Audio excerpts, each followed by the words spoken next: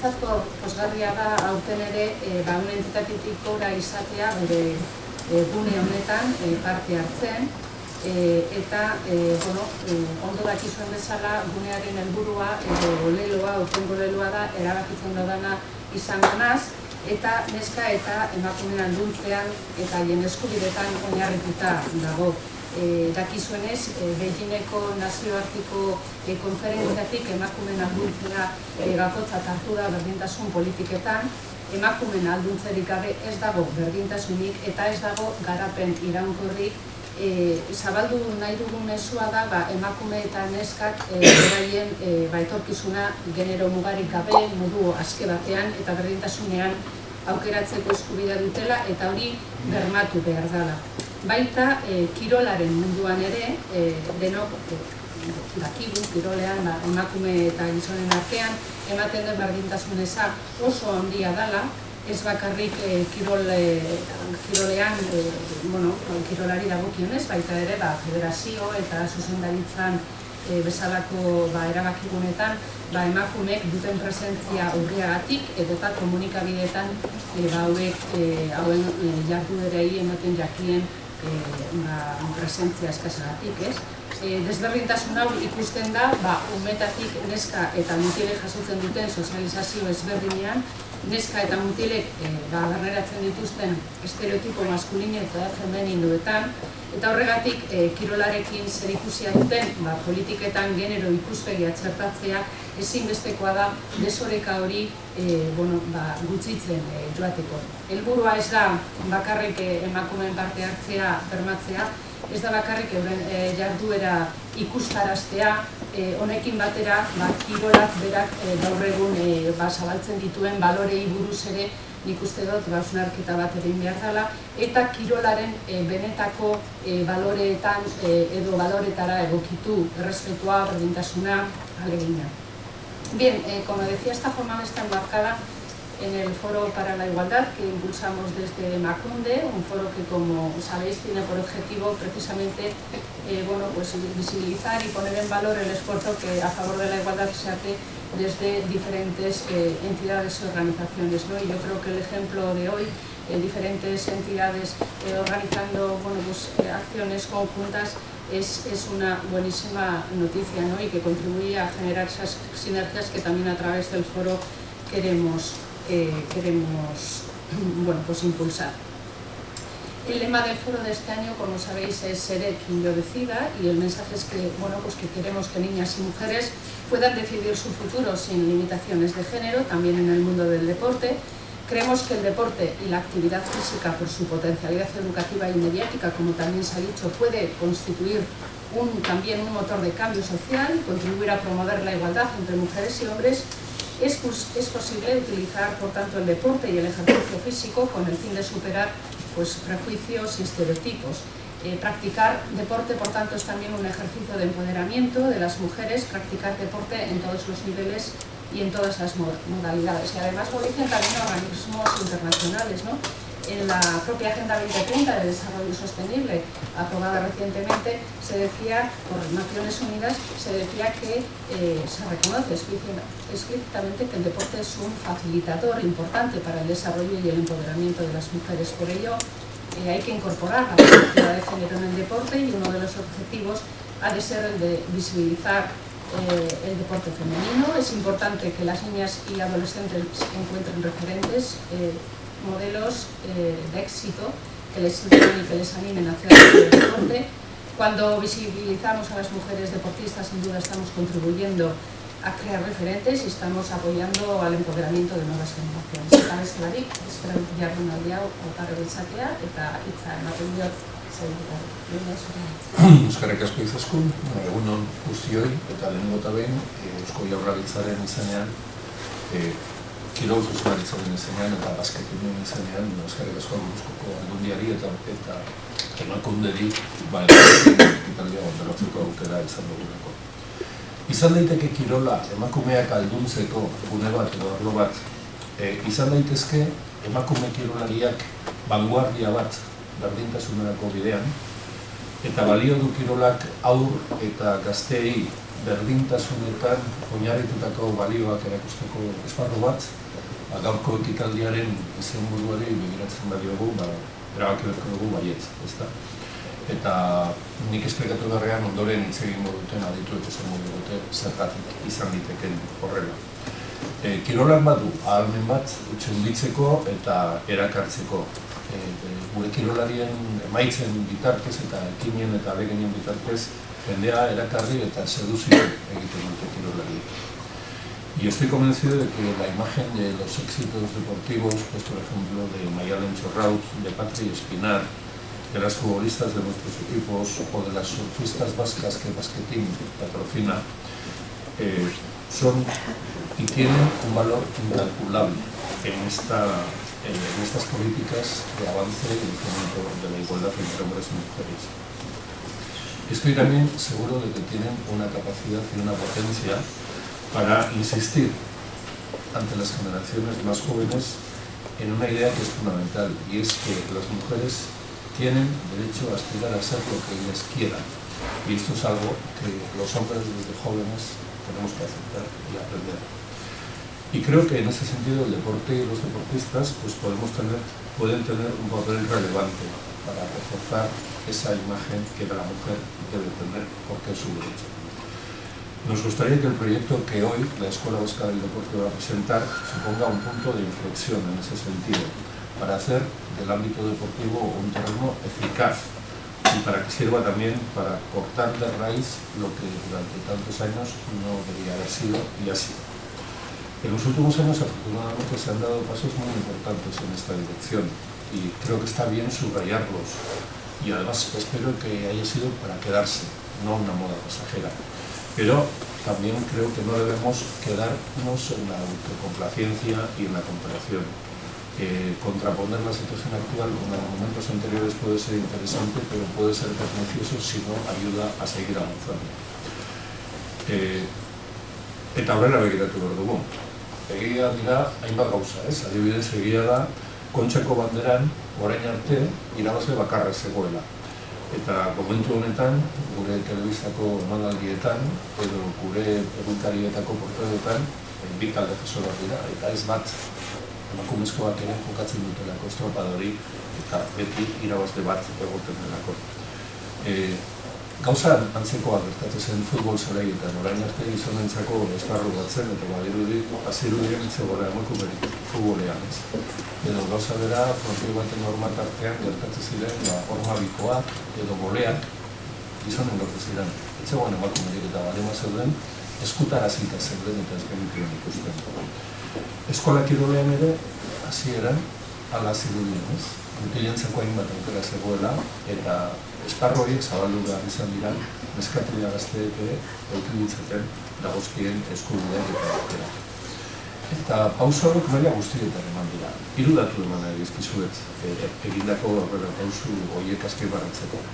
Adibidez, 2019an Basque Team Fundazioak inoiz baino kirolari bekadun gehiago izango ditu. Guztira 74 izango dira. Eta 74 horietatik 34 kirolari emakumezkoak dira. Rioko azken joko olimpikoetan, bigarren datu da, Euskal Autonomia Erkidegoko 34 kirolari. Barkatu, 24 kirolari egon ziren, eta herriak baino gehiago, 13 emakumezkoak. Pero también es verdad que queda un amplio camino por recorrer.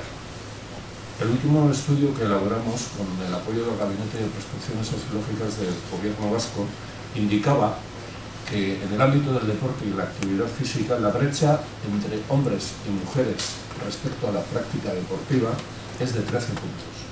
El 70% de los hombres vascos dicen practicar deporte y el porcentaje de las mujeres llega al 57%, 13 puntos menos. En la última encuesta de salud de la Comunidad Autónoma Vasca, el porcentaje de personas inactivas es también superior en el grupo de las mujeres. Y si nos referimos como tercer dato a la visibilidad que el deporte femenino o la actividad física femenina tiene en los medios de comunicación, pues vemos que la brecha es también muy importante. Baina kirolaren kontuan egin ere kontuz. Carmele Jaio idazleak gogorarazi zigun orain dela gutxi Ranne izeneko artikulu batean. Kirola, gizon askorentzat txikiteo berria bihurtu da.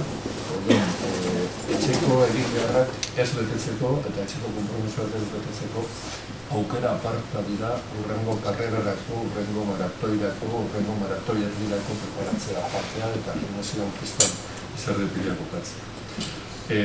Gaur kontrako aldarrikatu behar dugu ekitaldi honen bitartez. Kirolak balio behar duela berdintzeko eta emakumeak ahaldutzeko.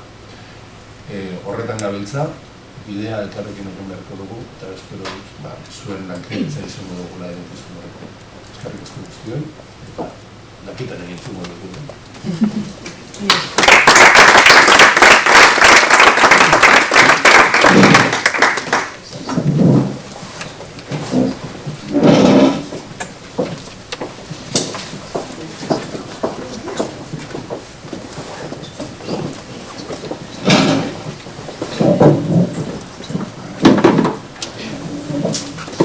Egunon, ongietorriak nire izenean, Jonari Berri naz, Kirol Eskolako teknikaria, Eusko Jaurlaritzakoa, eta eskerrak Gipuzkoako Foru Aldundiari eta emakundegi jardunaldi hauetan parte hartzeko aukera emateagatik, ezta?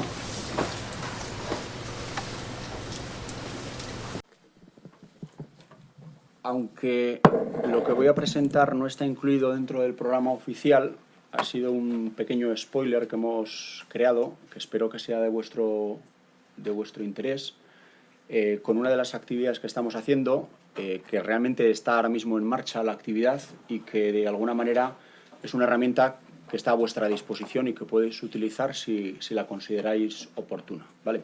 Es un pequeño proyecto de sensibilización en el área del deporte en términos de igualdad. El reto nace por una decisión tomada por los técnicos y las responsables de la Dirección de Deportes de formar en áreas de igualdad a los técnicos y las técnicas que están actualmente cursando el nivel 1 de técnicos del deporte que se imparte en Kirol Eskola, ¿no? Las formaciones oficiales, y que de alguna manera, pues, parece ser que había un gap importante desde el punto de vista de esa pequeña tara formativa, o grande quizás, y bueno, decidimos hacer un pequeño trabajo piloto, formación en igualdad a los técnicos del deporte. Es algo que no tenía grandes precedentes y bueno, lo hemos hecho de la manera que nos parecía más oportuna, y con un proceso de reflexión relativamente breve, pero yo creo que luego a la vista de los datos creo que lo que hemos hecho está bastante bien hecho. 250 alumnos y alumnas de los cursos de técnicos, como os decía, 19 cursos distintos. En realidad el curso de sensibilización en igualdad es el mismo para todos los cursos deportivos, pero son 19 cursos distintos, diferentes modalidades deportivas. Y el reto, de alguna manera, que Kirol Eskola se había marcado era el que fuera un aprendizaje significativo. Era muy fácil cumplir el guión, era muy fácil hacer una formación en igualdad al uso, recoger algo que exista por ahí, hacer un refrito y bueno, pues ya hacemos y cubrimos el expediente. Nos parecía que era un poco escaso y éramos un poco más ambiciosos y ambiciosas a la hora de intentar alcanzar niveles de significatividad, dicho por los propios alumnos y alumnas de los cursos. ¿Por qué sensibilización? Bueno, es una palabra que se utiliza mucho, sobre todo ligada a temas como el de la igualdad, pero en realidad tiene un significado desde el punto de vista técnico que es quizá un poquito más complejo.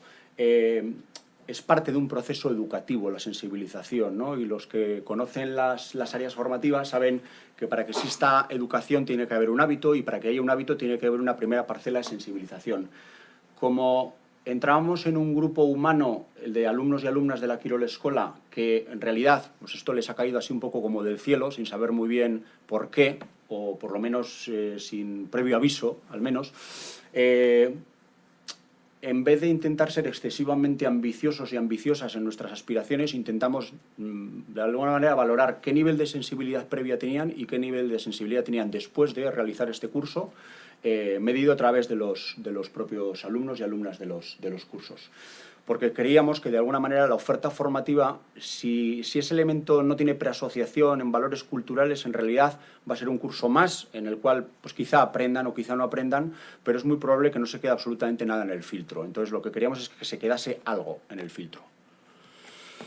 Eso es la sensibilización, una forma de aprendizaje preasociativo. Es un paso inicial dentro de lo que es un modelo formativo y que en caso de que ese aprendizaje no esté basado sobre una previa fase de sensibilización, o se va a dar en menor grado o directamente no se va a aprender todo lo que sería necesario o todo lo que aspira los conocimientos del curso, ¿no? Por eso para nosotros era muy importante lo del el mensaje del aprendizaje significativo y demostrable, por así decirlo. Pusimos a disposición de la formación y de los cursos nuestra plataforma online. Había que hacer muchos cursos muy rápidos, que fueran efectivos y que encima, pues debido a las limitaciones económicas, que tuvieran un costo razonable, porque a los alumnos y alumnas no se les exigía que pagaran por esta formación, sino que se les ofrecía de manera gratuita dentro de lo que pagan las matrículas normales, digamos. Entonces, hicimos un curso que es 100% online, que tiene una metodología de micro-teaching basado en píldoras formativas. La metodología que se utiliza desde el punto de vista ético es Scrum. Si alguna está interesada en conocer más cosas de esto, luego tendréis el correo electrónico para poder de alguna manera profundizar o preguntarnos lo que queráis o incluso solicitarnos información acerca de la propia formación. Y luego lo que queríamos era indicadores muy objetivos de la formación que estábamos haciendo. Insisto, hacer la formación es lo más sencillo de todo. Lo difícil es que esa formación sea efectiva o que realmente cumpla algún tipo de propósito que se ha puesto. Esto es un test de sensibilidad ante la igualdad de género que se realiza a los alumnos y alumnas antes de empezar el curso. ¿Cuán sensibilizados están? Las bases de las preguntas están redactadas por la Fundación EDE y de alguna manera pues viene a, insisto, conocer el nivel de sensibilización, que sobre un margen del 100%, en este caso de un 77%, 200 y tantos alumnos y alumnas. Test inicial, no sabían nada, no se habían formado, queríamos saber qué nivel de sensibilidad tenían objetivamente respecto a la igualdad estos alumnos y alumnas. No tengo mucho tiempo, hemos hecho un poco el cocinado de los datos estadísticos dentro de los cursos, clasificando por edad, por género, por modalidades deportivas y por áreas más o menos sensibles dentro de lo que es la igualdad. Todas las preguntas de sensibilidad no van a la misma temática, sino van a tener temáticas distintas y las hemos clasificado. Como el curso todavía está abierto, no hemos llegado a los datos finales, pero bueno, de alguna manera que sepáis que todos los datos que voy a exponer de carácter general están luego segmentados desde el punto de vista de edad, modalidad y etc. Bueno, aquí vamos a los datos. Para mí, realmente, desde el punto de vista de satisfacción, y creo que para mis compañeros y compañeras que me han ayudado en la elaboración de esto, creo que también el hecho de que los alumnos y alumnas valoren 4.2 sobre 5 la formación. Esto es muy importante. Si les gusta, si creen que puede ser interesante, si les ha aportado algo, recuerdo que las condiciones no eran buenas, es un curso obligatorio. Si no tienes este curso realizado, de acuerdo a las condiciones de evaluación, no puedes sacar el título de, en este caso, de técnico deportivo de nivel 1 o técnica de deportivo de nivel 1 y, por lo tanto, podría causar cierto rechazo, ¿no? Por la obligatoriedad pues siempre conlleva algo que podría ser negativo. Sorprendentemente valoran 8.4 sobre 10 el valor del curso, para nuestra sorpresa, porque no éramos tan optimistas a la hora de pensar que fueran a valorar tan positivamente el curso. Esto se está dando a día de hoy, este curso está en marcha, este es el dashboard que tenemos nosotros de control de cómo está funcionando el curso. Ahora mismo han terminado prácticamente unos 180, 200 alumnos y alumnas, de los 218 que han hecho visionados, y bueno, tenemos un pequeño parámetros de control del propio curso, ¿no? He intentado destacar simplemente los datos que son más importantes. Aprendizaje medio, 85,61%, valorado en función de los recursos multimedia que están viendo, las respuestas que están generando durante el curso. El curso es un visionado de vídeos, esos vídeos conllevan una serie de preguntas, una serie de reflexiones que los alumnos y alumnas tienen que ir respondiendo. Bueno, pues hemos valorado desde el punto de vista de aprendizaje 85% de aprendizaje valorado medio, respuestas 83.5 afirmativas o de carácter correcto, 16.6 de carácter incorrecto. Una de las facilidades que tenemos es que el sistema online nos permite que todos los alumnos y alumnas se puedan conectar cuando quieran, como quieran y desde donde quieran. Y esto, pues de alguna manera, pues nos ha dado cierta información acerca de la metodología online y cuándo estudia la gente, desde dónde estudia, qué tipo de accesos tienen y, bueno, no creo que sea información muy relevante para la jornada, pero sí me parece que la herramienta es lo suficientemente poderosa como para darnos información cara a próximas ediciones, poder afinar un poco más la oferta. Incluso los sistemas operativos que utilizan los alumnos y alumnas para conectarse y, dato significativo, esta plataforma, que tiene un sistema relativamente moderno, 60% de las personas, chicos y chicas, hombres y mujeres que han realizado el curso, lo han hecho a través del teléfono móvil. Es la gran herramienta formativa del futuro y esto es algo que no teníamos excesivamente claro. Pensábamos que la gente se iba a formar por el ordenador de sobremesa, pues en sus puestos de estudio, de trabajo, y sin embargo el 60% a través del móvil. Y vistos los horarios en los que lo hacen, pues podría deciros que es en desplazamientos a los centros educativos, en desplazamientos a puntos de trabajo y etc. Cosas que nos han dado información para en el futuro intentar, pues bueno, aprovechar un poco lo que el usuario o la usuaria nos está diciendo desde el punto de vista formativo de cómo quiere recibir las formaciones. Esta es la segunda parte del curso, que es un gaming. Un gaming es un juego, es una especie de trivial que se realiza online acerca de preguntas de contenidos que se dan a lo largo del curso. Los alumnos y alumnas han respondido 60.000 preguntas en total, hasta el momento del día 18 del 11, que es cuando llegó esta evaluación, entre 255 jugadores y jugadoras. Pido disculpas por el lenguaje no inclusivo de las aplicaciones, pero hay cosas que son francamente difíciles de cambiar y bueno, pues cuando contamos con recursos externos, pues no quiere decir que siempre estén especialmente sensibilizados y hay que repetir muchas veces las cosas para que sucedan. Y bueno, pues aquí veis que jugadores evidentemente no es el término que debería de estar aquí, pero simplemente pido disculpas por ello. En todo caso, responden 60.000 preguntas entre 255 jugadores y jugadoras. Cuando realmente se les pide que respondan a 100 correctamente, sacan la medalla y tienen esta parte del aprendizaje aprobado. ¿Qué es lo que tiene de bueno, de sorprendente esto? Que responden 3.5 veces más cada alumno y alumna de lo que tiene que responder para la evaluación. Quiere decir que están motivados, que están motivadas, que les gusta, que les ha resultado interesante y les ha resultado atractiva la formación. Porque obviamente, como creo que todos y todas imaginaréis, el alumno siempre se basa en la ley del mínimo esfuerzo. Entonces, si le pides 100 preguntas, que responda 350, tiene que responder un fenómeno muy paranormal, casi, ¿no? Entonces, bueno, vemos que a lo largo del tiempo, el tiempo de respuestas en los concursos, de alguna manera, va disminuyendo, cada vez tardan menos tiempo en responder y cada vez el nivel de acierto de las respuestas es mayor. Son análisis de Big Data que nos sirven para ver un poco el proceso de aprendizaje, cómo se da en este tipo de metodologías. Bien.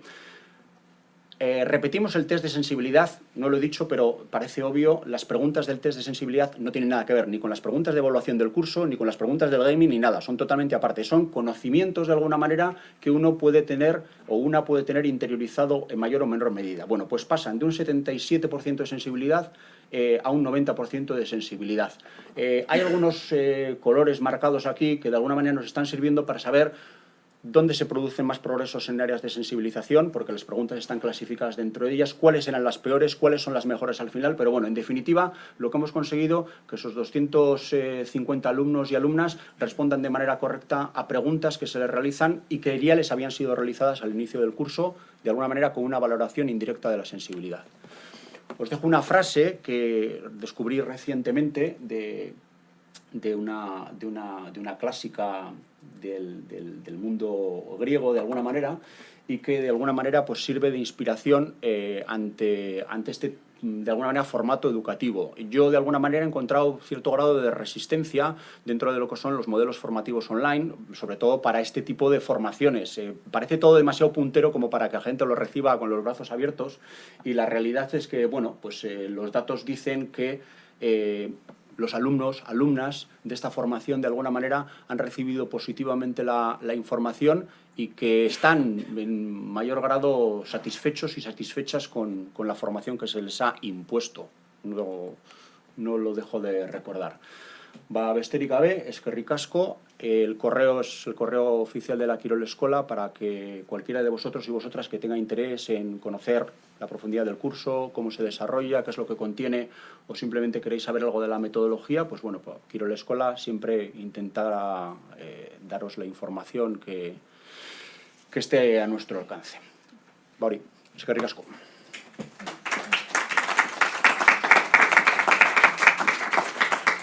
Vale, a mí me va a tocar de alguna manera dar la bienvenida y la palabra a las ponentes. Había que hacerlo de una manera compartida, pero dos técnicas, una del Gobierno, Susana Carramiñana, que ha colaborado en la elaboración de estas jornadas, y Aisea, también de Emakunde, pues han tenido problemas de índole de salud y no han podido asistir. Entonces, bueno, entre yo y mis compañeros y compañeras nos vamos a repetir un poco aquí las presentaciones. En primer lugar, quería llamar a Ivone Layana, que va a hacer una presentación marco. Aquí se la dejo preparada. Ella es directora de comunicación de la Fundación Barcelona Olímpica. El nexo, de alguna manera, de la dirección de deportes con ella viene de mucho tiempo atrás, porque Ivone Layana fue deportista de alto nivel en taekwondo y hace unos añitos. Y bueno, pues ella siempre desarrolló su carrera en el mundo de la comunicación, no la deportiva, en este caso la profesional. Y bueno, creo que nos puede dar una visión interesante, sobre todo de cosas que se están dando más allá de lo que son nuestras fronteras autonómicas. Y bueno, nos interesaba saber cuestiones que ella aborda en el modelo catalán y que, bueno, que espero que sirva tanto de inspiración como de fuente de conocimiento. Y sin más, le cedo la palabra para que haga la ponencia marco de esta jornada.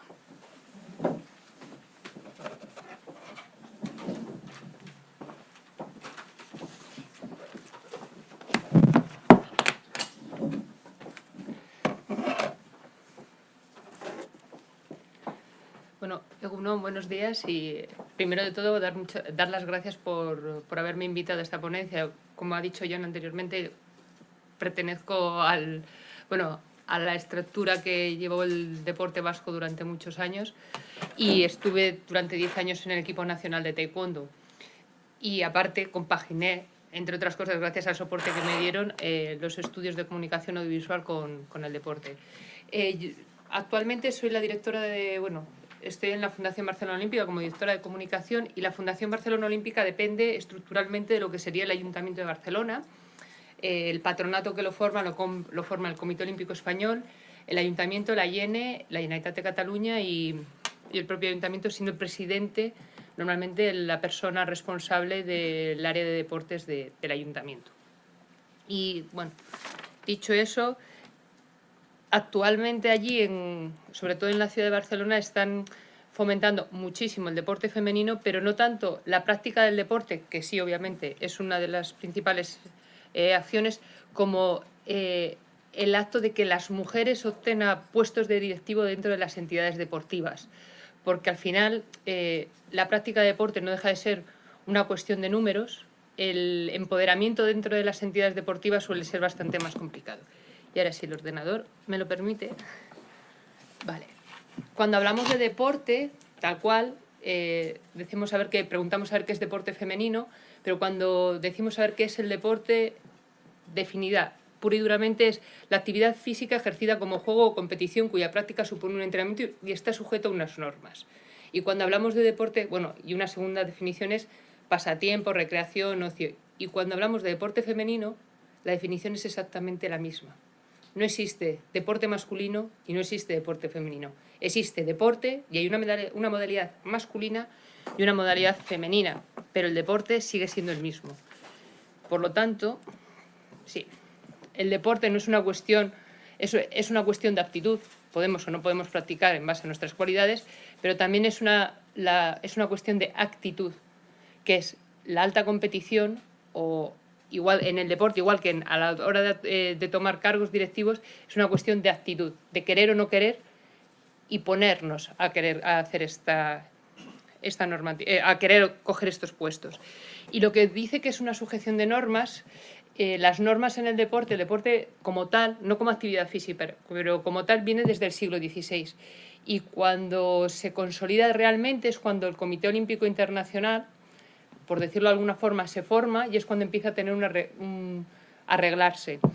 El Comité Olímpico Internacional este año hace 125 años de historia, y como seguramente sabréis todos, Pierre de Coubertin dentro de su historia del estudio de los griegos, decidió retomar los Juegos Olímpicos y generar los Juegos Olímpicos de la era moderna.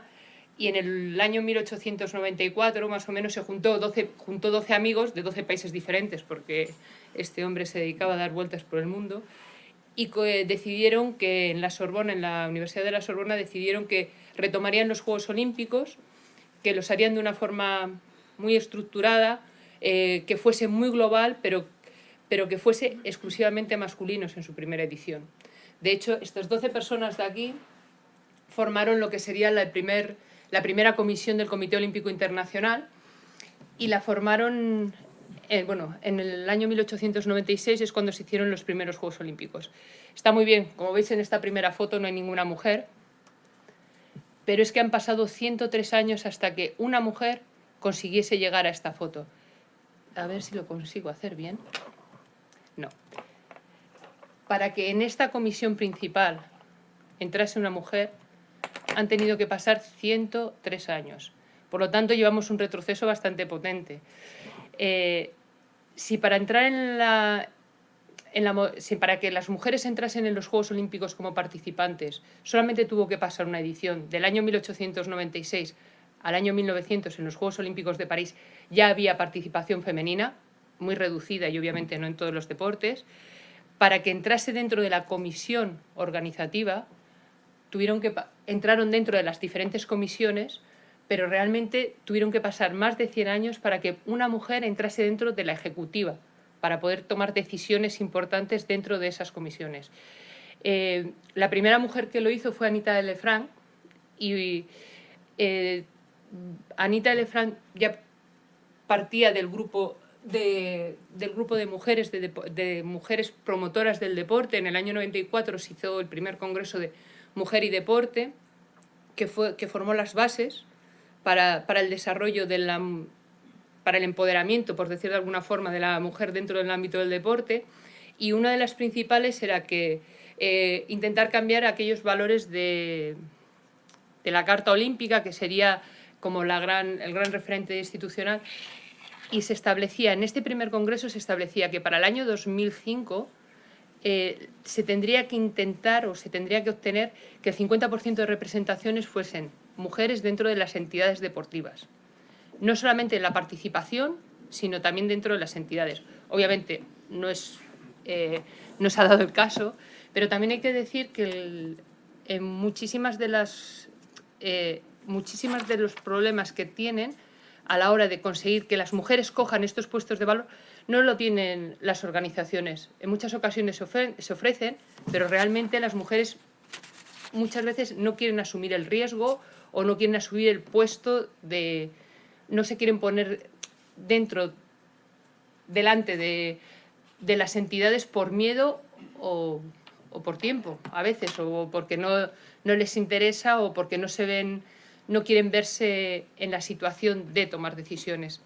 Como os he dicho antes, la Carta Olímpica es como el gran eje del deporte, por lo menos para deportes como que no son el fútbol, el motor, el tenis, deportes que se consideran amateur, pero que tienen una alta competición, es donde se presentan los principios fundamentales. La Carta Olímpica, uno de sus principales fundamentos es que tiene que garantizar que no tiene que haber ningún tipo de discriminación, ni por género, ni por raza, ni por sexo, ni por identidad sexual, ni por riqueza, ni por estatus social. El Comité Olímpico Internacional con la Carta Olímpica lo que sí hace es hacer unos fundamentos, pero luego a la hora de la práctica pone en uso la Agenda 2020, que son como los modelos a seguir o aquellos puntos que tienen que incidir en la Carta Olímpica. Y el punto 11, bastante importante de la Agenda 2020, es promover la igualdad de género dentro del deporte, y que dentro de lo que sería los Juegos Olímpicos hubiese un 50% de participación, tanto masculina como femenina.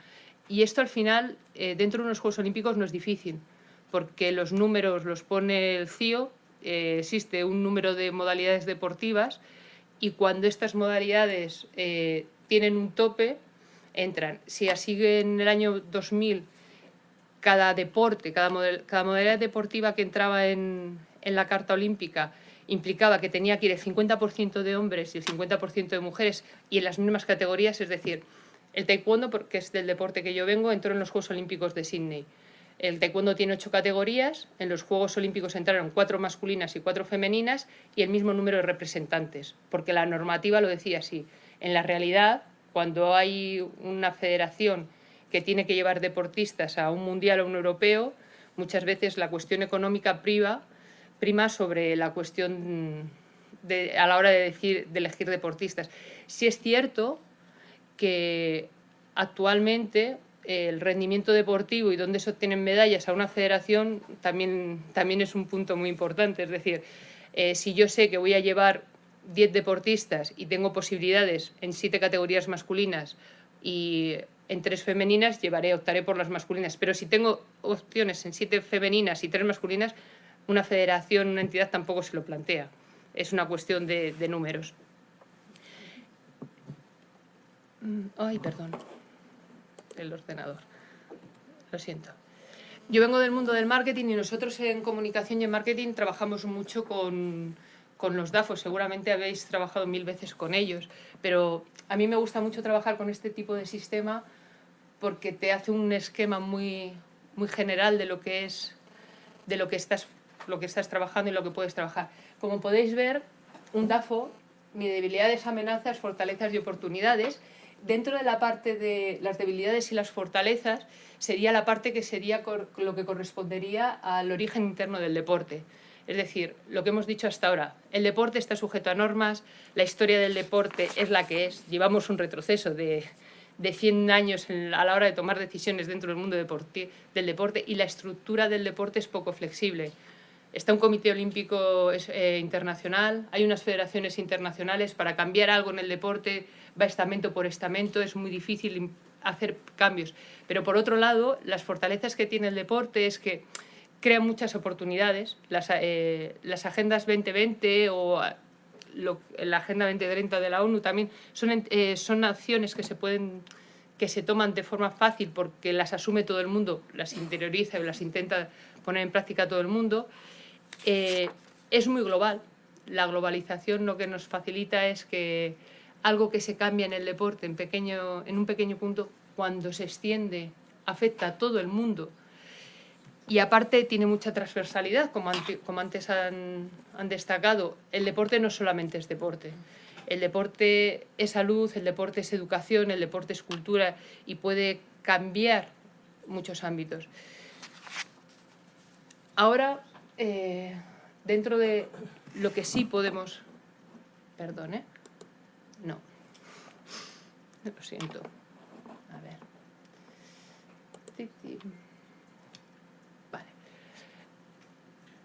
Vale. Nosotros, lo que sí podemos hacer cambiar o lo que sí está puesto en la actualidad, que sí podemos optar a hacer cambios son los estereotipos sociales. Está en mano de todos poder cambiar el concepto de los estereotipos, los prejuicios y la discriminación. Una de las amenazas que encontramos actualmente es el inconformismo y la falta de autoestima. Es lo que os he dicho antes. Nosotras, cuando se nos ofrece en federaciones, en clubs, optar a puestos de responsabilidad, la mayoría de las veces se dice que no. Y creo que es una falta por nuestra parte de no vernos capacitadas, de autojuzgarnos como diciendo no lo puedo hacer. El ámbito del deporte es muy masculino y el querer optar a esto es como no nos vemos capacitadas.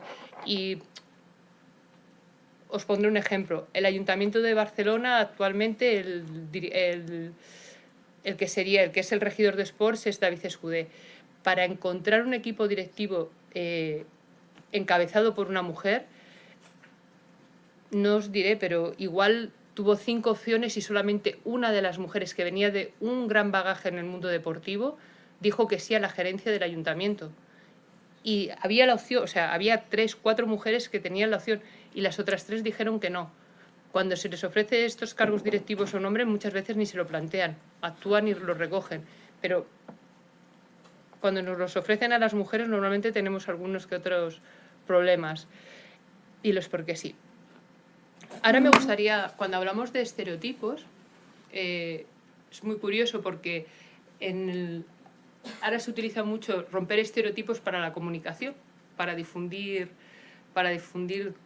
cosas, y lo utilizan mucho las marcas y son para promover, para difundir, para hacer cosas. Entonces, cuando los estereotipos en un principio, cuando cogemos el ámbito social y es hombre, mujer, deporte masculino, deporte femenino, modalidades masculinas y femeninas, cuando los sacamos de aquí solemos tener grandes problemas.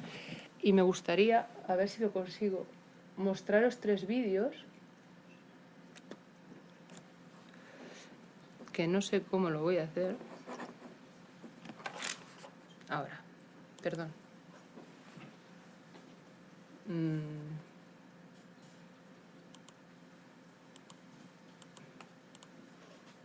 Aquí. Me gustaría mostraros 3 vídeos a la hora de hablar de estereotipos. Yo los voy a mostrar... Espera. Hi, Erin. Hi. Okay, so I'm going to just give you some actions to do, and just do the first thing that comes to mind. Show me what it looks like to run like a girl. Here.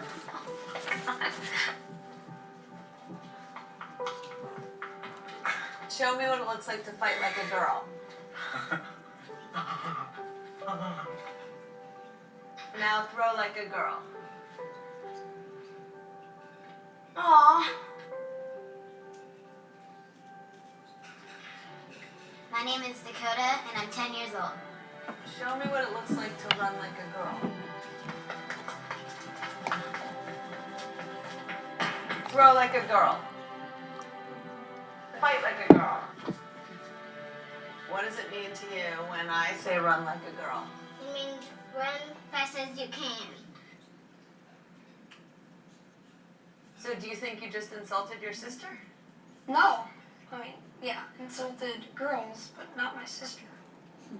Is like a girl a good thing?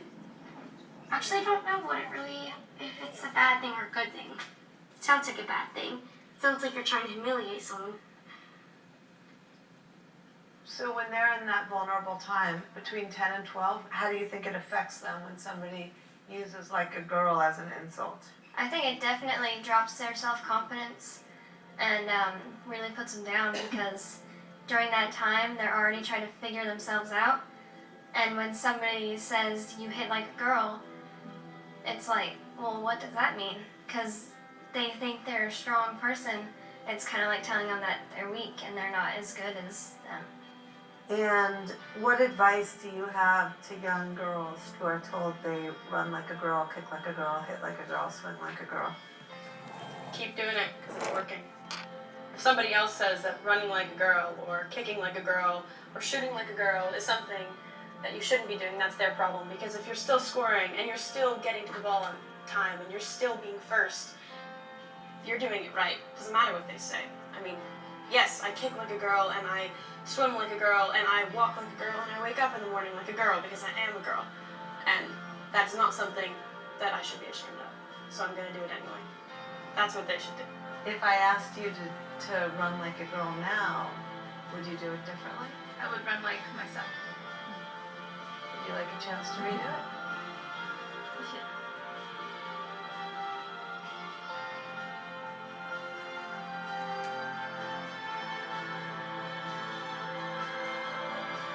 Why can't run like a girl also mean win the race?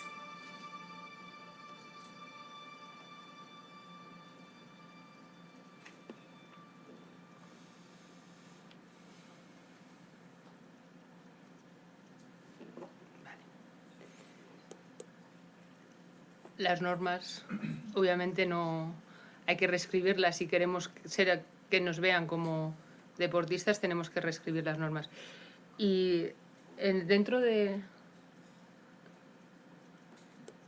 los estereotipos me ¿Ese deporte no es para chicas? ¿Rugby? Perdón. A mí este es un anuncio que me gusta mucho y es como una marca como Homa, que es el patrocinador principal del rugby, establece como lo que en principio es un estereotipo negativo, que es que una chica practique un deporte o llegue a un deporte como el rugby, lo que en principio genera unos prejuicios, luego se convierte en todo lo contrario, y por eso creo que es un anuncio que muestra muy bien lo que es la realidad de la alta competición. No te pega. Que soy poco femenina. Claudia la marimacho. Si juegas el rugby eres lesbiana, ¿no? Que si de verdad me compensa hacer esto. Vaya piernas de señorita. Me han dicho que soy un ejemplo a seguir para ellos. Que están orgullosos de mí. Me han llamado campeona. Nunca me han visto tan feliz haciendo algo. Una niña me ha dicho que quiere ser como yo. De mayor y eso no... Creo que al final todo ese conjunto es lo que te hace ser quien eres. Seas como seas, tienes un sitio. Solo hay que ser valiente.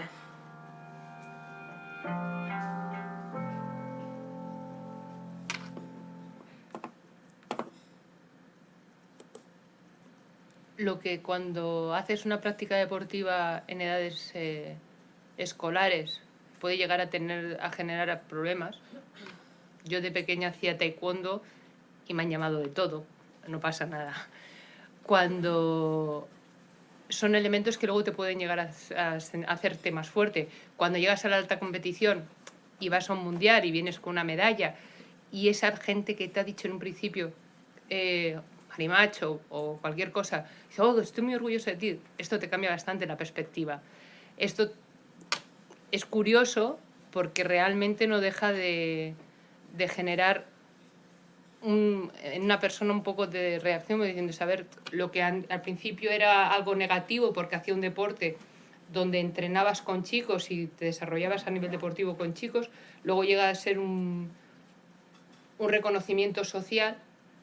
Por lo tanto, la promoción del deporte a niveles escolares, la percepción que tenemos que dar, que intentar cambiar, que es a través de programas como el que ha dicho John, de sensibilización, creo que es muy importante, porque realmente en este trayecto se puede quedar muchos deportistas y muchas grandes deportistas en el camino. Entonces, fomentar este tipo de programas creo que puede ser, que es una de las soluciones que podemos encontrar. Y dentro de los estereotipos también, otro de los vídeos que a nivel... Las marcas al final siempre ponen siempre se ponen por delante en las tendencias para introducir. Para ser tío, bailas bien. Para ser mujer, no juega nada mal. Para ser una 0-0, está buena. Quizá cuando alguien hace algo bien es simplemente porque es bueno. Igual que si una cerveza está buena, es porque es buena. No un 0-0 tostada, con una combinación de maltas tostadas y auténtico sabor cervecero. Igual no es el mejor anuncio porque es un anuncio de una cerveza, pero el mensaje es bueno. No necesitas ser hombre o mujer para hacer algo bien en el deporte. Necesitas hacerlo bien. Es muy sencillo.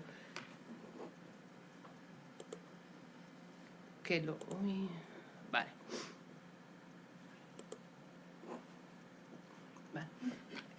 Los anuncios anteriores establecían que las pautas se pueden romper y que simplemente lo importante es romper esos estereotipos, quitar esos prejuicios que tenemos y dejar que la gente se desarrolle en aquellas actitudes que tiene, porque al final así es como conseguimos destacar.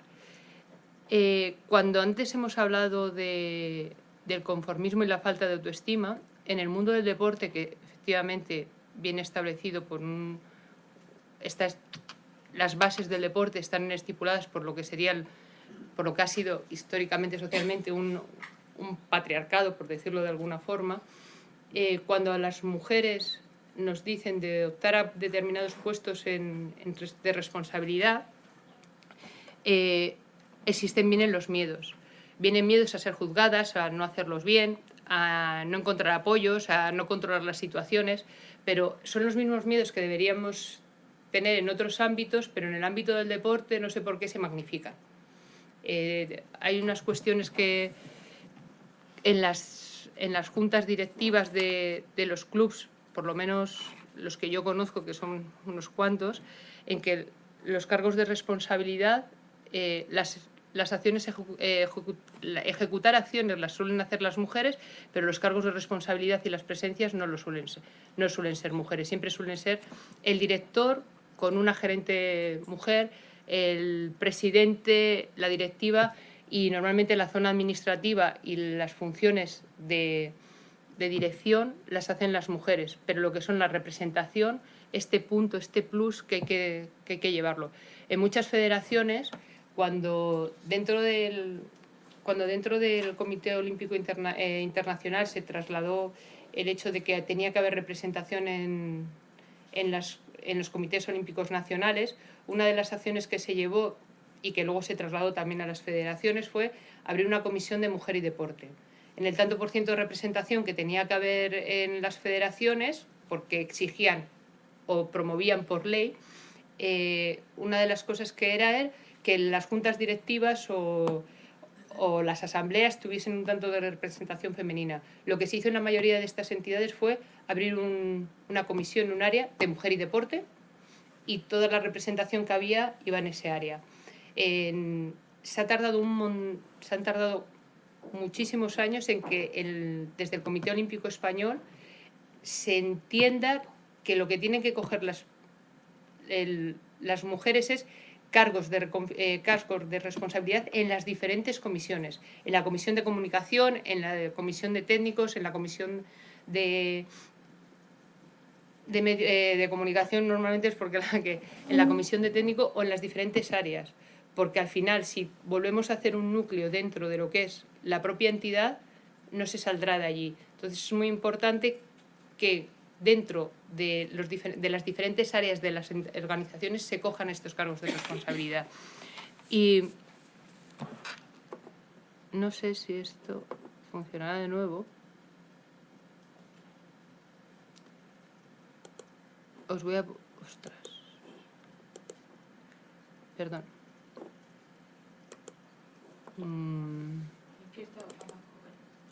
Sí, pero no veo... No. Perdón, ¿eh? Vale.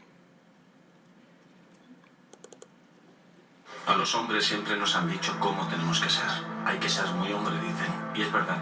Hay que ser muy hombre para admitir que tienes miedo. Para nadar a contracorriente.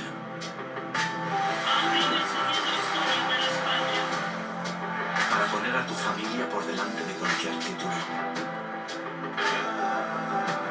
Hay que ser muy hombre para dar visibilidad a los que no la tienen. Para cambiar sin dejar de ser tú mismo. Hay que ser muy hombre para ser una reina. Hay que ser muy hombre para ser tú. Gillette, lo mejor para el hombre.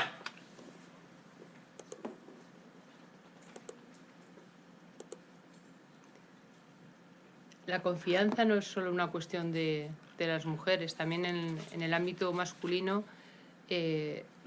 muchos hombres rompen estereotipos y el romper estereotipos va por ambas partes.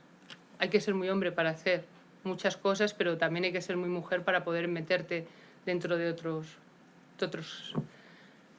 de romper barreras y de meterte dentro de otros ámbitos.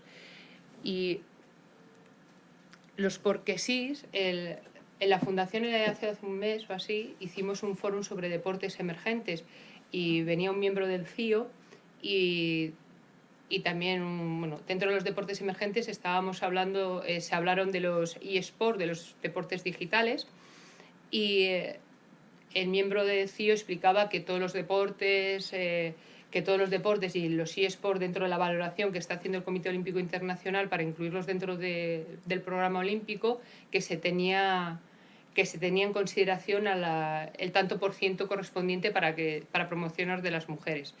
Pero en la mesa que hubo a posteriori sobre género, que la formaban 6 personas de diferentes ámbitos, había un representante de la Generalitat, estaba la gerente del Ayuntamiento de Barcelona, del IBE, estaba una presidenta de una federación, una periodista que también había sido exdeportista y el CEO de RPM Racing, que es la entidad, bueno, la empresa por por excelencia que promueve casi todos los deportes, casi todas las acciones deportivas en Barcelona, explicaban que las cuotas sí que son muy importantes, que hay que tener ese referente, que lo que nos enmarca la Agenda 2020 de llegar al 50% de la representación son muy importantes, pero que no son la solución.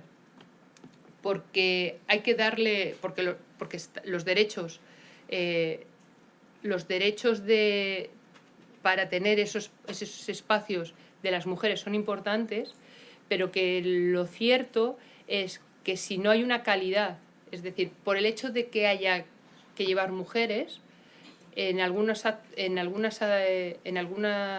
acciones es importante, por ejemplo, Anita Lefranc consiguió que en los Juegos Olímpicos, por primera vez en la historia, los Juegos Olímpicos, todos los países, los 206 comités nacionales que hay en los Juegos Olímpicos, consiguió que en Londres países como Qatar, Arabia Saudí o Brunei llevasen representación femenina. Estas cuotas son importantes. Si tú quieres llevar a deportistas masculinos, es necesario o es obligatorio, porque si no, no te va el Comité Olímpico con su flexibilidad y con su educación, les dice, pero es necesario que tú lleves deportistas femeninas. Y aceptaron. Es una forma de romper barreras. Pero también es cierto que cuando las cuotas son el porque sí, las referencias que se han dado no siempre son positivas. Es decir, en deportes como los e-gamers, como los e-sport, hay representación femenina. Cuando, no sé si conocéis un poco cómo funciona, hay diferentes deportes y se juegan en grupo. Cuando los miembros de un equipo se enteran que en el otro equipo hay mujeres, en teoría consideran que es el eslabón más débil y van a por ellas. Si la actuación de la gamer, en este caso, es buena, el valor es positivo. Pero si la actuación de la gamer es mala y todo esto sale a la luz, o sea, se ve dentro de las pantallas en el juego, ¿qué pasa? Pasa el efecto contrario. La valoración de la gamer es negativa, baja en la lista del ranking, por lo tanto, no es tan fácil volver otra vez a formar parte de unos equipos. Hay que tener mucho cuidado con las cuotas, porque el 50% es un objetivo, pero también hay que darle una calidad a ese objetivo. Tienen que tener una formación, una oportunidad. Tienen que tener una formación positiva.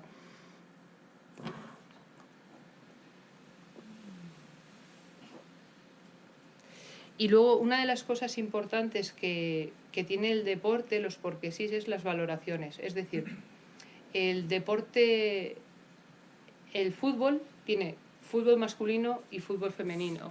Y no hay que hacer una mezcla de valoraciones. Es decir, tú puedes tener un Messi que lo puedes valorar con un Cristiano Ronaldo, pero una Megan Rapinoe no la puedes comparar con un Messi. Son deportes totalmente diferentes. Cada deporte tiene que tener su propia valoración.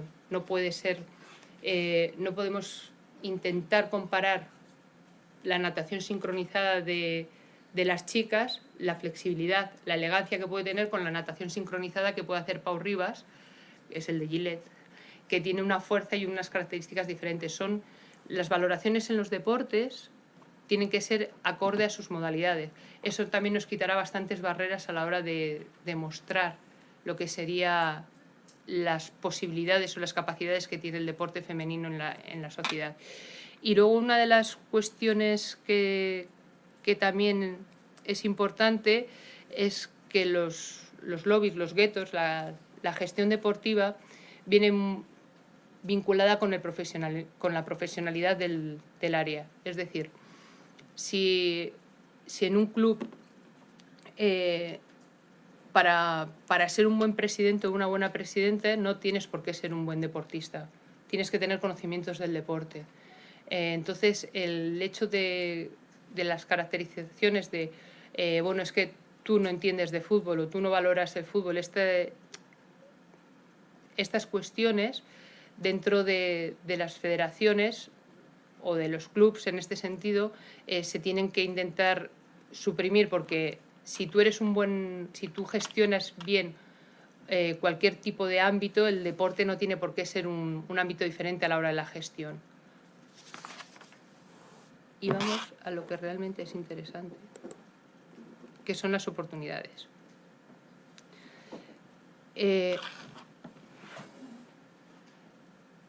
Como podemos, en la parte interna del deporte, que es muy estructural y muy fija, hay una serie de acciones que a la hora de convertirlas en oportunidades también, en la parte de origen externo al deporte, tienen un gran peso. El punto principal... Vale. Lo que es cierto es que para la promoción del deporte femenino, de las modalidades femeninas en el deporte, no se parte de cero. Sí es cierto que llevamos con un poquito de delay, pero lo que está claro es que existe un marco masculino que ha sido durante muchos años la principal base del deporte y que seguramente para determinadas cosas no nos sirve de referencia, o sea, no nos sirve de referencia, de modelo, pero sí nos sirve de referencia. Hay muchos errores que se han convertido, que se han llevado en el ámbito deportivo masculino. Por ejemplo, un ejemplo básico de estos es en la alta competición, en Barcelona, en Cataluña, con los Juegos Olímpicos del 92, se hizo el CAR de alto rendimiento de Sant Cugat, y allí se metieron con vistas a los Juegos Olímpicos, se metieron a un montón de deportistas, hombres y mujeres. A lo largo de los años y tras 25 años, 30 años de funcionamiento del CAR, se han dado cuenta que sacar a los deportistas de su ámbito local pues a veces no es bueno para su rendimiento deportivo, y poco a poco se está adaptando para que los deportistas cojan poder o fuerza y no moverles mucho de su ámbito familiar, porque al parecer han descubierto que no moverles de su ámbito familiar es importante, a no ser que sean situaciones de riesgo. Esto se hizo mucho con deportes como la lucha o como el taekwondo, y cuando se ha tenido que implantar en la gimnasia rítmica y en la gimnasia, en las federaciones, que normalmente las áreas de gimnasia rítmica están gestionadas por mujeres, una de las cosas que se han determinado es que las deportistas vayan a entrenar a lo que sería el CAR, pero que su desarrollo normal, su desarrollo académico, su desarrollo familiar, no se les saque del núcleo de la familia. Y con esto consiguen que su longevidad a la hora de la competición sea mucho más larga. Los centros de alto rendimiento, una de las cosas que se ha descubierto con el tiempo, ha sido que lo que hacía era, por decirlo de alguna forma, acortaba la vida del alto rendimiento. Si normalmente una vida deportiva de un deportista puede ser 10 años, pues estando en los centros de alto rendimiento se puede acortar bastante, pues con la búsqueda, con la intención de que esto no pase en determinados deportes, se les deja fuera. Y como os he comentado antes, el mes pasado hicimos un foro olímpico, y otra de las cosas que se trató durante este foro era los deportes emergentes, cómo aparecían. Y una de las cuestiones que me gustaría que analizásemos es se planteó allí si, por ejemplo, deportes como el fútbol femenino es un deporte o es un deporte emergente. Es decir, el fútbol es un deporte tradicional, pero el fútbol femenino, que ahora está muy de moda, se consideraría un deporte emergente. Era una de las cuestiones que se planteaba, y dos de los ponentes que estuvieron en las conferencias, Mai Peus es el presidente de la Federación, director de la Federación de Deportes de Invierno, explicaba que en los deportes individuales no había una condición de género, no afectaba el género a la hora de la competición, de la práctica. Y Alba Gamel es la presidenta, es miembro de la Federación Catalana de Tenis Playa, es la presidenta de su club, del Club de Tenis Playa Barcelona, y dentro de la normativa ella explica cómo, os lo adelanto porque está en catalán la ponencia, dentro de la normativa ella explica cómo los deportes emergentes a día de hoy ya ni siquiera no se valora dentro de los nuevos deportes el hecho del género, como que da un paso... He tingut la sort de poder estar tot el dematí escoltant els companys i s'ha parlat molt de la igualtat de gènere. Els nostres esports individuals d'hivern, jo quasi bé no trobem la diferència entre el practicant d'home i practicant de dona. Les proves tan tradicionals com d'esquí de fons i d'esquí alpí des dels inicis, quasi bé m'atreveixo a dir que hi ha hagut participació femenina. Avui en dia qualsevol club té els nanos entrenant d'una manera totalment integrada. Sí que és veritat que després per uns nivells tècnics els desnivells o les dificultats es separen amb nois i noies, però que és una cosa que tenim de sempre, que no s'ha de fer cap esforç ni cap treball. Sí que es treballa, evidentment, per potenciar-ho, però que la igualtat de gènere està totalment reconeguda i és totalment igualitària amb els esports, potser per la sort de ser esports individuals, que no està tan diferenciat com amb els esports d'equip, i per tant posar això en valor dins dels esports d'hivern també la igualtat de gènere que existeix. I en un context global dels esports emergents, el tema de la igualtat de gènere no ha sigut potser un tema massa complex perquè la pròpia dinàmica d'aquests esports ja comporta la igualtat. És a dir, que ja no es plantegen cap tipus de diferència, ni especialitat perquè uns la puguin fer i els altres no la puguin fer. No, al contrari. No sé, com ho veieu, això? No es fa cas, no. Jo tinc completament la raó. Jo crec que pel fet de ser emergent estem resolent errors del passat de la no igualtat i ens estem adaptant a una realitat i a un futur. En el nostre cas, el tenis platja, la paritat econòmica està definidíssima, és a dir, no hi ha diferència econòmica entre homes i dones i a més existeix la modalitat mixta a la qual l'any vinent se li vol donar la mateixa importància que la modalitat masculina i la femenina. Per tant, crec que és un clar exemple que els esports emergents probablement mirant una mica enrere diuen no és que no ho vulguem fer, sinó que un, no ho volem fer i dos, ens volem adaptar a la realitat. Soc de les que opino que l'esport no té gènere, ni masculí ni femení. És qüestió de les oportunitats, que es donin les mateixes oportunitats al gènere masculí i el femení en el món de l'esport, no només a nivell del practicant, de l'esportista, sinó a nivell d'entrenadors, entrenadores. Vull dir, i en aquest sentit crec que el tenis platja també està en les vies de ser-ho i Es muy fácil de entender el catalán, ¿verdad? Es muy sencillo.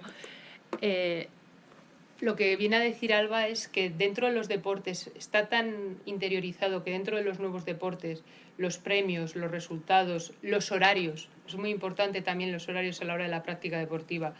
En tenis una final femenina en un Godó te la ponen a las 7 de la tarde, la final femenina cuando va, en el Godó no porque no hay competición femenina, pero cuando han competido hombres y mujeres en los mismos torneos, en categorías, en torneos menos relevantes, la de las chicas igual es a las 3 de la tarde cuando no puede asistir un público porque no va a ir un público y el de los chicos puede ser a las 7 de la tarde.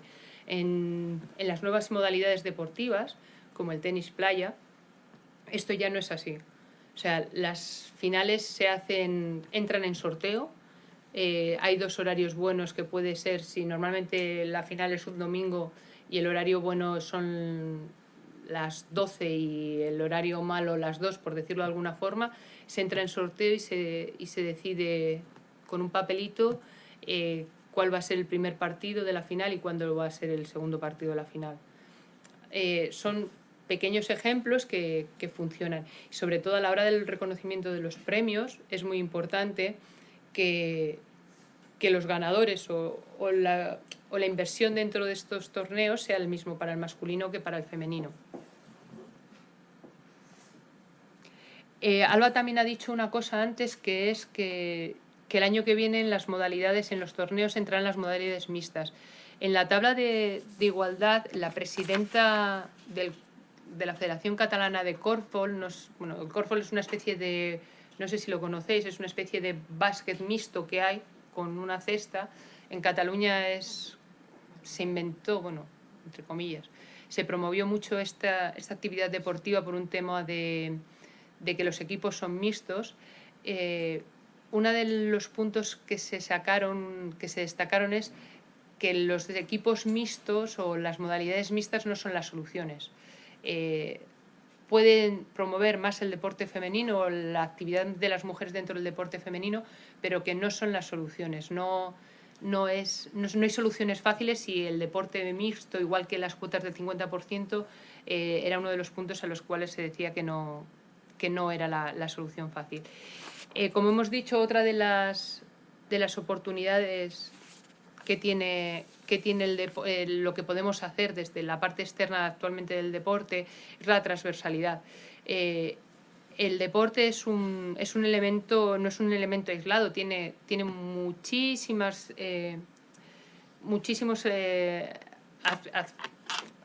interviene muchísimo en muchísimos otros ámbitos y es una herramienta de cambio fácil. Así como el deporte de la alta competición, sí es cierto que está muy estructurado, el deporte como juego, como actividad física, es muy fácil de meter dentro de otros ámbitos, para hábitos de salud, para hábitos de valores.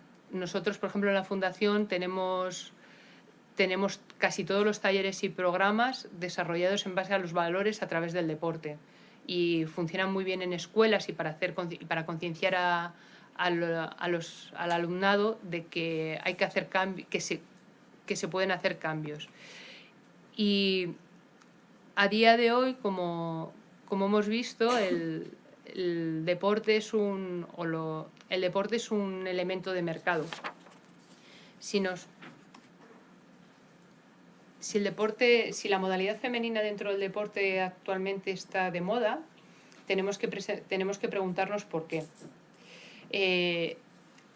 Hay una oportunidad de negocio, el deporte mueve muchísimo dinero. No solamente el fútbol, también para otro tipo de empresas. La moda, ayer mirando en internet estuve buscando las tiendas de las grandes marcas que hay, Nike, Adidas, Reebok, y cuando te metes en los objetos, en toda la variedad de modelos que hay, antes encontrabas que la modalidad masculina, que cuando ibas a una tienda, entras a una tienda, en la tienda de deporte tenías toda esta sección de material masculino y esta pequeña sección de material femenino. A día de hoy ya no es así.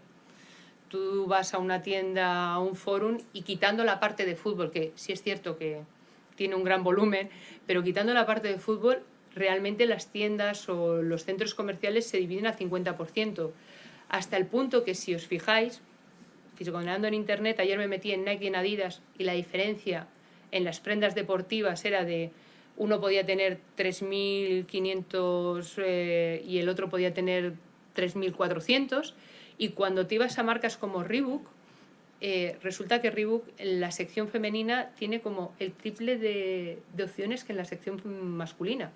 Eso significa que hay un modelo de negocio y eso significa que hay mucho dinero metido y que el deporte femenino interesa como modelo de consumo. Cuando esto lo trasladamos a otros puntos, por ejemplo, a la parte del deporte como socialización, te das cuenta que en la gran mayoría de gimnasios cada vez hay más mujeres. Una cosa es la competición y la alta competición, que puede interesar más o menos o no, y otra cosa es la práctica deportiva. Los últimos datos que se han dado en Barcelona de práctica deportiva es que están en torno al 40%, en los gimnasios, la ocupación de los gimnasios están en torno al 40% de mujeres con respecto a hombres. Son unos niveles muy altos, pero es que hay gimnasios que son ya solamente de practicantes de mujeres. Hay cadenas de gimnasios donde la oferta del gimnasio está enfocado a un público femenino. Y es porque la forma de consumo es totalmente diferente. en Barcelona RPM Racing lleva la maratón y de los 13.000 participantes que hay en la maratón no es el mejor reflejo, pero por ejemplo, porque sí es cierto que los 42 kilómetros cuesta mucho recorrerlos para hombres y para mujeres, pero por ejemplo la referencia entre los 42 kilómetros de una participación de un 20% de mujeres a la media maratón asciende ya a un 37% de participación femenina en la media maratón. Son números muy altos, pero cuando te vas a la fiesta del fitness, que es una acción que hace el Ayuntamiento de Barcelona con todos los gimnasios públicos y privados de la ciudad, la participación de mujeres es un 90%. Una cosa es la competición y hacer marcas y otra cosa es la práctica deportiva. Igual el modelo para el fomento del deporte femenino no es la competición. Otra cosa es que queramos llegar a esa competición y a esos referentes, pero el consumo de deporte por parte de las mujeres es totalmente diferente a día de hoy. Eso no significa que no se pueda cambiar.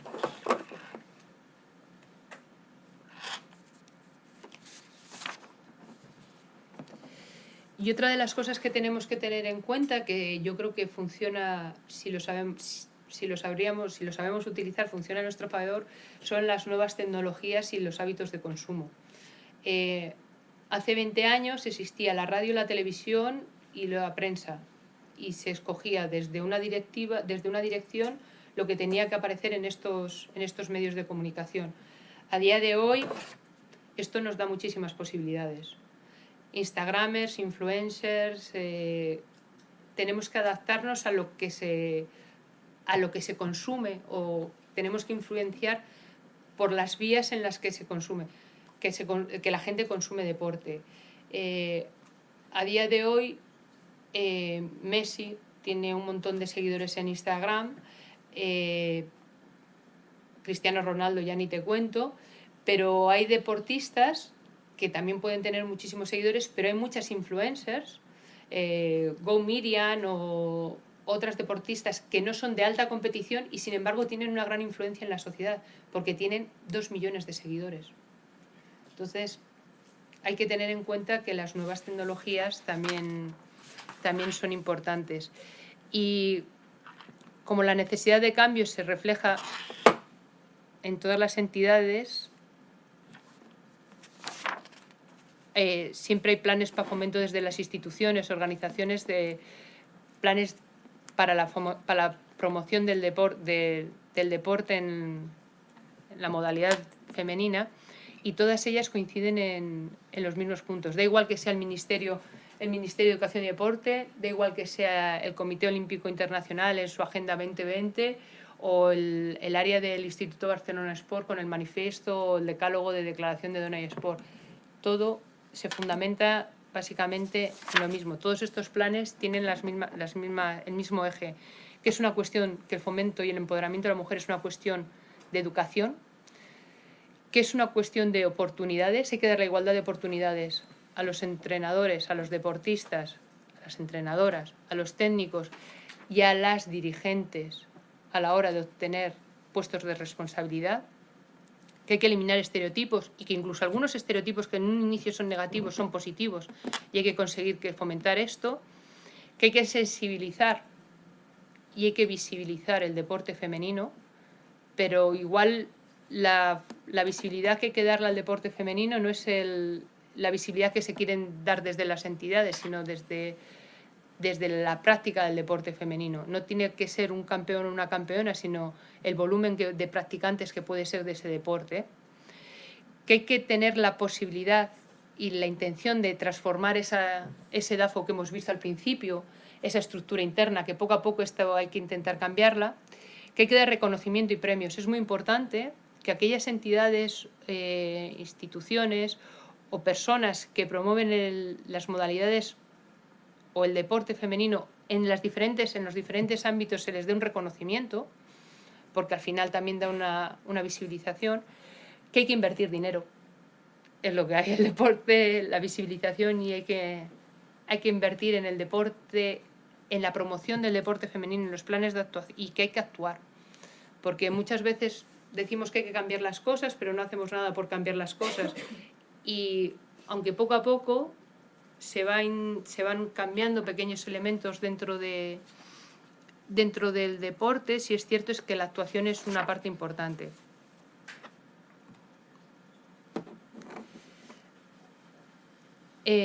Como ya hemos dicho, y a modo de resumen, diremos que el deporte no tiene género, que hasta ahí es muy importante destacar que la modalidad es masculina y femenina, pero el deporte en sí no tiene género, que las debilidades y las fortalezas que tiene el deporte en su estructura base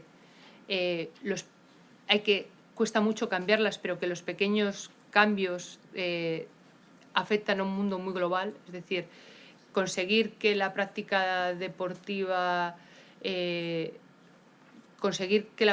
pequeños logros en la práctica deportiva dentro del ámbito femenino puede cambiar a niveles mundiales. Que la generación actual sí que es una cuestión de tiempo que se asuma que el deporte es de todos y que la generación actual lo tiene totalmente interiorizado y que solamente es una cuestión de tiempo, pero que hay que seguir trabajando, lo que no hay que esperar a que suceda, sino que hay que seguir trabajando para que esto suceda. Que las mujeres tenemos que ser valientes y no tener miedo al fracaso, a que nos juzguen dentro del ámbito deportivo, que el ámbito deportivo, como hemos dicho en el punto 1, no tiene género y la gestión deportiva tampoco lo tiene. Y que la educación, la oportunidad, la inversión, el reconocimiento y la visibilidad y sobre todo la actuación son los puntos a desarrollar por las entidades y por las organizaciones para el empoderamiento de la mujer en el ámbito deportivo. El último de los vídeos con el que voy a ver si consigo cogerlo, es el de Joan Porcar. Como os he comentado antes, en el fórum había una mesa y Joan Porcar a mí es un hombre que me encanta porque se adelanta siempre a su generación, al momento en el que vive, siempre va por delante. Es el CEO de RPM Racing. Y él es el promotor de la World Race, es el que es desde Motorpress, desde RPM Racing llevan la maratón, la media maratón, y dice unas coses que són molt interessantes. La veritat, perquè sempre penso que a través de l'esport aconseguirem fer una societat millor. La veritat és que jo recordo que els anys que va ser president d'Indescat, que era el clúster de la indústria catalana de l'esport, vam tindre moltes inquietuds relacionades amb el tema de la igualtat de la dona, no? I vam fer accions, i vam fer inclús estudis, i hi havia un estudi que era molt important, que jo crec que era, a més a més jo crec que en gran part el tenim tots al cap, és el per què, quina és una de les coses que més pesa a la dona per introduir-se al món de l'esport. I al final és la família. O sigui, perquè la seva responsabilitat, la societat encara no l'ha equiparat al 100%. I realment, quan la dona intenta fer esport d'una manera, diguem, social, ja no dic en l'àmbit professional, es comença als 25-30 anys, que és just a l'època en què la dona cada vegada és més prisionera de les seves tasques familiars. Crec que tenim que fer una reflexió des del món de l'esport, els que estem en l'àmbit esportiu, amb un cert pes a nivell organitzatiu i a nivell institucional. Crec que l'estructura és tan passada que per canviar-la és complicat, però jo me'n recordo, vinc del món del motor, a base meva, després he fet moltes coses a la vida, però jo recordo que una dona que va ser educada com un noi al món del motor, en l'any 82 va ser subcampiona del món de ral·lis i va guanyar 4 curses. O sigui, per què? No era perquè les dones no poguessin o no poden, sinó simplement és un tema d'educació i de plantejament d'una societat, de donar la igualtat, de tindre l'oportunitat almenys. Després cadascú escolleix, no? Tothom tingués la mateixa opció. I això de que la dona és diferent físicament de l'home, és cert, en el dia d'avui, no? Però quan veig que hi ha excepcions, es té que mirar com han arribat les excepcions a no ser excepció. O sigui, i com han arribat, quina formació, quina ha sigut la seva vida, la seva educació, la seva família, com s'ha integrat. I et dones compte que al final el tema físic no és tan important per assolir reptes i èxits al mateix nivell, tant home com dona. Sí que és veritat que la societat té que ser conseqüent i ens tenim que donar compte que o realment ens creiem el tema i creiem que és així o tardarem molts anys en canviar. I per últim, per diferents raons, per temes de treball he tingut que estar a Aràbia Saudí. Poso un extrem, me'n vaig a l'altre extrem. I us tinc que dir que quan veig tot allò, com es tracta la dona, dic, nosaltres som diferents, gràcies a Déu, però ens queda molt per fer també aquí. I tenim que fer una tasca molt profunda de reflexió i d'aplicar normes i fer canvis. Perquè no pot ser que tot sigui igual i esperem que la dona s'incorpori. Tenim que deixar el camí i facilitar el camí perquè la dona s'incorpori en igualtat de condicions que l'home. I això té que vindre des de la base, des del naixement, des que els pares s'impliquen amb la filla per fer-la créixer esportivament i donar-li la cultura de l'esport, no? I a partir d'aquí jo crec que el món serà millor. Perquè les dones, la veritat, i me poso al vostre costat, crec que cada vegada que han agafat un lloc de responsabilitat al món hem tingut un món millor. Bueno, gràcies per estar aquí. Moltes gràcies.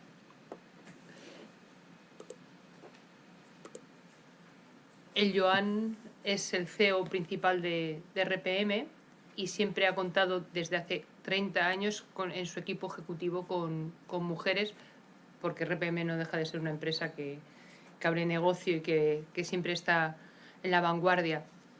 Y él dice que uno de los problemas que se encuentra dentro de sus equipos directivos es que las mujeres no quieren asumir estos cargos porque las obligaciones familiares le pesan más. Es uno de los grandes inconvenientes que él siempre tiene. Y otra de las cosas que él destaca mucho es que si hay modelos que tenemos de éxito en el modelo, en el deporte femenino, hay que replicarlos. Ya está todo inventado. No hay que inventar nuevas fórmulas, simplemente hay que saber adaptarlas y ponerlas al día y poder mejorarlas, porque eso es otro de los puntos que yo creo que es el más importante. La evolución de la mujer dentro del deporte a veces avanza más, a veces avanza menos. Hay sociedades donde este desarrollo es más lento, como puede ser países árabes, pero no nos tiene que servir de referencia ni como excusa. Poco a poco tenemos que seguir intentando obtener ese reconocimiento a nivel deportivo, a nivel institucional, a nivel de directivos. Y muchas gracias por vuestra presencia y por estar aquí.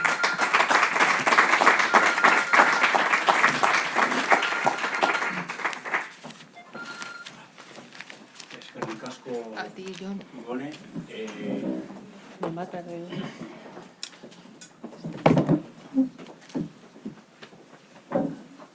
Orain ongi etorri eman nahi dut Patri Espinarri. Berari dagokio hurrengo aurkezpena.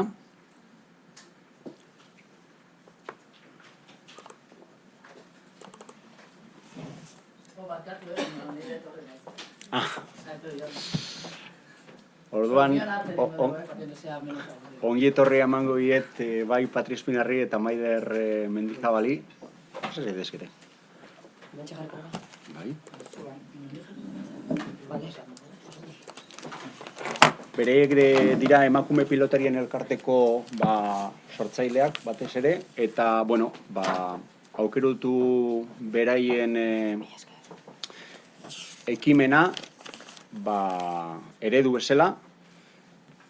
Os presentaba a Maider Mendizabal y a Patri Espinar. No, yo me marcho.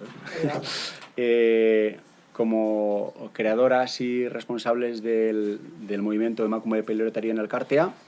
Y bueno, creíamos que era una experiencia lo suficientemente exitosa como para que la conoceríais, para que ellas se presentasen y de alguna manera hablen de las dificultades y de todas las visípenas que habéis podido tener en estos tiempos para poder sacar adelante vuestro proyecto, que creo que puede ser muy ejemplarizante para otras iniciativas parecidas, ¿vale? Os dejo con Eskerrik ellas. asko.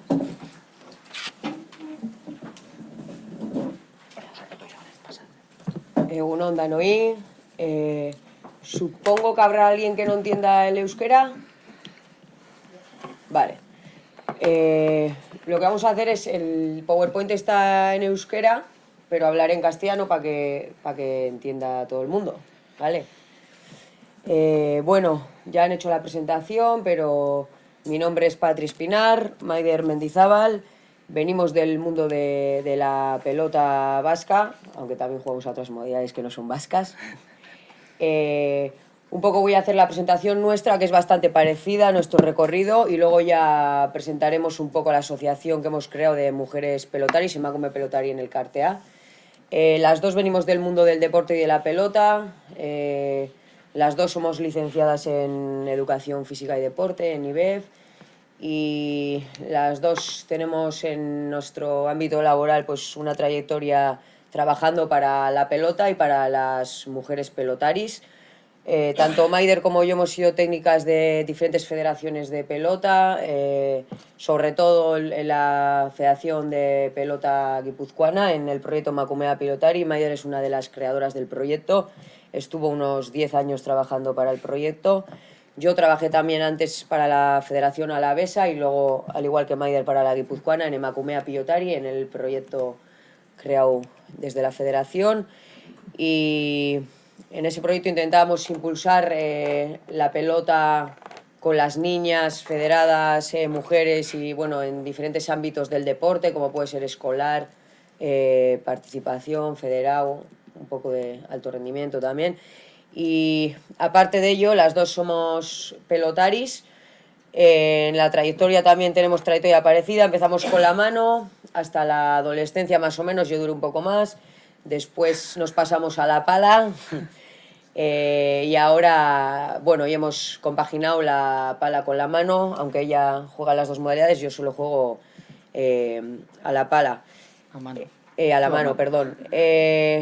Aparte de esto, bueno, somos creadoras de diferentes clubs de pelota.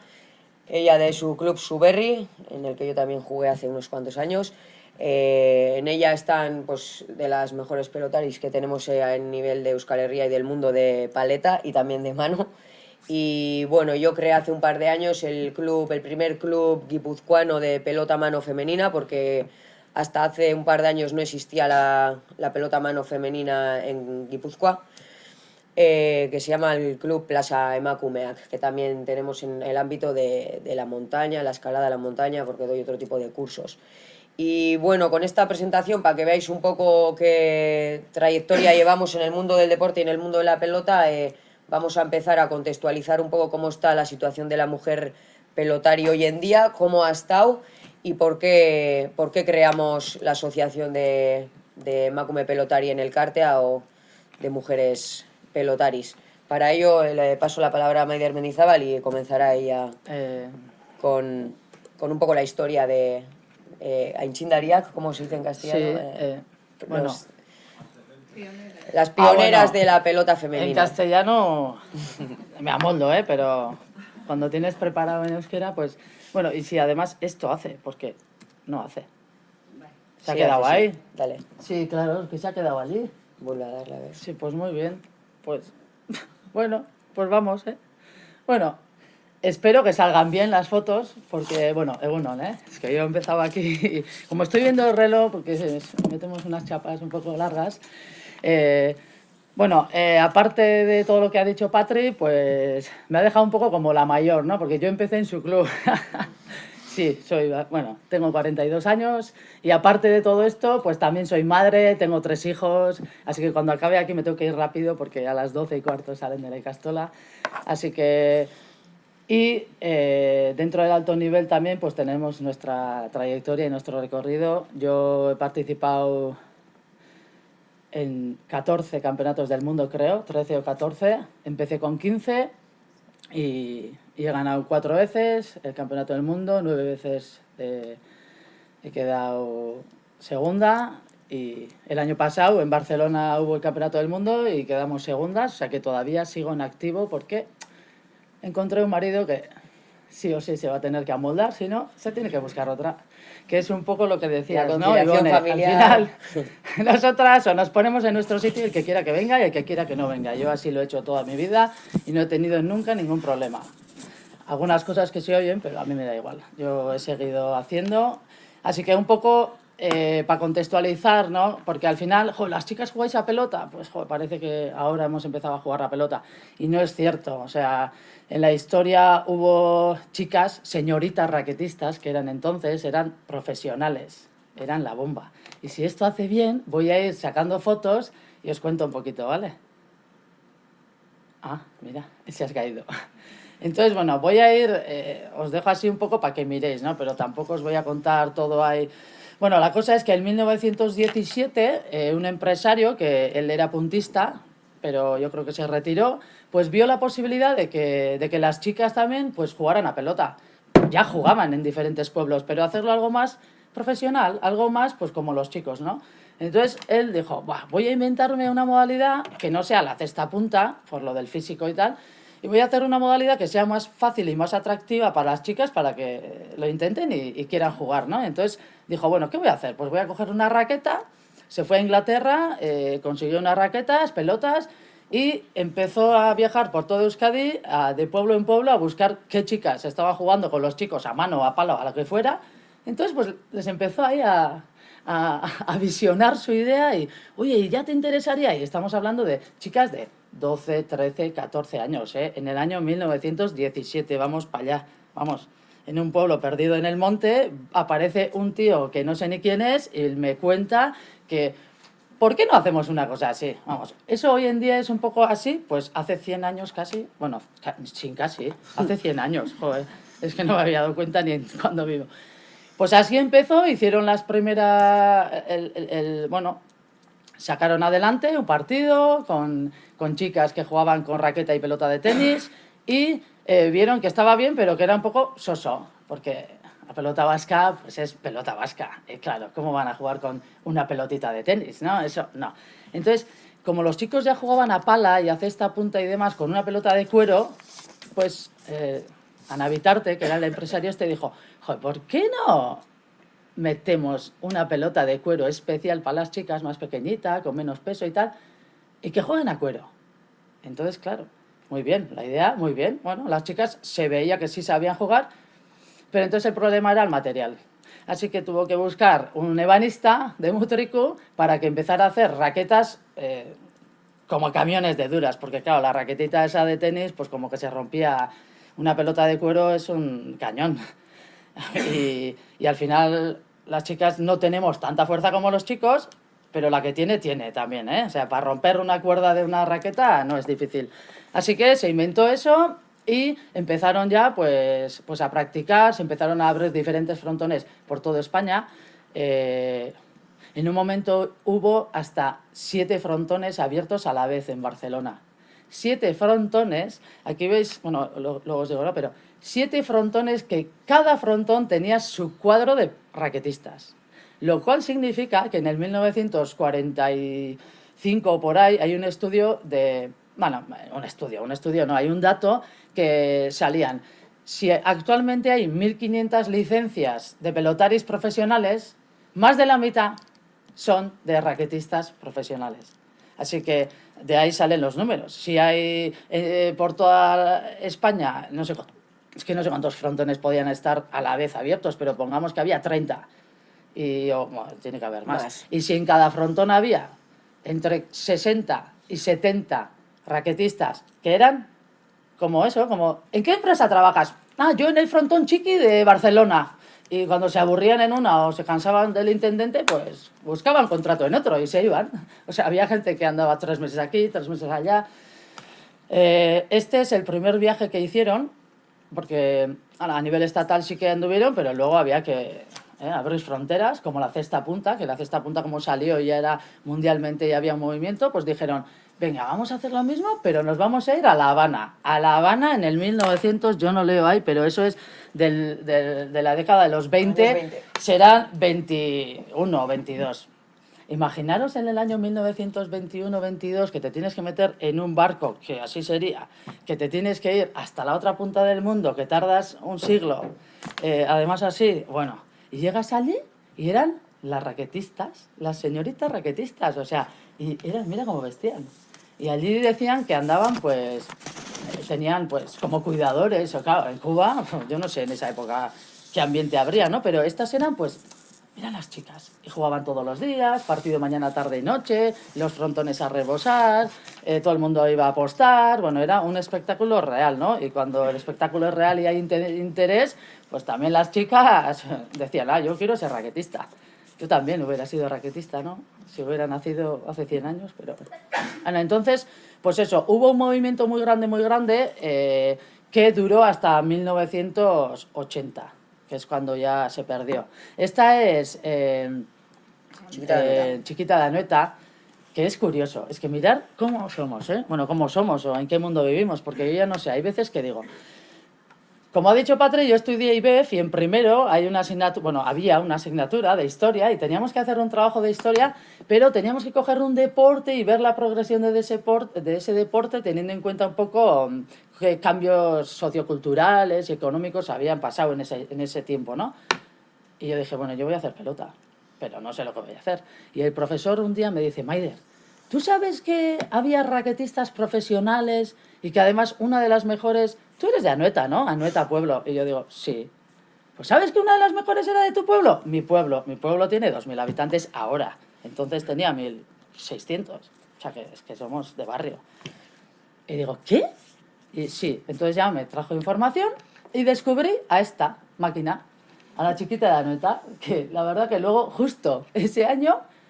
Pues su marido tuvo que ir al Ayuntamiento de Anoeta a decir, oye, ¿vosotros sabéis que habéis tenido aquí a la crème de la crème? O sea, esta vivía a un nivel superior a los artistas. Ganaba una pasta exagerada. Mantenía a toda la familia. Como ella, mogollón de raquetistas. Había niveles, obviamente, pero como en cualquier deporte profesional. Habrá unos que viven en alto standing y otros no. Pero muchas de ellas sí que les gustaba la pelota. Pero muchas se fueron... porque era una manera de traer dinero y sacar adelante las superfamilias numerosas que eran entonces, ¿no? Familias de 10 hermanos y los padres hacen lo que pueden. Pues si yo juego a raqueta y si con 14 años me salgo de mi pueblito Asteasu y me voy sin saber castellano a Madrid, menos mal que me tengo que meter en el frontón y solo le doy a la pelota, porque si tengo que empezar ahí a hacer relaciones, ¿no? Eso fue un boom y fue algo impresionante. Hay una anécdota que en México un día estaba jugando Chiquita de Anoeta con... Es que en mi pueblo había otras 3 hermanas, que tampoco sabía, que eran... Es que mira qué pequeñito el pueblo, ¿eh? Y había otras 3 hermanas que eran también muy buenas, pero esas se fueron ya... empezaron aquí, pero enseguida se fueron a México, porque allí abrieron otro frontón y allí fue ya el boom. O sea, allí hubo un partido en el 1900, pongamos en los años 50 por ahí, en el que jugaban Chiquita de Anoeta y una de las hermanas Veraza. Decían que ese día, solamente ese día, se apostó el equivalente, en pesos, o sea, el equivalente a 900.000 pesetas en el año 50 y no sé qué, pocos, en un solo partido. Y la gente sin poder entrar en la calle. Yo no sé si habéis estado alguna vez en México, si habéis tenido la oportunidad de estar en México en un frontón mexicano. Yo sí, y la verdad, es como... meter conejos en una conejera, igual, ahí está, a rebosar todo. O sea, no solo pueden entrar 1.000, pues ahí entran 2.000. Y las gradas, pues espero que no se mueva nadie porque si no se cae todo. Entonces, en esa época, pues que no había tanta seguridad, imaginaros, ¿no? Lo que podía llegar a ser. Entonces, bueno, fue un movimiento real que ayudó a un mogollón de familias a salir adelante y tal, pero por otro lado está el otro lado, ¿no? Bueno, luego desapareció porque entró el franquismo, ya en las federaciones, pues ya... prohibieron sacar licencias nuevas. Entonces, claro, si ya no sacas licencias nuevas, pues las de aquí no se van a ningún lado. ¿A dónde se van a ir, no? Porque es curioso que tuvieron mucho éxito y mucho boom y ganaron mucho dinero y anduvieron para aquí y para allá y tenían su... Ya no es dinero, o sea, ya es que es... sales de Asteasu con 14 años, te vas a Madrid y que comían marisco. Es que no, o sea, es una cosa, o sea, nosotros hemos hablado con un montón de raquetistas que todavía viven, que la mayoría se está muriendo, pero que tienen 90 años, o sea, Asteasu tiene 91 años. Y ella dice, yo un día estaba en Barcelona, vi en un escaparate bonito una Vespa, y ¿sabes qué? Me la compré. Yo no tenía carne, pero andaba con mi Vespa por toda Barcelona. Es un dato, es una curiosidad, ¿no? Pero para que veáis que era la leche. Pero era curioso que en Euskadi no se les hacía caso. Es más. Y si iban a escondidas, claro, no decían que iban a jugar claro, a raqueta. Claro, es más. ¿Quién de Montre se iba a creer que las señoritas estas de pueblo, que no saben castellano, que salen ahí de Verástegui a la gran capital, que ganaban dinero jugando a pelota y que mantenían toda la familia? Sí, hombre. Eso no me lo creo yo. Eso era lo que se decía aquí. Que no eran señoritas raquetistas, eran señoritas, pero de otro tipo. Entonces, ¿qué pasaba? Que la familia de alguna manera también, no es que renegara, pero ocultaba que sus hijas fueran raquetistas. Es la leche. Es como que hoy en día un padre oculte que su hijo ha subido a primera y está jugando en la Real. Sí, hombre. Eso no pasa ni por la cabeza de nadie, ¿no? Pero entonces era así. Entonces, de ahí venimos, de alguna manera, ¿no? O sea, eso hubo, eso existió, eso fue real. Y de ahí hemos venido. ¿Qué ha pasado? Pues en el 80 ya se cerró el último frontón de Madrid, ya desapareció, bueno, el Anavitarte además, bueno, ese con la guerra y no sé qué, desapareció, ese nunca apareció, luego siguió su hijo y demás, pero bueno, se quedó todo ahí. Y hoy en día tenemos una asociación que se llama Raquetista Glen ahora, en las raquetistas antes y ahora. Y entonces pues están intentando recopilar toda esta información para hacer un reportaje, bueno, que ya lo han hecho ya, y hacer cosas para que de alguna manera por lo menos la gente sepa que esto existió y que esto es real y que fue la leche, ¿no?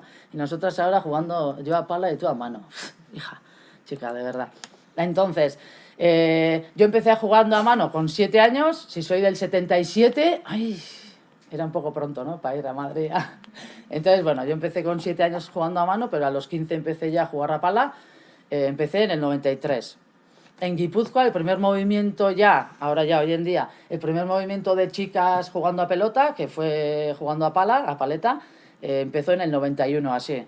¿Por qué? Porque una de las chicas fue a la federación y dijo, oye, yo juego a pala. ¿Por qué no hay chicas que juegan a pala? Tiene que haber chicas como yo. Yo soy de Haya, yo juego, pues seguro que hay otras chicas. Entonces, bueno, la federación le hizo caso, pusieron en el Diario Vasco en una nota de se buscan chicas pelotaris o no sé cómo sería, y aparecieron unas cuantas, pues 20, 30, y con esas pues crearon aquí un grupo para entrenar en Inchaurrondo, no sé qué, no sé cuánto, y yo jugaba a fútbol también, y entonces entre pelota y fútbol, y entre que ya a mano no puedo porque es que no tengo chicha, y el tío este que es malo pero le da más fuerte, me gana fácil, esto es duro, ¿eh? Yo dije, se acabó, fuera pelota, yo voy a jugar a fútbol. Pero me enteré que había chicas jugando a pala y dije, pues voy a ir a jugar a pala. Empecé y el siguiente año tuve la opción de ir a un Mundial Sub-22, entonces, claro, ya la balanza, ¿qué hago? ¿Me peleo aquí con no sé cuántas chicas jugando a fútbol que igual no voy a ser ni titular? O, bueno, pues viajo, por lo menos viajo, tengo mi competición y demás. Bueno, yo así empecé y eso es lo que ha habido, ¿no? Desde el 91 hasta hoy en día, la paleta en chicas sí que ha ido moviéndose tal y se está estructurando un poco y la federación pues sí tiene campeonatos y demás. Algunas federaciones funcionan mejor que otras, pero a pala como que hay algo. La punta del iceberg está pues en la opción que tienes de ir a un mundial, por ejemplo, ¿no? A un campeonato del mundo, que es la leche, en una semana te sientes deportista profesional, porque solo te levantas, corres un poco, desayunas, que ahora entrenas, esa vida, ¿no?, del deportista profesional, no sé, yo como nunca he sido profesional, cuando voy a un mundial me siento así. Pero bueno, luego ganas o quedas segunda y te dan 1.010 euros de premio por la medalla de plata en el... No, pero eso es el Consejo Superior de Deportes, entonces... Bueno, eso es lo que hay, es como anecdótico, pero no deja de cabrearte en un momento dado. Pero bueno, eso es un poco lo que teníamos hasta hace nada, hasta hace 4 años, y ahora ya los chascarrillos se acaban y se pone seria, Patri. Vale, pues, bueno, un poco ya he contado de dónde vienen las mujeres pelotaris. Primero estuvieron las raquetistas, luego en el año 91, 92, 93... Se empezó a jugar a paleta goma en Euskal Herria, tanto en Guipúzcoa como en otras provincias. Y poco a poco se empezó a estructurar ya la pelota femenina con la modalidad de paleta goma. O sea, en la pelota vasca tenemos alrededor de unas 25 modalidades, pero las mujeres del año 93 hasta hace 4 años solo jugaban a paleta goma en frontón y a paleta goma o paleta argentina en trinquete. Como ya ha dicho Maider, lo máximo que podíamos aspirar las pelotaris era jugar mundiales de pelota o copas del mundo, que se disputan cada 4 años en la modalidad de trinquete, de paleta argentina o pala ancha. En todos esos años, las niñas que empezaban con la mano, pues cuando llegaba la adolescencia, dejaban la mano porque a partir del deporte federado no existía otra posibilidad que no fuese la pala. Entonces, a esas niñas que jugaban a mano o a pala, cuando llegaban a la edad de federarse, ya les mandaban a la modalidad de la pala. En todos estos años, del 93 hasta hace 4 años, hemos jugado a paleta en frontón, en trinquete.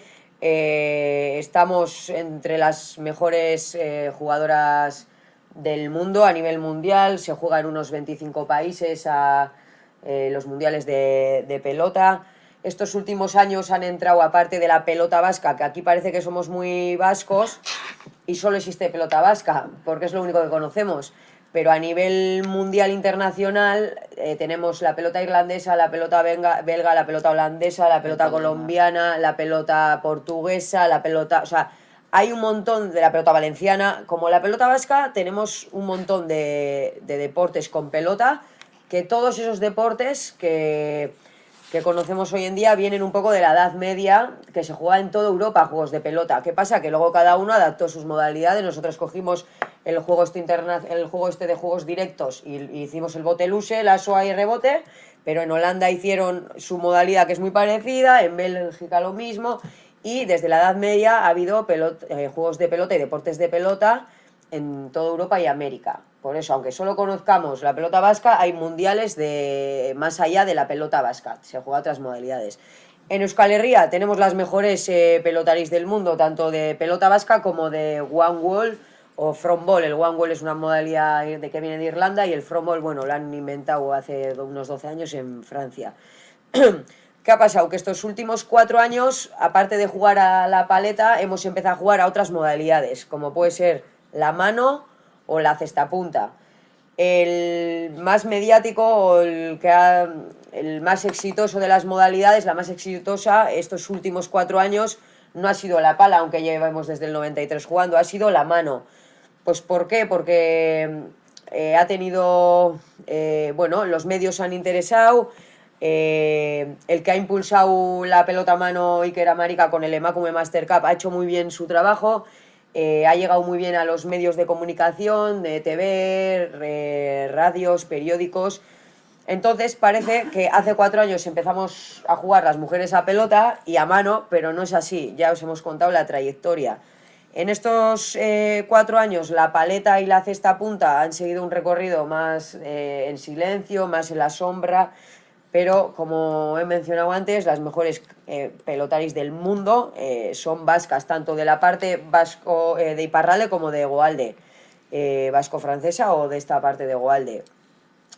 Este interés mediático solo lo hemos conseguido con la mano. Entonces, muchas que jugamos el Emakume Master Cup y que hemos sido palistas también, decíamos, joder, ¿qué está pasando aquí, no? Parece que existimos hace 4 años, pero somos protagonistas en las canchas, muy bien, solo se nos conoce por la mano, no se conocen las demás modalidades y nuestro juego, o sea, solo nos dedicamos a jugar. No tenemos opción de organizar los campeonatos, de elegir cómo queremos jugar, qué tipo de material. Es muy importante que utilicemos materiales adecuados. Ha habido veces que hemos jugado campeonatos con materiales inadecuados, que no había quien moviese esa pelota y ese tipo de cosas. Entonces, hemos sido solo pues, los monos de feria, por así decirlo, el protagonismo en la cancha, pero las que han movido todo esto han sido empresas dirigidas por hombres, empresas profesionales, entidades privadas, y no nos han dado opción de elegir qué tipo de campeonatos, qué tipo de material y cómo queremos hacer las cosas. Entonces, las condiciones también técnico-económicas y todo ese tipo de condiciones pues no han sido las que nosotras queríamos para conseguir, ¿no? Prácticamente en la Emakume Master Cup y en otro tipo de campeonatos privados se ha movido muchísimo dinero en el que nosotras no hemos visto absolutamente nada, o por ganar te pueden dar una cantidad de 150 euros y eso es todo lo que ganamos cuando se nos vende que somos profesionales. Es eso lo que se refiere a ser profesionales. Entonces, un poco viendo todo esto, queríamos hacer una asociación, juntarnos un poco para decir vamos a coger las riendas de este carro y vamos a establecer unos criterios y unas condiciones justas y dignas, simplemente eso. Y vamos a estructurar la pelota femenina de una manera adecuada, como hay que hacerla, ¿no? No solo impulsar una modalidad y poner las condiciones de cualquier manera. Entonces, al ver que no había una estructura bien hecha, lo que hemos intentado ha sido hacer una asociación para estructurar la pelota femenina en diferentes ámbitos. Cuando digo diferentes ámbitos y estructurar la pelota femenina, me estoy refiriendo a hablar con las federaciones y hacer un buen calendario de competición adecuado en el que podemos jugar a pala, a mano, a cesta y otras modalidades. Para ello nos queríamos juntar con los que impulsan este deporte, que son las federaciones y los clubes. Ya hemos hecho diferentes reuniones con todas las federaciones, nos hemos reunido con clubes, con pelotaris de clubes, con entrenadores, entrenadoras de clubes que hasta ahora han tenido pues palistas o alguna manista también. Y bueno, poco a poco estamos haciendo un trabajo de ayudar a estructurar. Hasta ahora lo hemos hecho como Patri Espinar, Maider Mendizábal o otras de la Junta Directiva, como puede ser la Badiola, pues íbamos a las federaciones y les decíamos, a ver, queremos jugar a pelota, queremos estos campeonatos con este material, íbamos un poco, les informamos y como hemos sido también trabajadoras de las federaciones, pues hemos estado siempre muy unidas a ellas e intentando siempre ayudar de la manera más positiva posible para ir haciendo este tipo de estructuración. En la pelota a mano, bueno, ya hemos dicho a qué modalidades jugamos las mujeres, por eso lo de estructurar el calendario y hablar con federaciones y clubes. Estos son un poco en qué andamos ahora mismo estos últimos 4 años. Antes era pala, ahora ya está la cesta, la mano de diferentes modalidades y la paleta. Y puedes pasar si quieres. Y hemos empezado a jugar también a juegos directos que hasta ahora no jugábamos las mujeres. Eso llevamos nada, 1 año. Yo antes de dar la palabra a Maider quería poneros un poco el ejemplo mío de mi trayectoria también, como os hemos contado lo de las raquetistas, os hemos contado lo de la pala cómo fue, pero un poco cómo ha sido mi experiencia, así rápidamente, que no habrá mucho tiempo, ¿no?, de la pelota a mano femenina. Yo venía de la pala y del fútbol los últimos años, pero lo que más me ha gustado y lo que más he disfrutado siempre jugando ha sido la pelota a mano femenina, que la dejé con 17 años. Anduve de los 10 a los 17, con chicos, por supuesto, compitiendo con chicos, y tuve que dejar a una edad porque no había opción, y por eso me pasé a la pala. Hace como cosa de 4 años, en Vizcaya, Iker, desde la federación, empezó a hacer el primer campeonato federado para mujeres pelotaris de mano. Al ser yo vizcaína, y como yo siempre digo que tengo doble nacionalidad, soy vizcaína, pero llevo 11 años en Guipúzcoa, pues me animó a que jugase a pelota a mano. Me hice la licencia en Vizcaya porque en Guipúzcoa no existía ningún club para la pelota a mano. Entonces empecé un poco en Vizcaya con el Emakume Cup. De ahí la idea de Iker, yo la ayudé también con los materiales, probar diferentes pelotas. De ahí hace 4 años se empezó la Emakume Cup en Vizcaya y pensaron llevarla a todo Euskal Herria, viendo el éxito que tuvo las primeras 2 ediciones en Vizcaya. Dijeron, vamos a hacer el Emakume Master Cup a nivel de Euskal Herria. Y de ahí ya lo que hice yo un poco, bueno, el primer año de mi participación en el Emakume Master Cup, entrené sola como pude, conseguí pelotas, fui a Udotero, que es un pelotero de aquí de Guipúzcoa, me preparó unas pelotas, iba a entrenar, entrenaba sola con la que podía, pero poco a poco enganché a una chavala que jugaba cuando yo era pequeña en mi edad, de Azkoitia, que éramos de las pocas mujeres que había, y poco a poco empezamos un poco en Guipúzcoa, Neri Charrieta y yo, a jugar. Ahí se unió a la Badiola, que es también compañera de la Junta Directiva de EPE. Y poco a poco empezamos a entrenar tanto en Oiartzun como en la zona de Azpeitia Azkoiti, porque ellas son de esa zona. En la primera Emakume Master Cup se apuntaron también las que venían de la mano, que luego jugaban a pala, que se han vuelto a reenganchar a la mano. Entonces ya estábamos ahí, palistas de clubes de pala de Guipúzcoa y otras provincias, y la gente que jugábamos a mano, que habíamos empezado a mover un poco la pelota a mano en Guipúzcoa, empezamos también a entrenar conjuntamente, desplazándonos tanto de Oiartzun, a diferentes pueblos, Azkoitia, Azpeiti y más pueblos, y de ahí vino ya hace como cosa de 2 años, dado que tenía mucho éxito el campeonato y iba cada vez de 0, pasamos a 100 mujeres participando en la pelota a mano femenina, pues dijimos, hay que estructurar poco a poco, y el siguiente paso fue hablar con federaciones y crear el club de Plaza Emakumeak para dar cabida ahí a las manistas, solo manistas. Porque yo uno de los años me federé, por ejemplo, en Hernani con las palistas, pero era la única manista, entonces no tenía ni horas de frontón, ni tenía entrenador, ni tenía opción de entrenar. Sí, la licencia me la hice en Guipúzcoa, pero no tenía ningún tipo de recurso para poder entrenar, porque era un club de palistas y el frontón estaba totalmente lleno.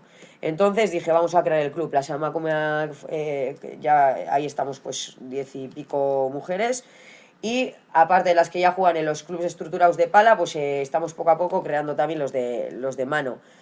En estos 4 años vamos poco a poco, hemos colaborado con la federación de manera altruista porque creemos en este deporte, porque lo amamos, y no ganamos nada con esto, solo dar oportunidades a las niñas para que no les pase lo que nos ha pasado a nosotras hasta ahora, que hemos sido, bueno, pues pioneras, nos hemos sentido súper solas, hemos hecho este deporte porque lo amamos realmente, porque éramos las únicas en nuestro pueblo y teníamos que luchar contra viento y marea si queríamos ir jugando a la pelota. Y un poco esa ha sido la trayectoria. Luego también quería hacer una crítica constructiva, voy a aprovechar, ya que estoy aquí y hay instituciones públicas. Es un deporte minoritario y nuevo. O sea, vale, la pelota vasca existe, pero la pelota mano, la paleta existe, pero en mi caso la paleta mano femenina no existía. Llevamos 2 años en Guipúzcoa con campeonatos, es decir, el año pasado, y este va a ser el segundo. Yo compito a nivel internacional, al One Wall, ha sido la primera vez de la historia, hace 2 años, que jugamos como selección oficial Euskal Herria en un mundial. Esto también es nuevo. En ese mundial oficial, como Euskal Herria, ganamos el mundial en la modalidad femenina, la única, Amaia Araiztegui, la vizcaína, y yo. Yo gané en individual y en parejas, junto a Amaia. Deporte nuevo, está creándose nuevo, pides ayudas al gobierno vasco y a la diputación y te las rechazan todas. Antes he escuchado eso, que son muy inflexibles en la hora de cambiar alguna norma, ¿no?, en los comités de los deportes y esto todo. Pasa lo mismo con las ayudas que dan Diputación Gobierno Vasco. Son muy rígidas o son inflexibles. Los criterios te dicen, tienes que llevar mínimo, tienes que estar no sé cuántos años empadronada en Guipúzcoa o mínimo 3 años federada en un club de Guipúzcoa. ¿Cómo voy a estar 3 años si acabo de crear un club que es nuevo, que lleva 1 año de competición, la competición en vigor? Es decir, creo que deberían de ser las instituciones públicas más flexibles en este sentido. Lo que no puede ser es que pidamos ayudas al basquetín, al gobierno vasco, a la diputación, y que se nos rechacen todas, siendo a nivel mundial la mejor jugadora del mundo del One Wall.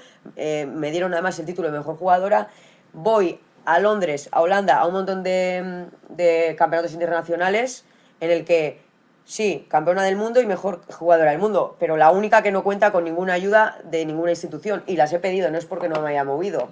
Sí que me dieron lo de deportista de alto nivel, pero no tenemos apoyo, y son por los criterios de dar las ayudas. Una de los criterios era lo de los 3 años federada en Guipúzcoa, y la otra era porque el mundial no había hecho 10 años. Los mundiales en el Walgón se hace cada 3 años. En este caso había hecho 9 ediciones, o sea, 27 años de mundiales.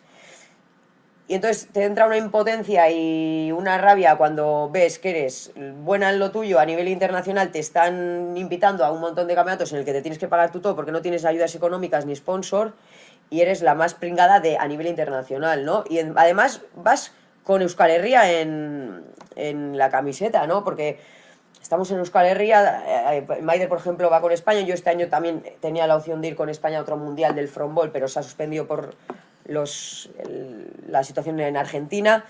Pero bueno, quería hacer esa crítica constructiva de que tendrían que ser de las instituciones más flexibles a la hora de dar las ayudas en deportes nuevos, femeninos, que se han creado hace nada, 1 año, 2 o 3.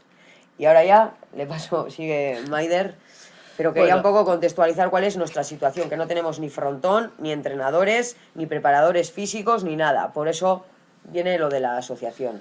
Sí, entonces ante toda esta situación, pues ya como se me adelantaba el PowerPoint, pues bueno, paso rápido, ¿vale? Pero bueno, la cosa es, yo tengo 42 años, ¿tú cuántos tienes? 34.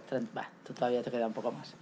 Pero realmente, o sea, yo ya me siento en la obligación, yo personalmente, de, joder, ya que hay un interés mediático ahora y se está reflejando, porque también voy a echar una gran puya, pero para que sepáis, hace un mes, 2 meses, Íñigo Urkullu hizo un reconocimiento a las deportistas que habían tenido grandes éxitos en los últimos 12 meses, en los mundiales y hasta tal también pusieron, claro, como tenía que ir la Real, y claro, la Real solo ha ganado la Copa de lo que sea, de la Reina, pues claro, estatal, vale, me da igual, lo que sea.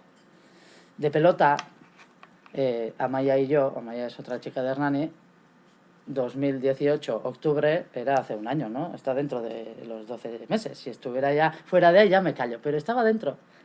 También íbamos con la española, desgracia grande que tenemos, pero es lo que hay. Estuvimos en el Mundial, quedamos segundas. A nosotros nadie nos invitó para nada. Bueno, y lo de Londres, lo de Campeonato de España... Y tú también. Es que tú como juegas a una cosa que ya no es pelota vasca, pues claro, estás ya la pobre... O sea, es que es la leche, ¿no? Lo que hay dentro de la pelota. Pero es curioso, o sea, a ella no la invitaron, a nosotras no nos invitaron como pelotaris, y invitaron a 2 chicas, que luego solo fue una, ¿no? Porque la otra no podía, pero porque ganaron el campeonato Master Cup, este mediático que sale en la tele, que hemos salido ahí desde hace 3 años o 4 y dicen por la calle, ¡ay, ese es pelotari! Y yo digo, joder, tío, desde los... O sea, lo mediático sí que ayuda mogollón y eso no... Pero eso ha llevado... O sea, una cosa es que la gente de la calle mediáticamente te conozca porque ahora sales en la tele y antes no, y por desconocimiento. Pero claro, que el gobierno vasco haga una cosa de esas y que pongan como máxima representación del éxito deportivo de la pelota el Emakume Master Cup, que es un torneo privado, es que es un poco curioso, ¿no? O sea, los que venís de otros deportes, yo ya le dije, o sea, ahí estaban las chicas de la Real, no estaban las chicas del Oyarzo, las chicas de la Ñorga, que sin desmerecer a nadie, es que no ganaron nada, o sea, en esos niveles, es que van esas. Entonces, hay que crear algo. Y que ese algo lo tenga que crear una entidad privada que lo está haciendo porque quiere ayudar, pero porque gana dinero. Porque si estuviera perdiendo dinero no estarían montando semejante berenjenal. Entonces, ante todo eso, ya es como, vale, o sea, de tontas, pero ya será hora de que espabilemos, ¿no? Antes de los 50 yo tendré que espabilar, porque si no, en fin... Yo quiero vivir 105, pero claro, tengo que hacer grandes cosas todavía, o por lo menos aportar, y si no, pelear y mover ahí. Entonces, ¿qué hacemos, no? O sea, si hoy en día una chica... Hay pocas chicas que hacen deporte. En Guipúzcoa, por ejemplo, hay mucho movimiento de deporte y la verdad que es una provincia pequeña, pero muy activa, y hay muchas chicas y chicos en diferentes deportes, hasta en altos niveles, ¿no? Pero claro, si somos tantos deportes, porque ahora todos queremos aquí que todos hagan piragüismo... Pues no, mira, piragüismo en verano. Y o sea, ¿entendéis? O sea, todos nos estamos, entre comillas, peleando por la misma gente. Entonces, ¿qué podemos hacer nosotras para que una chica que tenga 10 años, que juegue bien a pelota, a fútbol, a remo, lo que sea, si tiene que en un momento dado elegir, ¿no? A mí me decían, Maider, tú tendrás que elegir, ¿no? Porque yo he hecho, vamos, esquí de fondo, he competido campeonatos de España, tenis, fútbol, pelota, todos a la vez hacía, yo no sé cómo hacía, pero yo siempre he hecho todo a la vez. Entonces, Maider, tendrás que elegir, ya, pero ¿qué elijo? ¿En base a qué, no? Y nosotras si queremos que en la pelota haya una estructura real, una estructura donde pueda una niña elegir, mira, yo tengo este camino deportivo, luego llegaré hasta donde llegue, pero tengo esta opción. Vosotros tendréis la vuestra, allí, ¿no? Pues algo tenemos que hacer. Entonces, para que sea la pelota, para que sea una opción real y no sea... Es que claro, esto ya en castellano ya se me fastidia. Jolastu, es que claro, a pelota vamos a jolastuar, a jolastu. Jolastu es jugar, a pasar el rato. Es que en euskera se diferencia jolastu y jokatu. Jokatzea vas serio y jolastea vas a... Y a pelota, pues hasta ahora, pues jolasteas vas. Y claro, jolastea no se puede crear una estructura profesionalizada, bien hecha, donde haya un entrenador. Es que estamos hablando de no sé de qué, o sea, que haya horas, que tengas un entrenador, material adecuado, que la gente tenga la cosa esa de tengo que ir a entrenar. ¿Para qué? Entreno un poco y juego los partiditos y ya está. Eso no tiene futuro.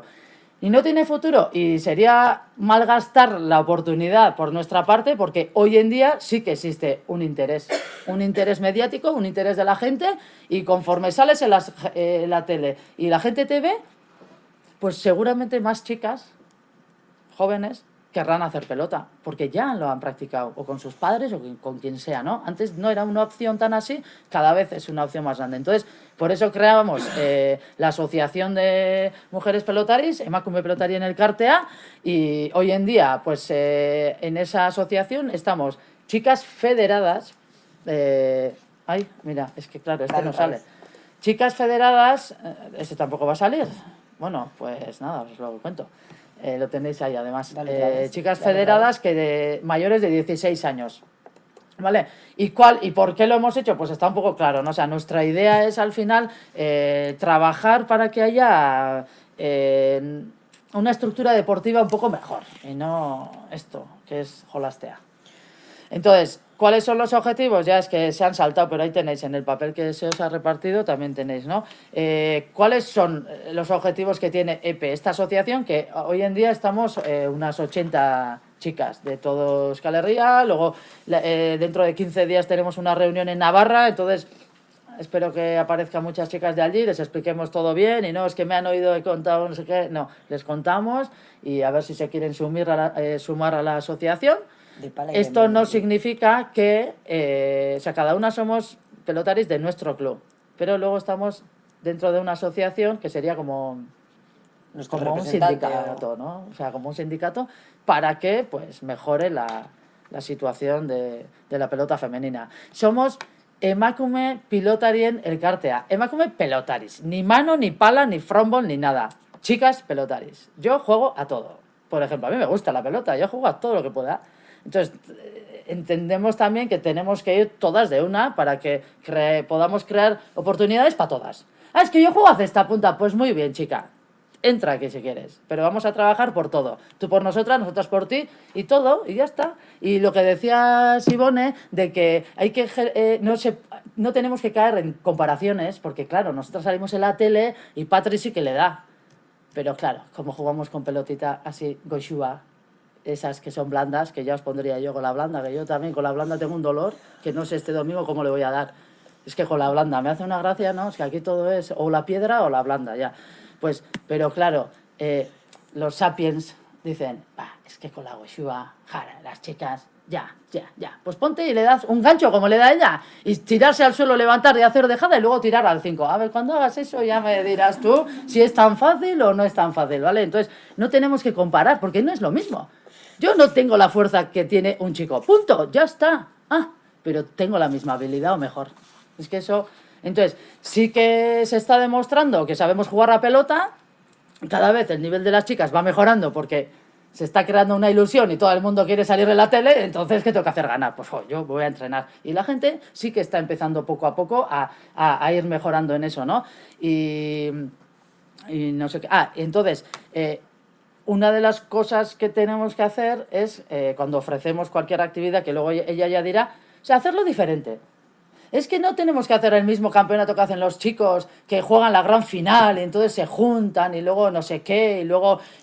no, pues nosotras diferente. Punto. Nosotras todo diferente. Nosotros pondremos zona Chiqui Park, que en la asociación hay muchas magisterios y muchas que trabajan con niños. Pues tú, ya que no tienes en este momento el nivel de para jugar este torneo de élite, pero tú colaboras, estás aquí, ¿no? Tú, ahí, a cuidar a los niños. Y ya está, que vayan familias. O sea, realmente en estas finales que se han televisado y que ha ido mucha gente, iban familias enteras. Pues eso, como en el béisbol, vamos a crear jornadas en las que, ¿qué hacemos un domingo a la tarde aburrido? Pues nos vamos a ver pelota. Entonces ahí habrá de todo. Esa tiene que ser nuestra idea. Ya sé que estoy flipando un poco, pero aquí o flipamos o no. O sea, o flipamos o nos quedamos en casa.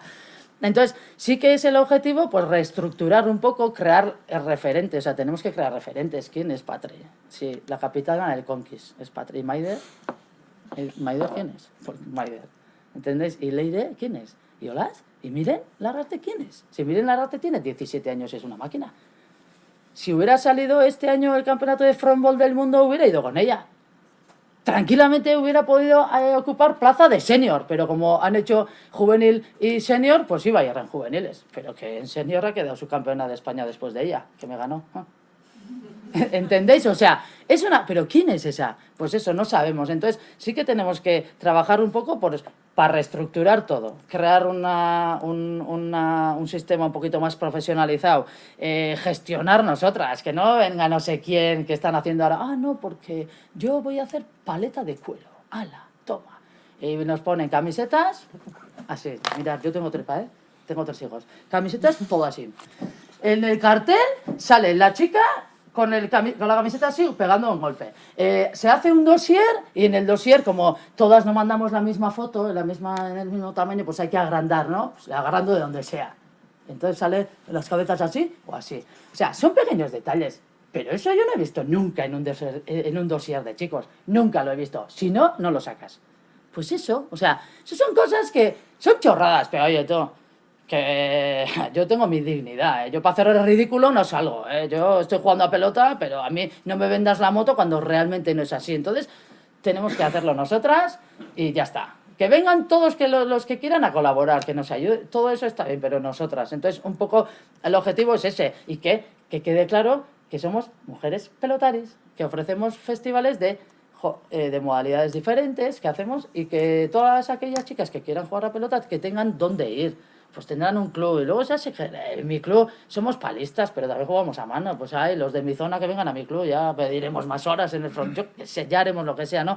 Pero un poco eso, o sea, los 3 objetivos son un poco eso, acabamos de empezar, pero lo vamos a conseguir. Así que ahora, Patri, que no salen tampoco, bueno, pues ala. Para ir acabando un poco, os voy a explicar qué actividades, así rápidamente, qué actividades estamos haciendo o desde que hemos creado la asociación en junio. A finales de junio creamos la asociación, y lo que hicimos un poco fue primero, bueno, aparte de hablar con todas las pelotaris y los clubs, hemos ido haciendo reuniones en diferentes ayuntamientos, para diferentes empresas, entidades, gobiernos.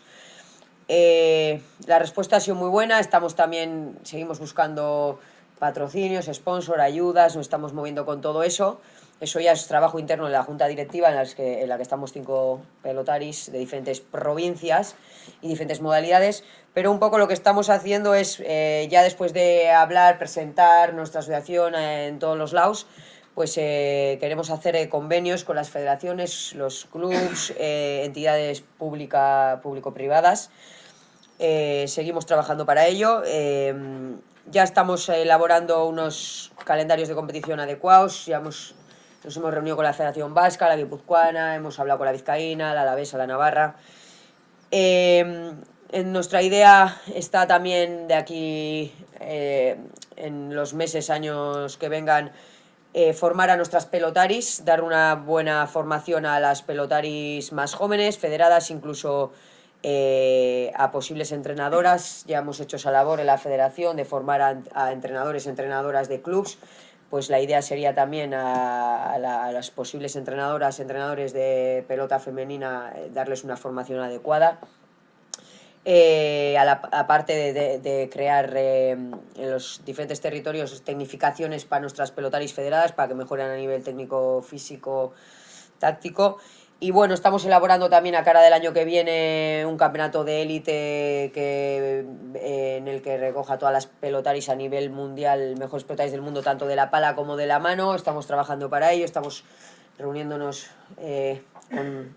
con algún ayuntamiento y algún patrocinador para crear el campeonato referente a nivel internacional, el mejor campeonato de Euskal Herria de pala y de mano. Y bueno, a partir de esto, con todo esto también queremos trabajar con las niñas y niños de edad escolar. Queremos dar charlas, antes lo dábamos como Padre Espinarma de Mendizábal, ahora lo damos desde EPE en los colegios y también en los pueblos, actividades culturales, todo tipo de charlas en diferentes actividades culturales. Y ya por último tendríamos la sección de los Jaialdis, de los festivales de pelota, tanto de pala como de mano, de diferentes niveles, nivel de iniciación, segundo nivel y primer nivel. Y eso, la elaboración de festivales, en verano ya vendimos 8, Sí. unos 8 festivales, tanto de pala como de mano, y bueno, a esto le queremos dar más forma de aquí al año que viene. Un poco es eso lo que estamos trabajando. Así que nada, ya acabamos. El 29 de junio es cuando hicimos la presentación oficial. Estas somos las socias fundadoras de EPE. Luego se han sumado pues unas cuantas más y creemos que en el tiempo se van a ir sumando algunas más y ya está. Y ahora os pregunto, ¿y vosotros? ¿En qué nos podéis ayudar, no? Al final, nosotras vamos a hacer todo lo que está en nuestras manos, pero el que está en una escuela, el que está en un ayuntamiento, el que está, por lo menos con estas cosas, nos hacemos visibles. Luego ya cada uno, con todas las ofertas que hay, cada uno tendrá que decidir qué, ¿no? Pero queremos ser las referentes de la pelota femenina. Que nadie vaya a ASPE, que es una empresa a pedirle, ¿me pones un partido de chicas? Hombre, no, es que es un poco, ahora que estamos nosotras, es un poco fuera de onda. Así que igual no somos tan profesionales, pero lo seremos. Así que nada, es que ricasco, nos hemos alargado un poco, pero... Marca tú. ¿Cuánto nos hemos pasado? No sé, igual 10 minutos, ¿no? ¿Solo 10? No, 15. Egunon berriz ere, os quiero presentar a Valeria Corte, que viene del campo de Gibraltar y que tiene un currículum ligado al deporte como practicante y también como técnica del mismo, y quería compartir con nosotros, o de alguna manera nos convenció un poco su exposición, porque aparte de ser asesora de la Asociación Española de Deportistas Profesionales, de la Asociación de Mujeres para el Deporte Profesional. Exacto. Tenía una experiencia propia dentro del club de fútbol de Algeciras, que quería compartir de alguna manera, y a mí personalmente lo que me chocó y me llamó mucho la atención, que a la hora de hacer una creación de un club de fútbol podríamos tener 30, 40, 50 experiencias seguramente diferentes, pero a la vez útiles de nuestro entorno más cercano. Pero la característica principal de este proyecto, que está en un entorno muy, muy, muy deprimido. Desde el punto de vista social, desde el punto de vista económico, es una zona relativamente complicada donde se puede trabajar y donde las dificultades que normalmente encuentran las mujeres para desarrollar sus proyectos allí se multiplican probablemente por mucho, ¿no? Seguramente. Sí. Y a nosotros nos parecía que hacer clubes de fútbol aquí, las dificultades que puedes tener en Bilbao o en Beasain o en cualquier otro sitio, pues pueden ser las que sean, pero igual el hacerlo en barrios nuestros que están en situaciones complicadas, ¿no? Pues, Ocharcoaga, por ejemplo, Áligo, Veo, zonas de Oarsoaldea, pues que podría ser muy interesante el ver cómo se desarrollan iniciativas en terrenos que no son especialmente favorables para que salgan estos proyectos, ¿no? Entonces, bueno, os dejo con ella y que nos comparta un poco pues, las dificultades que han ido encontrando y cómo las han ido solucionando, en espera de que puedan ser útiles para aquellos y aquellas que desarrolléis proyectos en, vamos a decir, zonas que puedan tener características similares. ¿Vale? Pues os dejo con Valeria. Bueno, antes de nada me gustaría dar las gracias a John por la invitación. Me vaya a disculpar, estoy un poco nerviosa, es la primera vez que hago una exposición presentando también el proyecto que estamos llevando a cabo en Algeciras. Pero bueno, como me decía hoy una amiga, las cosas cuando se hacen del corazón nada puede salir mal. Así que bueno, voy a empezar a explicaros cómo iniciamos nosotros este proyecto. Yo me crié allí en Algeciras, aunque estuve viviendo fuera bastante tiempo. Cuando yo era pequeña, yo soy una apasionada del fútbol. Nací en Argentina y como buena argentina llevo el fútbol en la sangre. Y me crié en Algeciras y me crié con la frustración de que no pude jugar al fútbol en ningún equipo femenino. Entonces, con esa frustración, cuando volví, por desgracia sufrí un accidente de tráfico que me impide jugar al fútbol, al menos en las condiciones en las que lo podía hacer antes. Entonces, en mi empeño, ahora por dar espacio a todas las chicas que quieran acercarse a esta práctica deportiva, empezamos este proyecto. Cuando me preguntan por qué, lo primero que se me viene a la cabeza es que lo creamos porque no existía. No tenemos club de fútbol femenino hasta hace 2 años que empezamos nosotros. Somos el único club, el primero y el único club exclusivamente femenino del campo de Gibraltar. ¿Qué quiere decir eso? Que no dependemos de ninguna estructura, de ningún club masculino, lo que hace que sea el trabajo todavía mucho más complicado. Pero bueno, antes de eso me gustaría, como bien decía John, contextualizar un poco dónde vivimos en el campo o qué condiciones tenemos sociales y económicas en el campo de Gibraltar. Estoy colorada, ¿no? Tengo calor. Ay. Bueno, nosotros, Algeciras es la ciudad más grande del campo de Gibraltar, que lo componen 8 municipios. Somos una zona estratégica por nuestra situación geográfica. Estamos en el estrecho de Gibraltar. Ahí confluye el mar Mediterráneo y el océano Atlántico, lo que lo hace especialmente importante para nuestro motor económico, que es el puerto. Tenemos el puerto más importante de España. Pasan por el estrecho de Gibraltar 100 buques diarios. Es el primero en tráfico de mercancía en todo el mar Mediterráneo. Es el número 6 de Europa y estamos en el número 25 del mundo. O sea que os podéis imaginar las cifras económicas que mueve nuestro puerto. Podéis pensar que al vivir en una zona costera, estamos aquí al sur del sur, nos separan tan solo 14 kilómetros con Marruecos, y podéis pensar que tanto en el turismo como en la pesca podría ser otro de nuestros motores económicos. Sin embargo, con respecto a la economía pesquera, las relaciones tensas que tenemos con Marruecos nos han dificultado mucho el desarrollo de la economía pesquera. Marruecos aproximadamente en los años 90 rompe el acuerdo de pesca que tiene con la Unión Europea y pasa a una flota de 2.000 trabajadores a unos 700. También tenemos uno de los tejidos industriales químicos y metalúrgicos más importantes de España, es el primero de Andalucía y el segundo de España. No sé si conocéis Algeciras, pero normalmente cuando sale en la tele estamos vinculados normalmente al narcotráfico. No sé si alguien conoce de aquí Algeciras. Algo, un poquito, si conocéis la situación que... Bueno, el narcotráfico es una de las problemáticas sociales que tenemos más grandes allí. Con respecto al turismo, Algeciras con respecto al puerto y a la industria, al final, todo eso produce problemas en el litoral y al fin, todas las playas que hay ahí hay muchísima contaminación que hace que tampoco podamos desarrollarnos en el sector de la hostelería. El trabajo es muy precario, el trabajo es estacional y además es una ciudad de paso. Es verdad que ha aumentado mucho el turismo allí, pero es una ciudad completamente de paso, una ciudad dormitorio.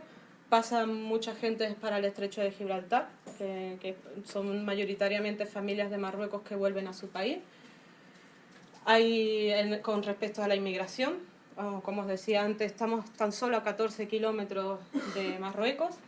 La mayor parte de la población extranjera es marroquí, lo que conlleva un choque cultural bastante grande, tanto en las aulas como en las calles, y hemos detectado que hay falta de formadores, falta de educadores que puedan llevar a una integración de este colectivo. Aquí los expertos también nos señalan que existe una contradicción histórica. ¿Por qué? Si tenemos uno de los puertos más importantes del mundo, si tenemos una industria también de las más importantes de España, ¿cómo puede ser que haya tanto desempleo, ¿no? Entonces, aquí dentro de esos altos índices de desempleo, el narcotráfico, al final nos convertimos en una población vulnerable. nos encontramos con jóvenes sin formación, sin expectativas de futuro y sin proyectos de vida. ¿Por qué somos población vulnerable? Porque las mafias van buscando ese tipo de personas.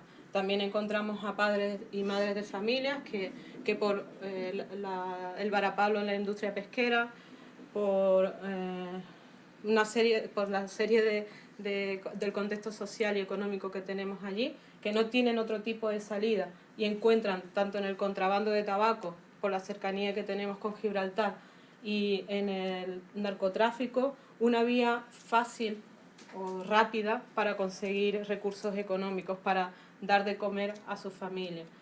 Entonces, en este contexto de, bueno, al final eso, de nuestra situación geoestratégica, es importante tanto para el puerto, para el tráfico de mercancías, como para el tráfico de drogas, como para el blanqueo de capitales.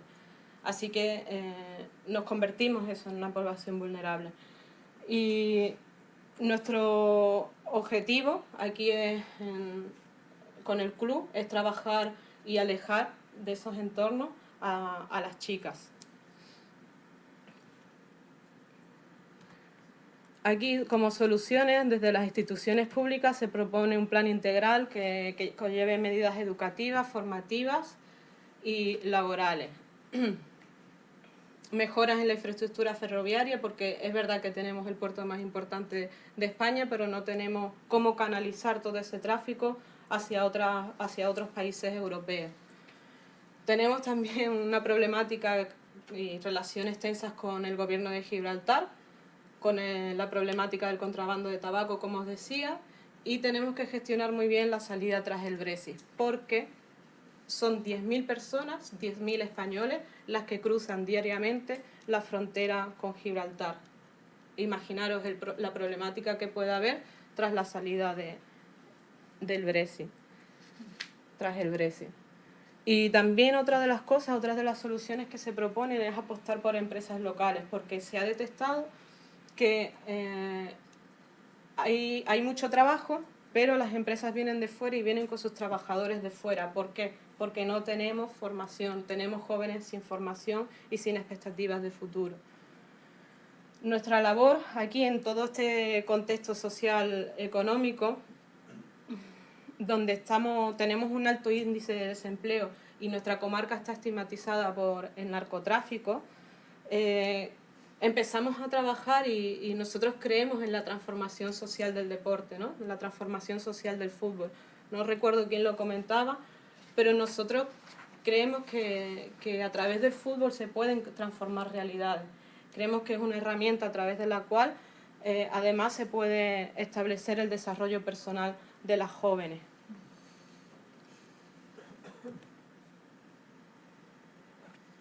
Bueno, después de contextualizar un poquito, os explico nuestro funcionamiento. Somos una entidad sin ánimo de lucro. Nuestro funcionamiento económico es a través de la autofinanciación, que lo pagan las jugadoras con sus cuotas que establecemos al principio de temporada. También tenemos colaboración de empresas externas y la que menos colaboración tenemos de los estamentos y de las instituciones públicas, que también, como decía ella, es lo más complicado de conseguir. Nuestro objetivo es que el deporte sea el medio más eficaz para ganar tanto en salud física como mental. Trabajamos mucho la educación a través del deporte, nos parece súper interesante ese trabajo. Nuestro objetivo no somos un club profesional, no queremos, o no es nuestra intención en principio crear un club profesional, y sí educar a través del deporte. Y bueno, queremos alejarlas de los entornos desfavorecidos. No tenemos instalaciones fijas, no tenemos instalaciones propias, entrenamos donde podemos. La verdad, estamos entrenando incluso en colegios que disponen de pistas y entrenamos ahí. Dependemos mucho del Ayuntamiento de Algeciras, que por ahora, aquí que no hay nadie que me vea de allí, voy a decir, es verdad que se están implicando progresivamente cada vez más, pero todavía nos cuesta que nos dejen esos espacios, esas instalaciones que están copadas mayoritariamente por clubes masculinos. Pero bueno, todas estas dificultades y con nuestra filosofía del club de transmisión de valores a través del deporte y la búsqueda de la igualdad real a través del mismo, hacen que sean argumentos suficientes para que año tras año sigamos trabajando en este proyecto. Nosotros queremos que todas las chicas, todas las jóvenes de la ciudad adquieran las virtudes sanas de la vida, apoyando y suplementando las labores tanto escolares como familiares. No queremos sustituirlas porque a veces los padres muchas veces nos reclaman, ¿no?, que intentemos inculcarle valores. No es nuestra intención, nuestra intención es complementar todas estas labores educativas. Cuando me preguntan por qué Algeciras femenino, como os decía antes, lo creamos porque no existía. En el año 2015 nosotros comenzamos con este proyecto y cuando nos sentamos a ver la oferta deportiva de Algeciras nos dimos cuenta que tanto baloncesto como balonmano como gimnasia rítmica copaban la mayor parte de las licencias deportivas femeninas. Entonces ahí nos preguntamos, y yo en mi frustración por no haber podido jugar al fútbol, ¿cómo una ciudad de más de 120.000 habitantes puede permitirse no tener un club de fútbol femenino? Es una de las cosas que nos hizo, ¿no?, nos dio el clic de decir tenemos que crear algo. Nosotros aquí, o sea, lo que pasaba allí es que han existido equipos esporádicos. Quiere decir que por la ilusión, por la iniciativa de un grupo de chicas, se han creado equipos esporádicos. ¿Por qué? Porque al no tener una estructura detrás que permita hacer un proyecto a largo plazo, han acabado por desaparecer esos equipos y las jugadoras, lamentablemente, en equipos de otras ciudades. Para ello nosotros queremos consolidar nuestra estructura. Y para consolidar una estructura lo más importante, al menos para nosotros, es comenzar desde abajo, desde la base. Por ello hemos creado la primera escuela de fútbol sala femenino. El año pasado teníamos tan solo 8 niñas y este año ya vamos por 18. Nuestro objetivo es ser el club de fútbol femenino referente en el campo de Gibraltar y además ser el club de fútbol referente en educación deportiva, transmisión de valores. Queremos que el fútbol, que el deporte en general, que ellas entiendan que el deporte en general y el fútbol en particular es su espacio de seguridad, es donde pueden aprender y donde se pueden desarrollar tanto como personas a nivel personal como a nivel emocional. Desde el club nosotros tratamos constantemente luchar por romper barreras, por romper estereotipos. Luchamos por el respeto, por la igualdad y por la educación. Nos parecen valores muy importantes para que las chicas vayan aprendiendo desde categorías base.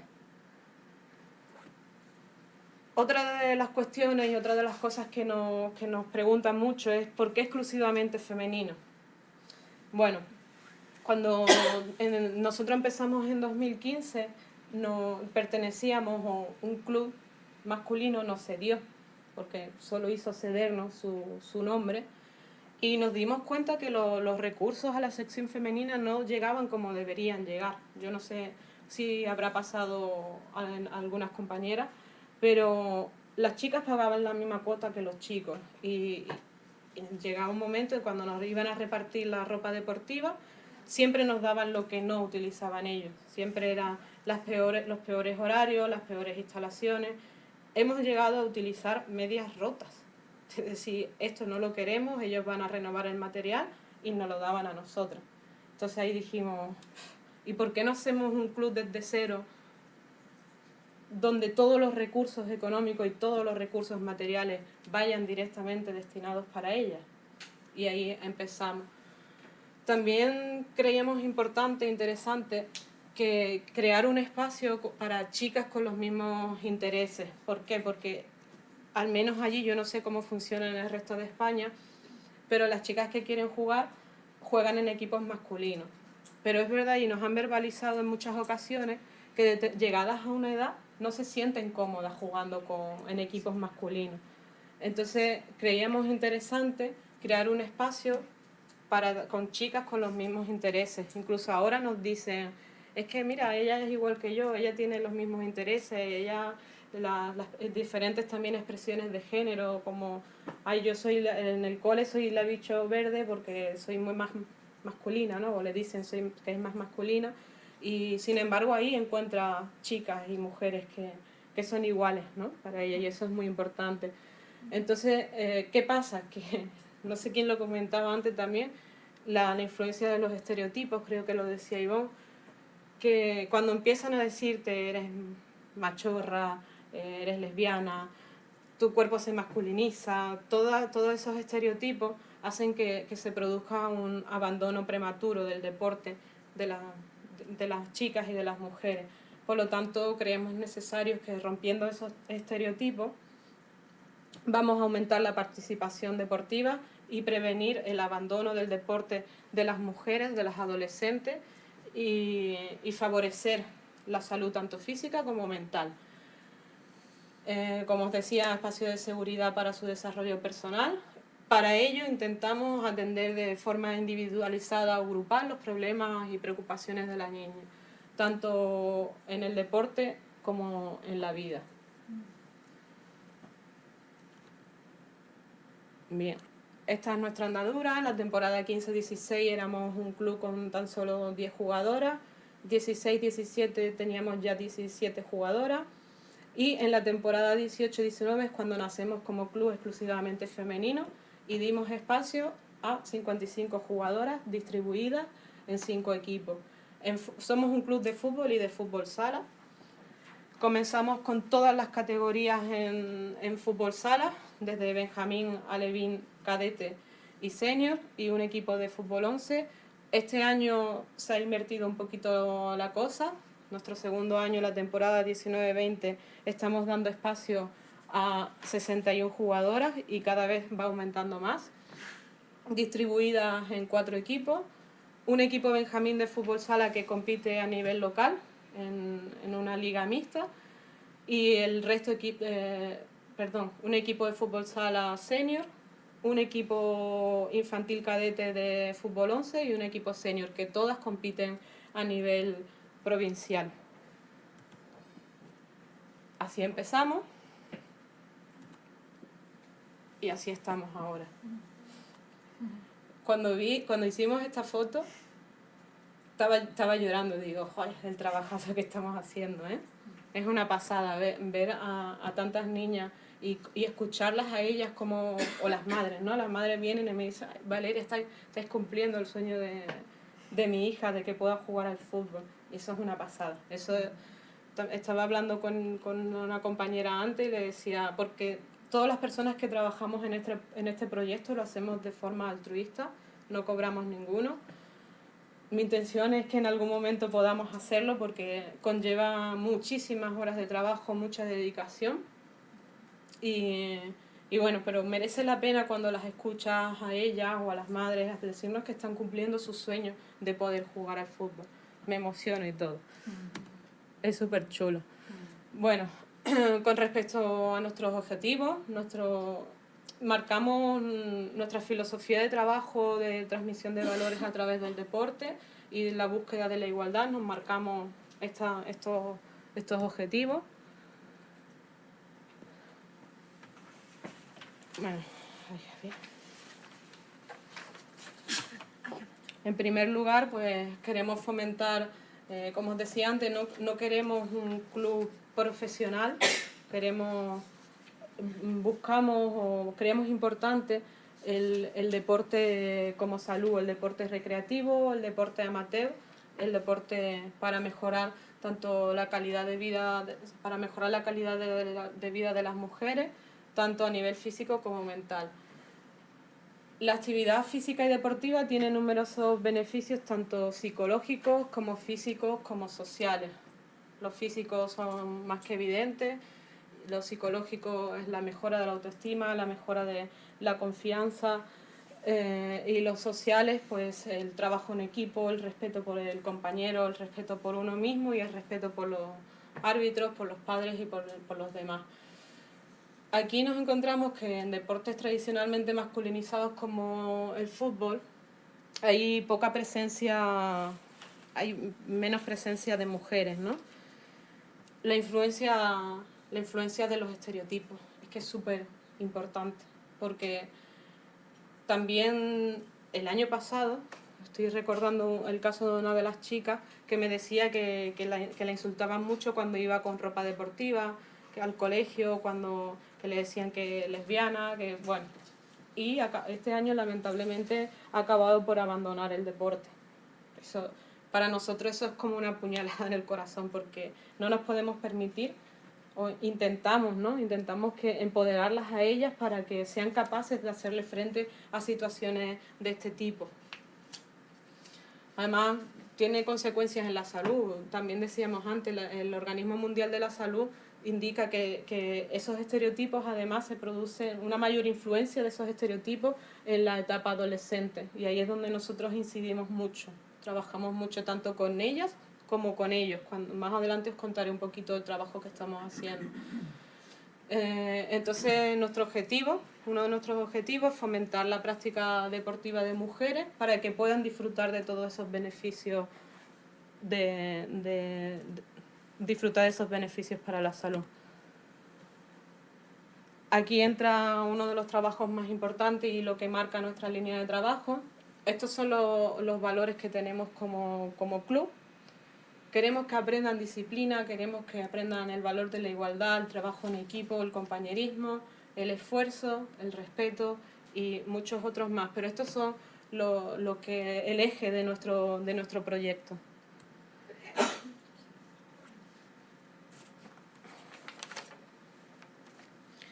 El primero es la igualdad entre hombres y mujeres. Queremos facilitar y conseguir el empoderamiento de la mujer a través del deporte. Al final, el solo hecho de participar en disciplinas tradicionalmente masculinas es revolucionario, es transgresor. Es decir, yo también quiero, yo también puedo y además yo también voy a hacerlo. Y en esto insistimos mucho con las chicas sobre todo las más pequeñas, que nos cuentan que en el colegio no las dejan jugar o las ponen de portera. Ahí las intentamos empoderar, ¿no? Y les decimos, no, sí, ¿por qué no puedes? Intentamos hacer un trabajo ahí con ellas, ¿no?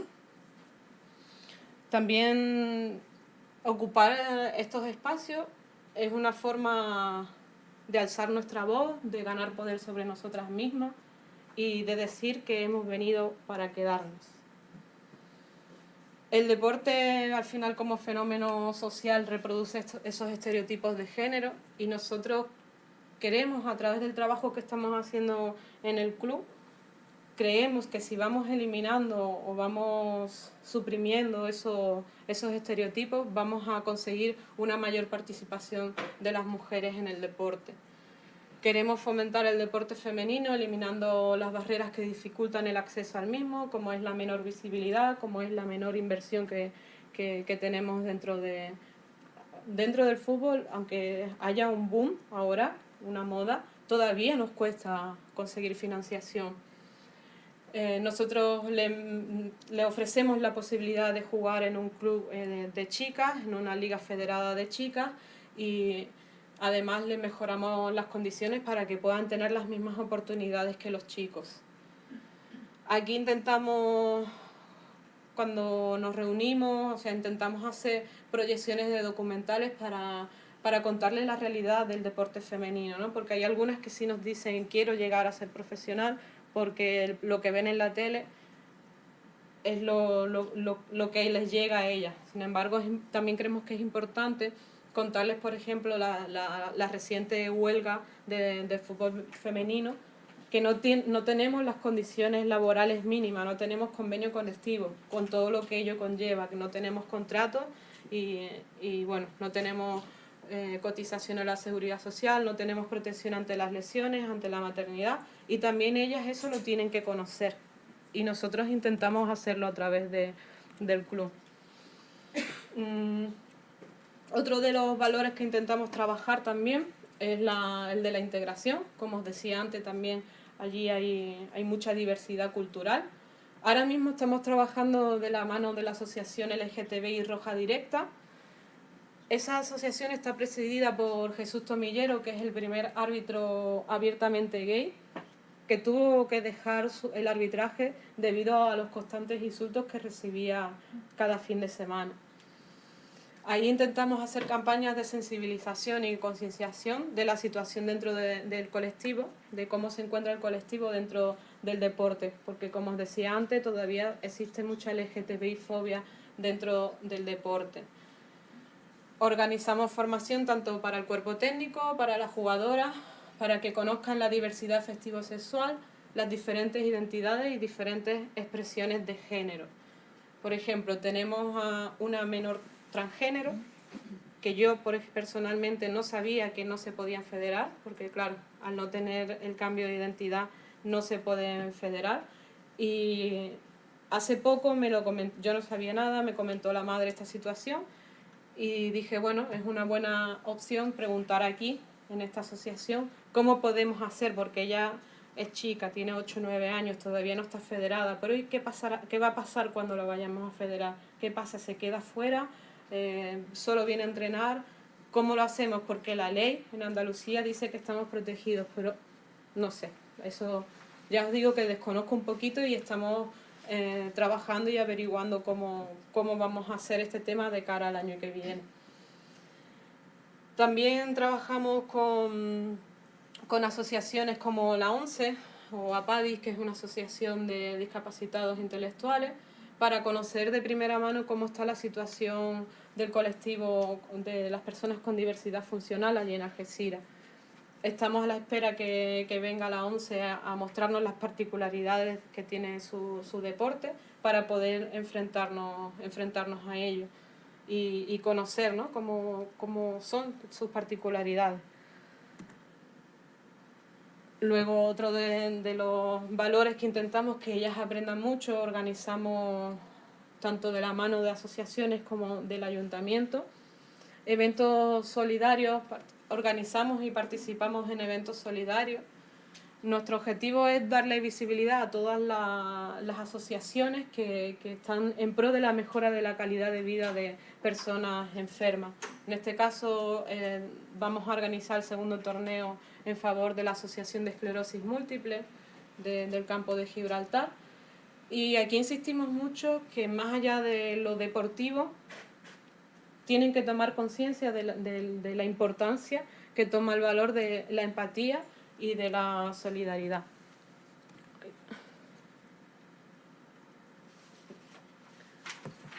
Aquí tratamos también de prepararlas, nosotros hablamos mucho con ellas, ¿no? Nos reunimos tanto a nivel individual como a nivel grupal y queremos, como os decía antes, en el contexto social en el que vivimos, es muy importante que su formación social y su formación profesional. Esto es un proyecto que lo tenemos para desarrollarlo durante este año, no lo hemos llevado a cabo todavía. Queremos crear un club de estudio para ayudar a las jugadoras, que tienen dificultades. Nos encontramos con jugadoras que vienen de familias desestructuradas y de familias que no tienen recursos para hacer frente a las demandas escolares, que no las pueden ayudar porque son personas analfabetas, que no se pueden sentar con sus hijas a ayudarlas a hacer los deberes. Y nuestra intención es capacitarlas con herramientas que les faciliten el aprendizaje. Por otro lado, también tenemos planteado un servicio de asesoramiento donde les creamos itinerarios personalizados destinados a su inserción social y a su inserción laboral. Las ayudamos, nos sentamos con ellas, planteamos cuáles son sus objetivos, cuál es su formación, cuáles son sus fortalezas, cuáles son sus debilidades e intentamos guiarlas en su proyecto laboral, social y laboral. Les ayudamos a realizar currículum, les ayudamos a hacer cartas de presentación, a hacer entrevistas, un poco prepararlas para lo que les pueda venir. Esto es otro de nuestros ejes, el desarrollo personal a través del deporte. Queremos mejorar tanto la salud física como mental de la jugadora, proporcionándole herramientas que le faciliten su gestión emocional.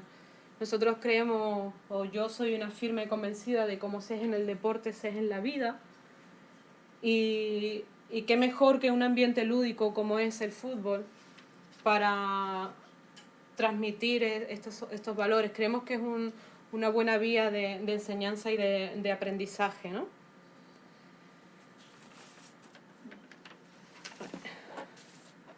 Aquí intentamos también mejorar la situación desfavorable de algunas jugadoras.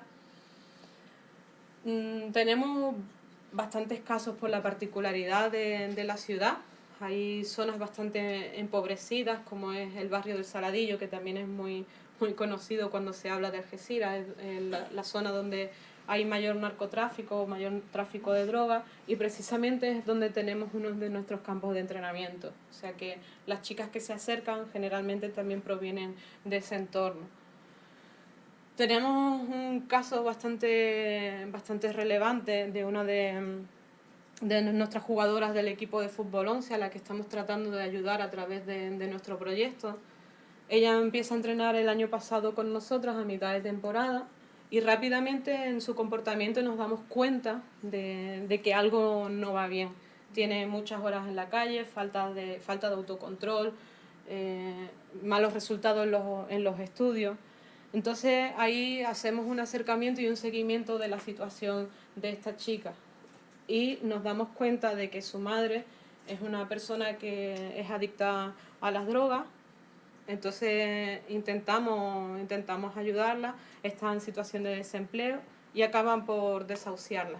Entonces en septiembre vemos cuáles son las alternativas de esta chica, además es menor de edad, tiene 17 años, porque ni puede estar en su casa, ni obviamente nosotros no podemos hacer cargo del todo porque tiene a su tutora legal ahí, y nos ponemos en contacto con los servicios sociales para buscarle la mejor alternativa y las mejores condiciones para ella. Intentamos escolarizarla en un técnico de actividades físico-deportivas, finalmente se queda sin plaza, pero bueno, en nuestro empeño por no rendirnos y por buscarle una estabilidad, la mejor estabilidad para ella, le buscamos otras alternativas y hemos conseguido matricularla, escolarizarla en bachillerato en la ciudad más cercana a Algeciras, que es Los Barrios, con la intención también de que ella siga jugando al fútbol, porque en palabras de ella el fútbol le ha salvado la vida. Entonces nosotros queremos que siga con nosotros ahí porque consideramos que para su mejora como persona tiene que seguir cerca de este proyecto.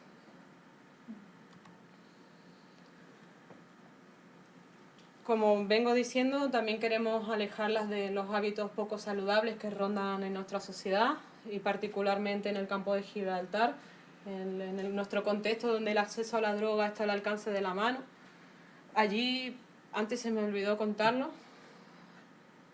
es muy fácil que las mafias vayan a por los jóvenes. ¿Por qué? Porque yo cuando salgo a pasear por el paseo marítimo veo a niños que están supuestamente pescando, están con su caña de pesca ahí, lo que están es vigilando a ver si sale el helicóptero de la Guardia Civil. Por eso le pagan 500 euros. O sea, por un ratito así te pagan 500 euros. Me dan ganas hasta a mí de ir, sentarme ahí. Es una pasada, es claro, ¿cómo no van a ir? Es lo más fácil, lo más rápido. Estás con 15 años, te están dando 500 euros cada un día, cada 2 días, pues imaginar. Tenemos ahí una problemática y bastante importante y es donde nosotros a través de nuestro proyecto intentamos alejarlas de esos entornos. Todo el tiempo que estén practicando deporte, que estén jugando al fútbol, es tiempo que no están en la calle, es tiempo que se alejan de esos entornos. Como decía, tenemos un alto índice el narcotráfico tiene un alto índice de actividad y creemos que se hace especialmente relevante tanto el trabajo desde las instituciones públicas, que todavía hay muchos proyectos, pero dicen mucho pero hacen poco, y también desde los profesionales de la educación, como somos nosotros. Nuestra intención es ser referente tanto de fútbol como de fútbol sala femenino en el campo de Gibraltar, para que todas las chicas que quieran jugar al fútbol, independientemente del nivel que tengan, puedan hacerlo. Queremos promover la práctica tanto del fútbol como del fútbol sala. Organizamos partidos, competiciones y todo lo que se nos ocurre para fomentar y dar a conocer el proyecto y darle visibilidad. Y nuestra intención es representar a Algeciras a nivel provincial, autonómico y nacional, y decir que no somos solo drogas, que somos muchísimo más que todo esto, ¿no? Que todo lo que se ve en la televisión. Algeciras también es deporte, y el deporte como salud y como educación.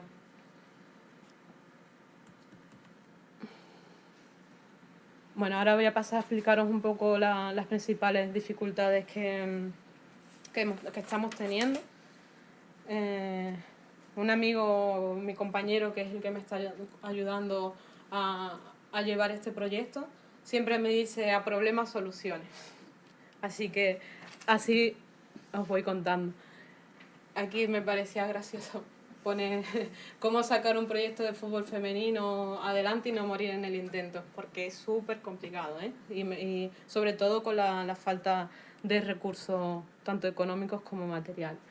Bueno, aquí os pongo un poquito cuáles son las principales dificultades. En primer lugar, la poca implicación de las entidades locales. Nos está costando mucho encontrar instalaciones deportivas donde poder entrenar.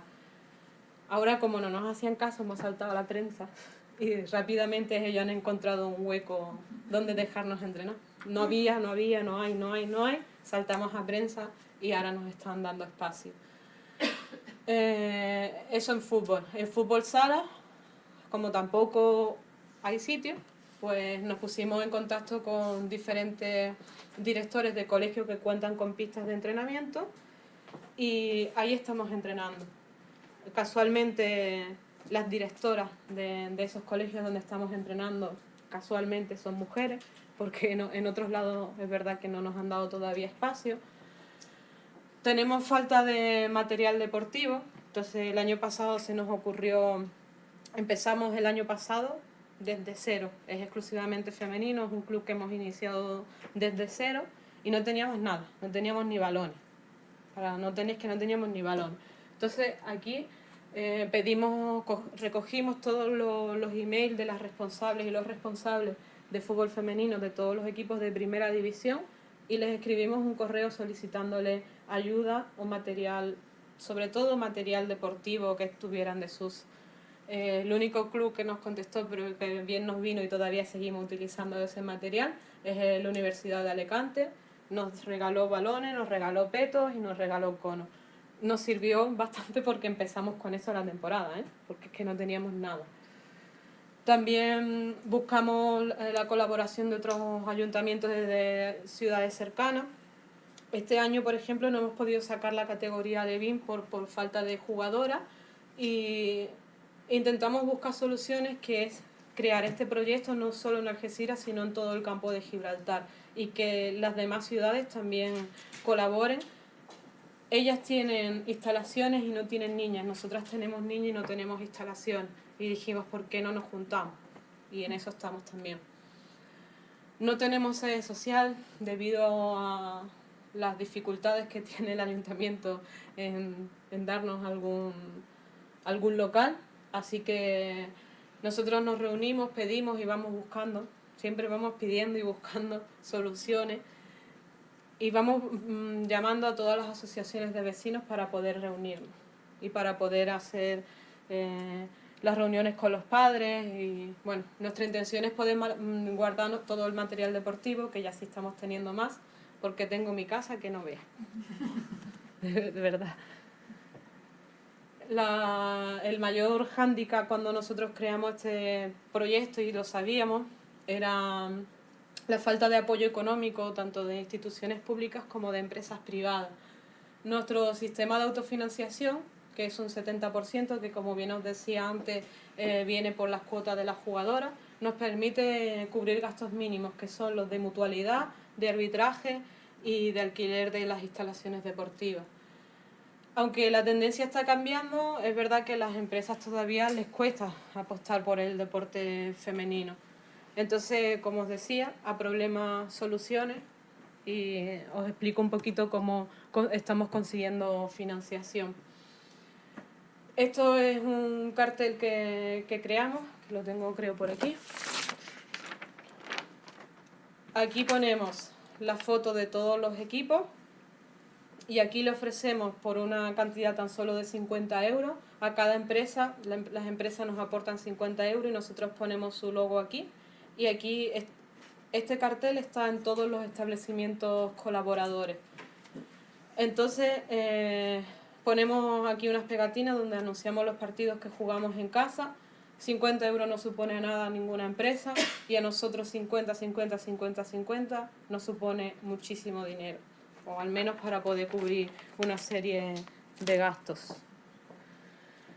Luego, como cualquier otra entidad deportiva, como cualquier otro club deportivo, ofrecemos la publicidad en la ropa deportiva, dependiendo de si quieren ser patrocinadores principales, patrocinadores secundarios o más pequeños, pues vamos poniendo, en función también de la dotación económica que nos dan, ponemos la publicidad principal, la ponemos en la manga, la ponemos en todos lados, que parecemos un parchetón también de toda la publicidad que tenemos, sobre todo este año. Pero bueno, es nuestra forma de salir adelante y de poder financiar la ropa deportiva. Por otro lado, también ofrecemos la posibilidad de poner una valla publicitaria en el pabellón. La ponemos desde el inicio, le hacemos la foto y la distribuimos a través de redes sociales. Y está durante todo lo que dura el partido. Sacamos un carnet de socio colaborador, que este carnet por tan solo 5 euros lo podía conseguir cualquier persona que quisiera. Le ofrecimos la posibilidad también a las jugadoras de financiarse la cuota, parte de la cuota vendiendo estos carnets de socio colaborador, y nosotros en la junta directiva también vendimos para unos 10 carnets para poder seguir recaudando fondos. Hacemos campañas de crowdfunding y solicitud de subvenciones, todas las habidas y por haber, porque ya os digo que es la única forma que tenemos de salir adelante en una zona donde hay pocos recursos y al deporte se destina muy poco, y menos todavía al deporte femenino. Hemos presentado en nuestros dos años un vídeo a una plataforma que se llama Ellas Son de Aquí, que junto a Manzanas Livinda han decidido apostar por el deporte femenino, que eso también tenerlo en cuenta a ella que te cuesta todavía el tema de la financiación. Esta es una muy buena plataforma que lleva 3-4 años financiando y no lo han dado, pero el tercer año va a ser nuestro, seguro. Y bueno, solicitamos subvenciones a nivel local, a nivel provincial y a nivel autonómico. Buscamos todas las posibilidades para poder sacar adelante nuestro proyecto. Otra de las dificultades que encontramos es la falta de visibilidad de nuestro proyecto. Tened en cuenta que es nuestro segundo año como club exclusivamente femenino y todavía cuesta que tanto las niñas nos conozcan a nosotras como nosotras también tenemos dificultad de encontrar. Como os decía antes, lamentablemente no hemos podido sacar la categoría Levín ni de fútbol sala debido a la falta de jugadoras. Hay un boom de fútbol femenino, pero todavía cuesta, y es una de las cosas que también me sorprende. La falta de recursos humanos y económicos, somos muy poquitos los que estamos llevando a cabo este proyecto, hace que el trabajo de difusión sea todavía doblemente o triplemente complicado. Aquí nuestros esfuerzos se dirigen a promocionarnos sobre todo a través de redes sociales, que es la herramienta, ¿no? Como decíamos antes, el móvil, estamos todo el tiempo con el teléfono y en redes sociales, y es una herramienta muy potente también para darnos a conocer. Estamos en contacto constante con la prensa local, con la radio, con la televisión, incluso con redes sociales, y también a través del boca a boca. Siempre que vamos o conocemos, al menos yo cuando conozco a alguien, siempre le hablo del proyecto por si acaso conoce a alguna niña o alguien que nos quiera ayudar en la junta directiva. No soy nadie de allí, ¿no? Podría echar una mano, porque no vea. Bueno, la consecuencia directa de la falta de visibilidad de nuestro proyecto es la falta de jugadoras. Nosotros dijimos, no tenemos niñas, ¿qué hacemos? A colegio. Vamos a colegio y vamos a promocionarnos allí. Nos ponemos en contacto con los directores y sobre todo con los responsables de educación física y le proponemos, ¿no? Oye, queremos dar un taller para dar a conocer, por un lado, el proyecto de fútbol femenino y por otro lado, el fútbol sala. ¿Por qué? Porque las niñas nos demandan fútbol, que es lo que ven en la tele, lo que al final nos demuestra que lo que no se conoce no existe. Entonces nuestra intención es promocionar el que conozcan el fútbol sala. Además, los que hemos creado el proyecto somos más futsaleros que de fútbol, así que nuestro empeño es también que salga, que sea un referente dentro del fútbol sala. Y nos vamos a colegios, estos talleres, pues bueno, explicamos en qué consiste nuestro proyecto de fútbol femenino, explicamos qué es el fútbol sala, porque como no lo conocen, dependiendo de la edad, pues vamos adaptando las preguntas y demás. Y lo dirigimos tanto a niños como a niñas. Aquí no hay veces que nos dicen, pero ¿solo niñas? No, solo niñas no. Las niñas queremos que estén porque pues, si captamos a jugadoras, pero los niños también, porque ellos tienen tan importante es empoderarlas a ellas como romper prejuicios, como que ellos aprendan a romper prejuicios. Entonces van dirigidos tanto a chicos como a chicas. Nos pasa también que en el entorno donde vivimos hay muchas familias con escasos recursos económicos. Hemos detectado que el nivel socioeconómico tiene una influencia directa en el acceso a la práctica deportiva. Al principio de temporada hacemos unas captaciones de jugadoras, vienen muchas niñas y luego resulta que nos encontramos se reduce el número muchísimo. Nos preguntamos, ¿qué pasa? Lo primero, incompatibilidad de horarios, porque tienen actividades extraescolares increíbles. Y luego es por la falta de recursos económicos. ¿Qué se nos ocurre para esto?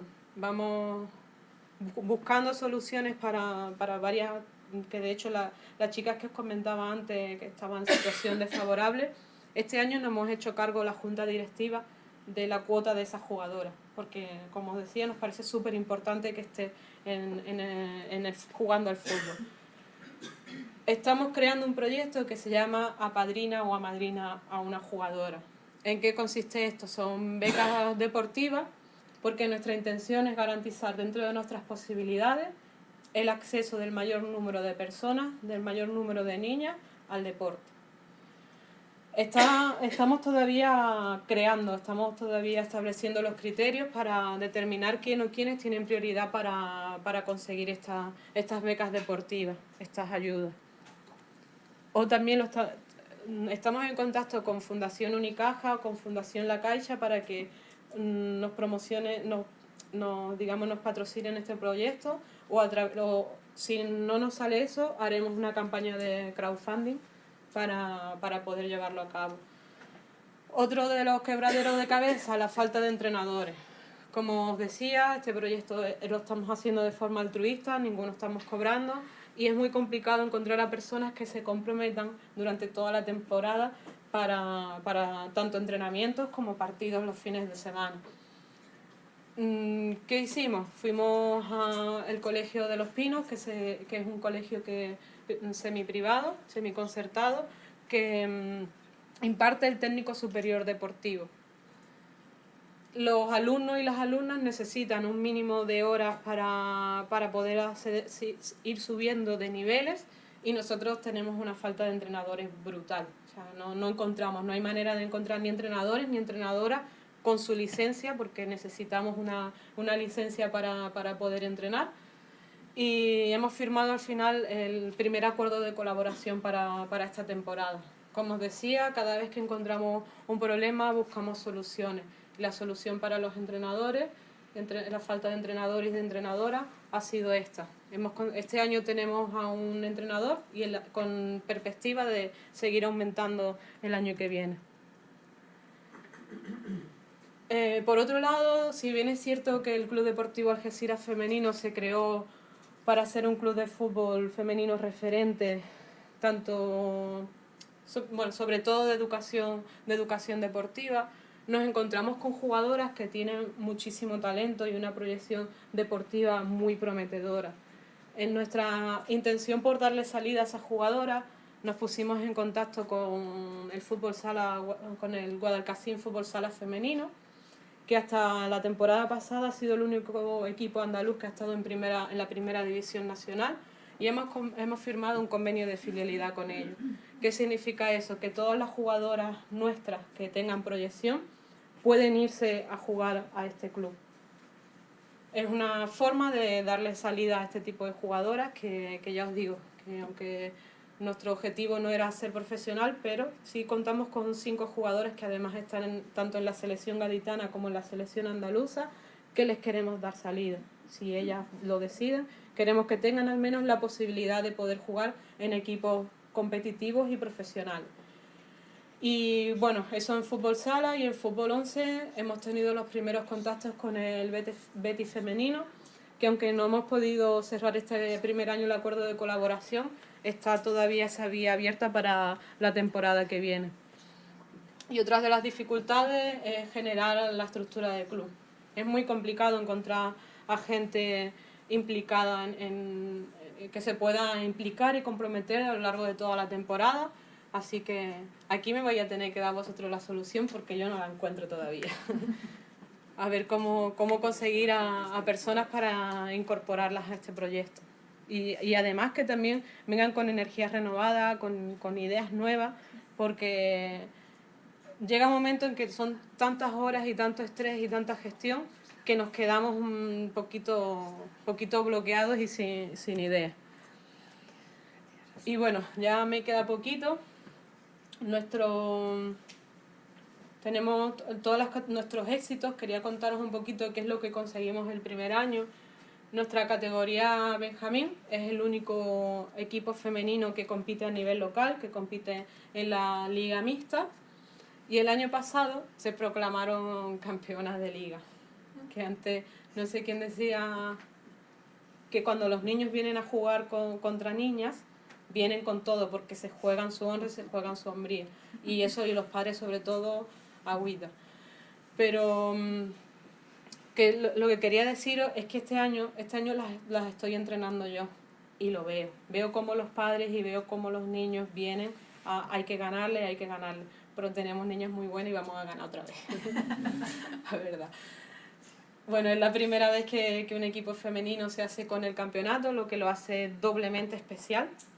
Estamos generando historia dentro del fútbol femenino en Algeciras y es muy importante que desde la base, ¿no?, se esté generando todo este proyecto.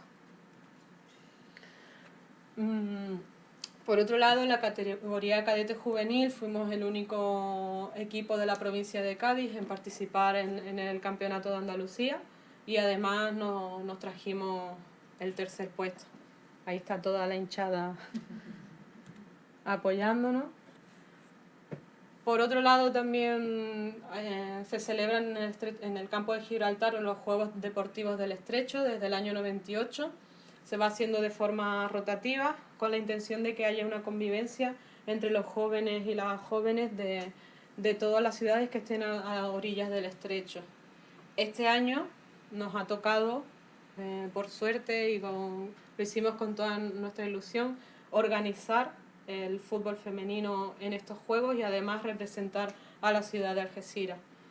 Y aunque los resultados no tengan mucha importancia, pero conseguimos también hacernos con el título.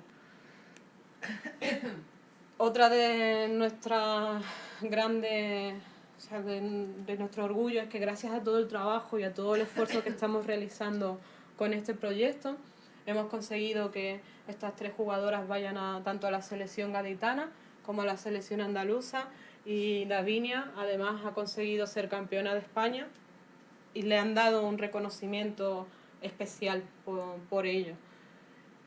¿Por qué nos hace sentir orgullosos? Porque si nosotros no estuviéramos, estas niñas no podrían estar allí.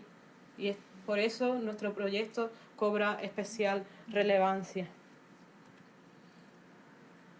Y bueno, para terminar, queremos ser el club referente de fútbol y fútbol sala femenino del campo de Gibraltar para que todas las niñas que quieran jugar a este deporte tengan un lugar donde hacerlo.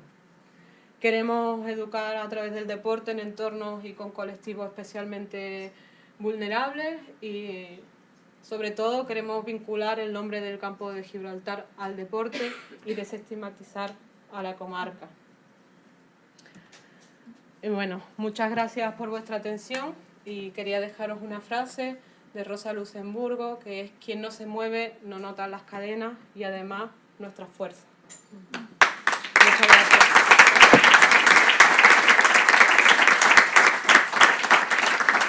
Bueno, eskerrik asko Valeriana, eta bueno, orain daukagu mahai ingurua, hurbildu mesedez, Olatz, Ainhoa, gero Patri ere, eta gero Usue, hurbilduko zarete hemen, eseritzeko. Bueno, programatuta zegoen Maritxell hemen egoteko, baina ezin du, bueno, osasunaren arazoa eduki du eta horregatik daukagu Patri bere ordez pixka.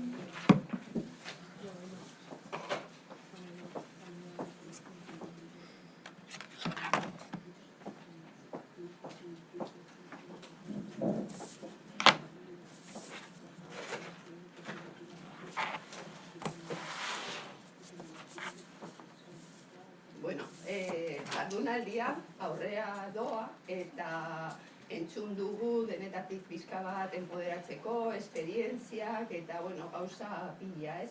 Eta orain daukagu hemen mahai biribila enpoderatzeko klabeak eta daukagu hemen 4 pertsonak, 4 emakume, bakoitza bere ibilbidearekin eta haiek kontatuko digute pixka bat nola hurbildu ziren kirol munduan eta nola izan da hemen geratzeko eta zer esperientziak edo zer gauzak eduki dituzte bidean hemen egoteagatik eta bere funzioi kirolean egiteagatik eta geratzeko eta jarraitzeko, ez? Eta, bueno, tenemos aquí a 4 mujeres, cada una hace una función en federaciones, otras de psicólogas deportivas, otras en clubs, cada una hace su función y lo que nos van a comentar es su experiencia en el deporte, cómo han llegado hasta ahí, cómo se han quedado y cómo, si les ha ayudado el deporte para su proceso, para su empoderamiento. Y un poco también al final nos dirán a ellas lo que les ha servido para seguir su camino, para empoderarse y a lo mejor pues a nosotros o nosotras escuchándolo pues nos sirve también para nuestro proceso y para ir avanzando y empoderándonos, porque sí se piensa y hemos visto aquí que es importante para tener una sociedad más equilibrada, más justa, más agradable, que es importante empoderar a las mujeres, pero también yo pienso que es importante empoderar ese aspecto femenino, tanto de la persona como de la sociedad, para que haciendo eso se consiga el que se vaya hacia adelante y se transforme la sociedad. Entonces, bueno, tenemos aquí a Patri, ya la habéis conocido, entonces, bueno, ella intervendrá al final, un poco si tiene algo que añadir o quiere comentar. Tenemos a Olatz. Olatz nos viene del mundo del piragüismo. Ella, según ella, dice, no he hecho nada. Es que yo no he hecho nada, yo no sé por qué estoy aquí. Entonces, pues muchas veces, cuando se hace el esfuerzo diario, no te das cuenta, cuando aceptas las oportunidades que te da la vida y las aceptas, al principio te chocan pero las aceptas y das ese paso, pues van saliendo cosas y vas consiguiendo cosas, ¿no? Ella ahora está en la Federación de Piragüismo, en la Vasca, también es presidente de su club, porque en la federación está profesionalmente y como presidente está voluntariamente, pues para aportar. Ha sido piragüista, ha conseguido campeonatos, pero ella no ha hecho nada. Ha sido olímpica, pero ella no ha hecho nada. No sé por qué estoy aquí, dice, no sé a mí. Luego tenemos responderemos a Ainhoa. Ainhoa está en el mundo del deporte, ella también ha sido remera y profesionalmente se dedica a otra serie de números, a esto de las matemáticas, es doctora en matemáticas puras, suena así un poco como, dice, ha hecho en la Universidad de Oxford, ha participado en muchos seminarios, ha hecho temas de biomecánica, bueno, tiene un currículum que nosotros al leerlo, una compañera mía dice, ¿y esto? Y dice, pero también está en la Federación de Vasca de Remo y está aportando, ella no profesionalmente, sino como voluntaria, y bueno, según ella, dice, bueno, ya nos contará un poco, que a mí me ha gustado mucho el enfoque que ha dado ella, ¿no? De cómo ha sido su vida. Y también ha tenido, bueno, pues muchas medallas y un poco también ha sido como deportista. Luego queríamos dar un enfoque un poquito pues, psicológico. Muchas veces cuando nos pasan cosas no somos conscientes que dentro de nosotros o nosotras se producen una serie de mecanismos que si somos conscientes y sabemos gestionarlos, pues nos pueden llevar hacia adelante. Pero si no sabemos gestionarlo, estaba hablando en el descanso con una psicóloga, que nos pueden producir como una serie de desvíos, como dice, no sé qué me pasa, pero voy para el agujero, pero porque muchas veces no somos conscientes de lo que nos pasa y no sabemos gestionarlo, ¿no? Entonces, ella es psicóloga deportiva, de rendimiento, es coach, y bueno, ha tenido muchas relaciones, este tipo de cosas, y nos contará también. Y luego, bueno, tenemos a Patri, que nos ha contado ya su experiencia, su impulso, y luego si quiere, pues nos añadirá algo. Se les va a dar a cada una unos 10 minutos para que nos vaya exponiendo su experiencia, su caminar, sus... una persona dijo, no hay que ver obstáculos, sino hay que ver oportunidades para avanzar, ¿no? Y me gustó mucho, ¿no? Una persona cercana a mí dijo, es verdad, hay que ver oportunidades para avanzar, no los obstáculos, no, son eso, queremos avanzar, pues vamos. Y bueno, se dará 10 minutos y luego cuando se acabe, si tenéis alguna pregunta o algo, pues les preguntáis. Eta, bueno, Besteri Gabe, así eran, bueno, Olatxe, la que no sabe nada, la que no ha hecho nada. Así que... Bueno, Egunon, si queréis interrumpirme sin problemas, o sea que no... en teoría los 10 minutos se me iban a quedar cortos, pero como vamos con retraso, pues bueno, intentaré hacerlo lo más rápido posible para que no nos alarguemos ya mucho más.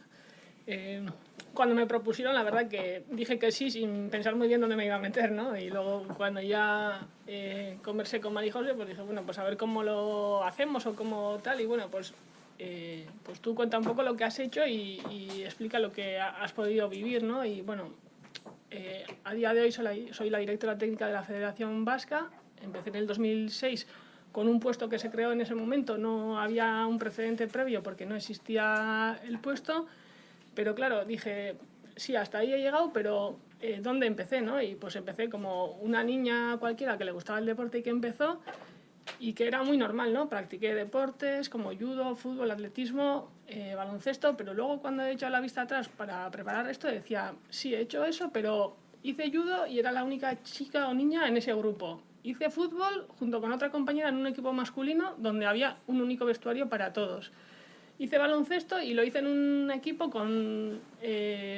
mis compañeras eran 2 años mayores que yo, porque no había equipo en mi categoría, ¿no? Y bueno, eran cosas normales que como quería hacer deporte, pues no me planteaba que eso sucediese o por qué sucedía, ¿no? Y pasaba, y bueno, de repente descubrí el piragüismo, un deporte individual, pero que a su vez también era de equipo, porque puedes hacerlo a nivel individual, pero también lo puedes hacer en embarcaciones de equipo, ¿no? Y de repente se me abrió un nuevo horizonte en un deporte, en un medio natural, que aportaba pues algo extraordinario. Hasta el momento era siempre en unos espacios cerrados o en unos deportes muy tradicionales, y de repente me vi practicando un deporte que me apasionaba en un entorno que me facilitó mucho la práctica y me pusieron los medios necesarios para lo que yo me propusiera, ¿no? En función de mi implicación o el del grupo que teníamos de entrenamiento, pues podía darse la situación que de repente me viera pues con una llamada de la Federación Española para acudir a un centro de alto rendimiento, pues para que mejorara y progresara en mi deporte y pudiera ser internacional, ¿no? El primer paso era poder ser internacional, y a partir de ahí, pues, ¿quién iba a pensar a qué iba a llegar, ¿no? Y bueno, estuve en Madrid, me dio un bagaje y mucha experiencia que luego creo que la he podido emplear en mi profesión como directora técnica y en mi ámbito del piragüismo en general, ¿no? Pero bueno, estuve ahí, empecé en el alto rendimiento y de repente pues me clasifiqué, fui internacional, y desde el 2001 al 2009 pues fui deportista del equipo nacional de maratón en piragüismo en ese momento. Lo compaginé con mis estudios, decidí que quería formarme en el deporte, que iba a hacer la licenciatura en Ciencias del Deporte y la Actividad Física, y que luego mi faceta profesional pues iba a ir encaminada un poco a la gestión deportiva. Conocía la faceta del entrenamiento que había, y que eso mi formación también iba a ir encaminada por ahí, pero que en la universidad esa formación iba a ser con la gestión. Entonces, pues bueno, todo acompañaba, ¿no? Podía entrenar, podía estudiar a su vez. Los resultados también acompañaban, y bueno, pues poco a poco pues mi implicación iba en aumento, tanto en la dedicación al deporte, pero también pues en el club, pues en lo que iba surgiendo. De repente me encuentro con una oportunidad laboral que era la dirección técnica en el 2006 cuando se creó, y bueno, pues vale, pues vamos a probar, ¿no? A ver qué tal se nos da, y bueno, pues era todo así, ¿no? Y pues mientras tanto pues tenía compañeros de viaje pues desde el club pues a la Fundación Basquetín, porque fui deportista en su momento de basquetín también, y todo iba acompañando porque, bueno, no voy a decir que todo eran facilidades, pero podía compaginarlo todo. Entonces, pues bueno, pues vamos a ello, ¿no? Y van llegando los retos pues poco a poco, ¿no? Pues el primer campeonato del mundo absoluto, no sé, implicarte en el club, pues ayudando en cosas, pero de repente, pues se da la circunstancia que llega un relevo generacional y alguien tiene que ponerse presidente en el club, y bueno, pues entre los que estábamos implicados, pues bueno, pues me animé. No sé, nadie me lo propuso. Yo misma vi la necesidad y me presenté o me ofrecí a aportar, ¿no? Y hacerlo. Entonces, pues bueno, todo iba así. O sea, no es que yo buscara algo ni quisiera hacerlo, pero bueno, pues iba llegando, y con mi presencia, pues esos cambios, pues de alguna forma, pues quería aportar, ¿no? De repente,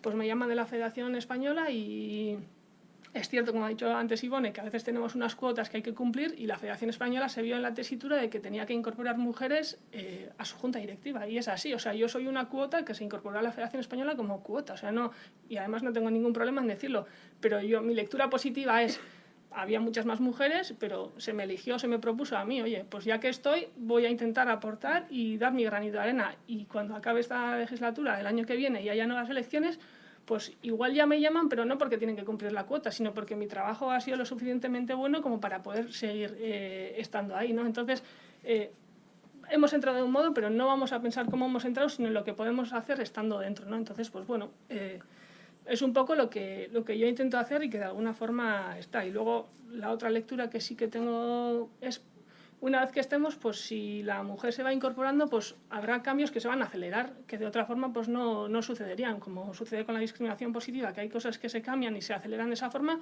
Pues si entramos de esa forma, pues seguramente lo aceleremos. Ahí es un entorno muy masculino y eso no lo podemos negar, y hay cosas que antes eran impensables. Pensar que una junta directiva, una reunión se iba a celebrar antes de las 7 de la tarde, es que era imposible. Y con la incorporación de alguna mujer, pues empieza a intentar adelantarlo media hora, ya se adelanta una hora, y poco a poco esos cambios van a ir llegando, que si no, pues seguramente no se hubieran dado. Entonces, aportamos eso, formamos parte de eso, pues bueno, pues poco a poco llegará, ¿no? Es un poco lo que yo he ido viendo, viviendo, y en lo que no sé si he aportado o he formado parte de ello, pero bueno, de alguna forma lo he hecho, ¿no? Entonces, tengo claro que mi experiencia en el deporte y en el alto rendimiento me ha aportado mucho y me ha dado muchas cosas, ¿no? Desde el deporte, sabiendo que va a ser salud y bienestar, pero me ha dado muchos valores, me ha hecho superarme, ser perseverante, poder gestionar las emociones, pues verme en situaciones de tener que atender entrevistas. No es que el piragüismo sea muy mediático ni que yo haya sido una persona mediática, pero bueno, pues hoy mismo también me veo aquí hablando delante de gente pues que de otra forma pues igual no me hubiera visto en esta situación, ¿no? Entonces, pues bueno, siempre me ha aportado cosas y me ha ayudado, ¿no? Y esa autoconfianza que te da el conseguir tus logros o tus objetivos o por haberlo intentado, que no, es cierto, yo no he sido campeona del mundo, he sido cuarta del mundo.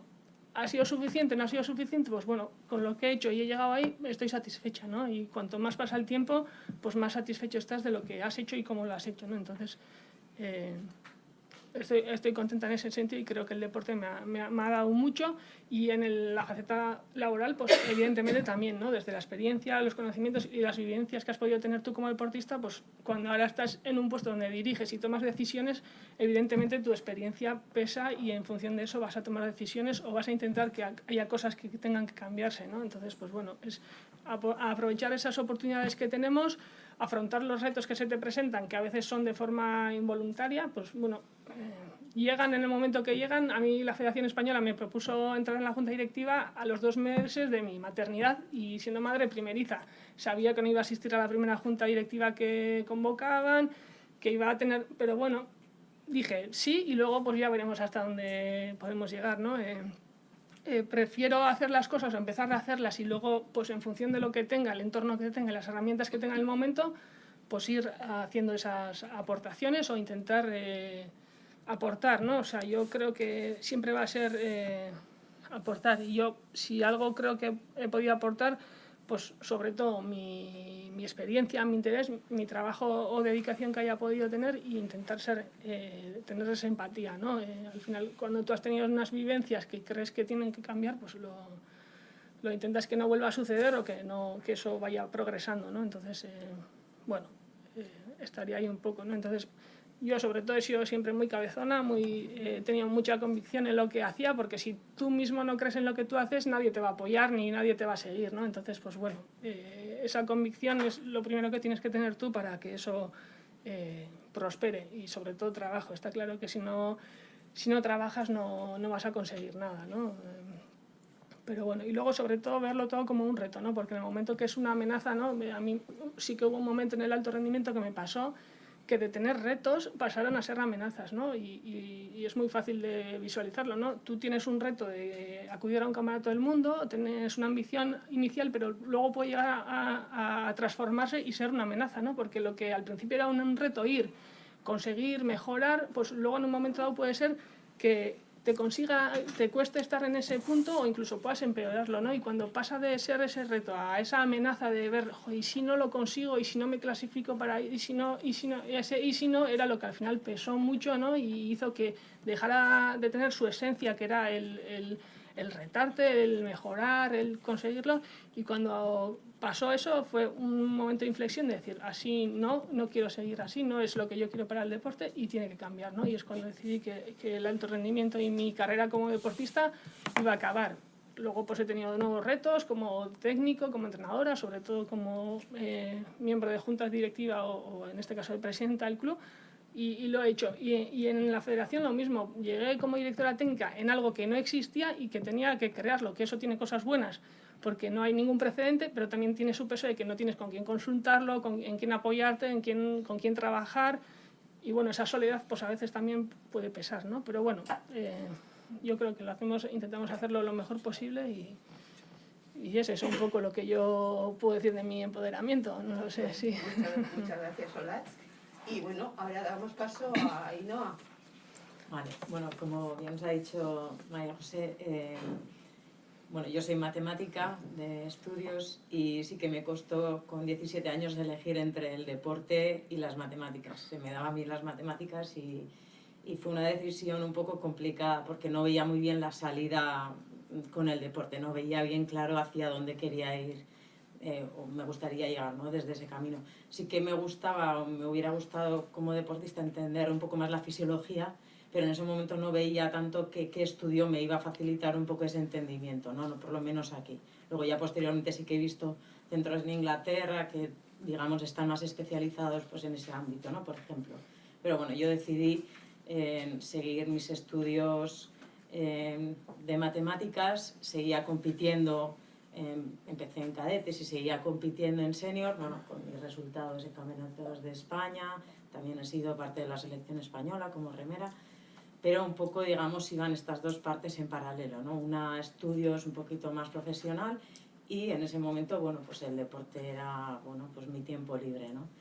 Llegó el momento en el que, bueno, acabé la carrera y tuve la opción, digamos, pues los resultados de poder ir a Inglaterra, donde el remo, pues es un deporte muy importante y donde tiene mucha fuerza, ¿no? Y además a donde, pues a Oxford, donde el remo, pues como bueno, la mayoría supongo que conoceréis, pues la regata de Oxford y Cambridge es súper conocida, ¿no?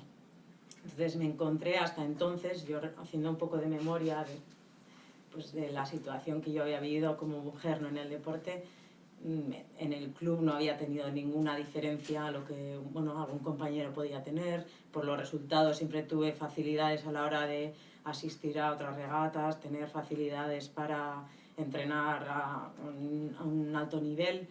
Y es cuando llegué un poco a Inglaterra cuando fui más consciente de esto, ¿no? Yo desde aquí observaba que existía esta regata de Oxford-Cambridge, donde obviamente solo conocíamos la regata de hombres, pero obviamente existía esta otra regata para mujeres, ¿no? Que se realizaba también en otro espacio. No solo eso, que yo hasta entonces había tenido las mismas facilidades para practicar el remo en los clubes, tanto en Donostiarra-Launa como en Hondarribia. Cuando llegué allí asumí que bueno, iba a tener, no sé, la misma situación, ¿no? Estando en el equipo de Oxford de remo, y fue cuando un poco bajé a tierra y vi que la situación era completamente distinta. Los chicos que competían en esta regata televisada, etcétera, tenían unos sponsors enormes a la comparativa de que yo tenía que pagar 1.000 euros para poder entrenar, sin saber ni si iba a poder competir o no. Entonces fue en el momento en el que tuve que dar un paso atrás, porque bueno, yo llegaba allí a Inglaterra, Oxford, era carísimo todo y tuve que decidir, digamos, quitar ese reto o dejar ese reto por ese año por lo menos, ¿no? Yo creo que ha sido el único momento, ¿no? En realidad en el que yo he visto que había mucha diferencia, ¿no? de ser mujer o hombre en esa situación para poder practicar por lo menos a ese nivel. Una vez estando allí, bueno, yo seguí practicando remo con mi college y durante el proceso del trabajo del doctorado, que bueno, fue muy duro, pues por la soledad que implica las matemáticas puras y también la misma universidad por cómo es, bueno, quise seguir o buscar un poco el otro camino, ¿no? Hacia el deporte. Siempre tuve el interés, ¿no? Como he dicho, en entender un poco más la fisiología del deporte y también pues el proceso técnico, ¿no? O la mejora técnica del remo. Y bueno, pues como no me quise quedar ahí, pues empecé a intentar contactar todo tipo de gente de todo el mundo. Dije, bueno, si yo quiero llegar a hacer algo, pues ¿por qué no? Lo voy a intentar, ¿no? Y es así como pues contacté con gente de Australia, Estados Unidos, Nueva Zelanda, y el hecho de tener la etiqueta de que estaba haciendo matemáticas en Oxford obviamente me ayudó.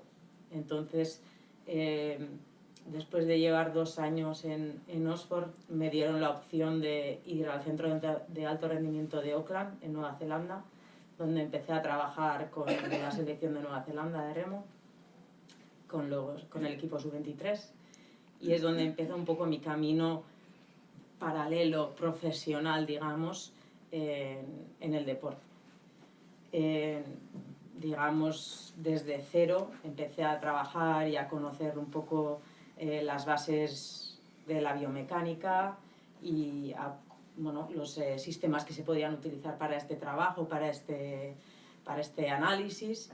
Y bueno, pues yo creo que desde entonces, después de esa búsqueda mía, ¿no? De intentar contactar y buscar eso que yo quería, pues me fueron saliendo todas las cosas un poco una tras otra, ¿no? Sin forzar. De repente la empresa que había creado este sistema, porque sabía que yo era matemática, me ofreció trabajo.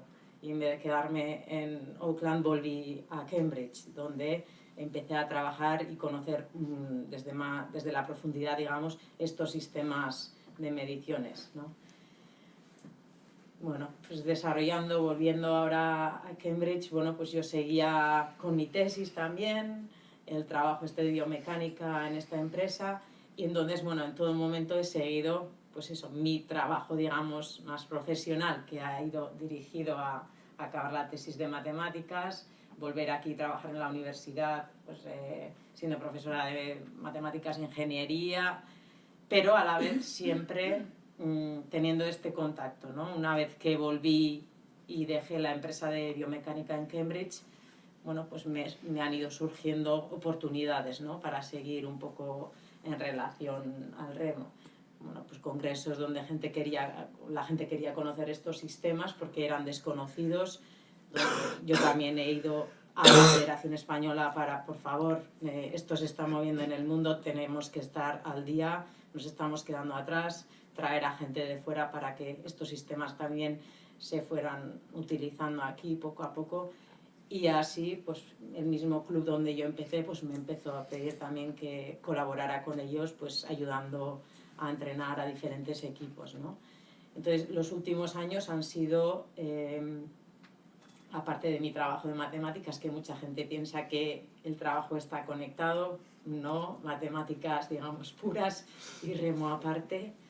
En el ámbito deportivo, yo sí que puedo observar que, digamos, después de esa primera búsqueda que tuve, ¿no? Para encontrar mi espacio, mi oportunidad, he podido llegar, ¿no? Un poco las cosas han ido cayendo poco a poco. He estado entrenando en Arraun Lagunac y posterior se me ha ofrecido esta oportunidad de ser directora técnica de la Federación Vasca de Remo desde el año pasado, ¿no? Que tal y como ha dicho ella, es un trabajo voluntario. Yo tengo mi trabajo como profesora en la universidad y en lo que me queda de tiempo, o más o menos lo que intento meter, pues es para hacer este trabajo.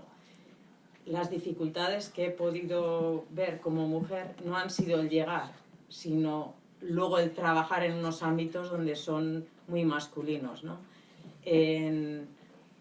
Lo que sucede es que si observamos un poco el mismo deporte, históricamente también venimos de una realidad que es muy masculina, aunque, digamos, en el ámbito internacional el porcentaje de remo femenino masculino, bueno, pues más o menos, ¿no? Mejorando, pues la realidad en el País Vasco es que por la tradición misma el banco fijo ha sido prácticamente casi exclusivamente masculino y bueno, pues el porcentaje de la gente que dirige los clubes, las federaciones, etcétera, son casi prácticamente masculinas todavía. Entonces te encuentras en un ámbito en el que tienes que tratar con gente masculina que no está acostumbrada a hablar de tú a tú con una mujer, y esa es la realidad. Entonces, una vez estás en ese espacio, tienes que hacer un doble trabajo para que se te acepte y de la misma manera. Y ahí es donde yo veo que hay que hacer más trabajo desde esa realidad, ¿no? Y de todos, porque las oportunidades llegan, y ahí no he visto que sea el problema de ser mujer, sino que ya una vez llegas a esa realidad donde todavía siguen siendo espacios muy masculinos, es donde te encuentras con más dificultades de aceptación, ¿no? He trabajado en la ACT como dentro del comité técnico, esto es banco fijo, donde todos eran los clubes, todo el mundo era masculino, la directiva era toda masculina, yo era el único miembro femenino. La aceptación no es la misma de lo que tú puedas aportar, da igual de dónde vengas, tengas la experiencia internacional mayor que probablemente todos ellos, da igual, sigue siendo diferente. Llegas al club donde te encuentras tú y 3 entrenadores masculinos, da igual, se sienten amenazados. Es una realidad, o sea, no es nada que tú hagas, es que cuesta todavía en esos espacios donde has tenido oportunidades, que se olvide, digamos, ese concepto del sexo, ¿no? Cuesta, no es imposible, pero es una realidad. Y lo mismo sucede ahora cuando como directora técnica, bueno, pues tienes que tratar pues con clubes dirigidos por hombres o entrenadores y les cuesta que pues les tengas que decir ciertas cosas de manera clara y que las acepten. Esa aceptación desde el tú a tú todavía pues cuesta. Entonces, ¿cuál es el camino? Pues entiendo que, pues, no sé, es que entiendo que cuantas más mujeres se metan en estos mundos, ¿no? Pues facilitará, ¿no? Que esa integración se realice de una manera más natural. Pero yo creo que tiene que ser ser consciente, ¿no? De cómo, no sé, el tratamiento que hacemos todos, ¿no? a esa realidad. También me ha pasado, lo mismo que decías tú, que la Federación Española el año pasado me llamó que necesitaban mujeres.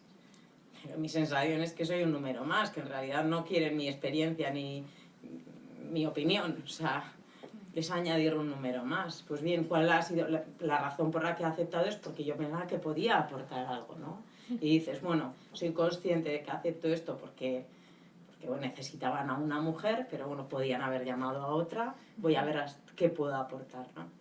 Pero sí, cuesta, o sea, todavía tenemos oportunidades más que antes y podemos hacer que estos espacios que han sido casi masculinos hasta ahora, pues, bueno, se conviertan o se equilibren un poquito más. Sí. Muchas gracias, Ainhoa. Bueno, damos paso ahora a Uxue. Bueno, hola a todos y gracias por venir. A ver, yo soy psicóloga y coach del rendimiento, es así como me defino, pero no me cuesta sentirme eso porque acabo de salir en junio del 2018, terminé la carrera, ¿vale? Para que os situéis un poco. Bueno, yo vengo un poco de haber sido esquiadora alpina, también jugaba fútbol, pero usé el fútbol para la preparación para el esquí.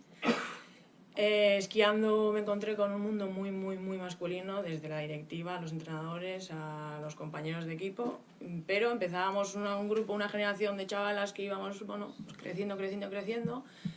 Cuando íbamos a competir había por federaciones, por autonomías, por la Federación Aragonesa, por federación, bueno, diferentes, siempre había cupo 8 o 6 para chicos y 2 para chicas. Entonces las chicas, aunque éramos más en el club en esa época, había más pelea, más competitividad. No éramos amigas, aunque durmiéramos en el mismo hotel, en la misma habitación, no éramos amigas.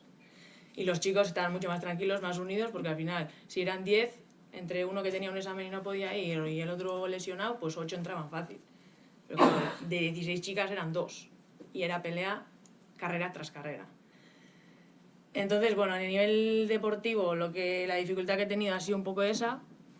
Y luego aparte que, bueno, cuando cumplías edad, cuando ibas cumpliendo años, en juveniles ya quedábamos cada vez menos chicas y ya en el siguiente paso, a ser ya senior, internacional, etcétera, ya no había clubes que ofrecieran entrenadores ni entrenadoras a esa categoría. Todo se centralizó en la categoría cadete juvenil, porque cuando llegábamos a los 16, 18 años la gente conocía la noche y prefería la noche que el esquí. Claro, no había referencias a nivel estatal, había María José y Ana Carolina, 2 chicas que competían en la Copa Mundial, tampoco destacaban tanto, entonces siempre nos decían, ¿no? ¿Te vas a dedicar a eso? Sí, es súper jodido en chicos y chicas, y siendo chica vas a ser más difícil. Entonces ya no tienes ni material, ni opción dónde entrenar, y ya te ponen bachiller, o vete a Suiza, o vete a Italia, o tal, y claro, los aitas en casa me decían, a ver, o sea, sí, pero ¿qué? Entonces, bueno, pues yo tuve que dejar el deporte porque no tenía dónde seguir entrenando aquí, y de ahí me saqué el título de entrenadora de esquí, y actualmente pues estoy como entrenadora de esquí, desde los 5 añitos a los 14, según cómo es el año, pues con diferentes chavales. Paralelamente, yo estudié primero Publicidad y Relaciones Públicas, me hice un máster de Marketing y Creatividad, entré a trabajar en una agencia de publicidad y llegó justo la crisis y bueno, empezaron pues bueno, los clientes ya no venían y yo ahí con el rumbo de la psicología siempre. Uno, porque a primera persona lo había vivido como deportista, como entrenando tenía unos números muy buenos y compitiendo de repente no era yo. O sea, tenía la vocecita interna que me empezaba, antes de bajar la bajada, a decir, igual vas a cagar en este punto, la vas a cagar no sé dónde. Te venía el entrenador del otro lado, oye, te voy a vigilar hoy, a ver cómo hagas, porque como vengas te llevo a Italia 2 semanas. Mucha presión, como ha dicho ella, del reto a la amenaza constante, y yo misma vi cómo la mente es la que hace funcionar al cuerpo. O sea, no te sé decir en qué porcentajes, pero muy elevados. Aparte, mi hermano era ciclista, mi expareja fue ciclista profesional, entonces, ¿yo qué hice? Investigar un poco. Y dije, bueno, ya tengo una licenciatura, ¿qué puedo hacer de la psicología deportiva? Y me dijeron, pues si tienes licenciatura hay un máster de 1 año y ya te pones como psicóloga deportiva. Pero yo misma fui autocrítica y dije, ¿a dónde voy con 1 añito sin tener una base de psicología? Y con 25 años, pues me animé a estudiar la segunda carrera. Entraba justo con el plan de Bolonia, con el cual ya no se podía trabajar y estudiar, solo podías estar estudiando y de manera presencial, ya no estaba la opción de poder hacer todo. Y estudiando psicología, teniendo ya otra experiencia, pues exprimí desde el minuto 1 hasta el último a todos los profesores y moví a toda la universidad. ¿Qué me encuentro? Yo todo el rato tengo clarísimo que no me gusta la parte patológica de la psicología, centros de salud mental y todo eso no me gusta, y a mí me gusta potenciar a la persona. Mejora de rendimiento, autoconocimiento, pero siempre impulsar hacia adelante. E intentar no dejar de lado un poco la patología, ¿no? En primer año de carrera ya empiezo a investigar, oye, ¿hay alguna asignatura optativa de psicología deportiva tal? Existe, vale, bien. ¿Quién es esa? Vete, habla. Hay 2, un chico y una chica, vale, voy a tutoría, pum, pregunto, oye, mi intención es ser esto.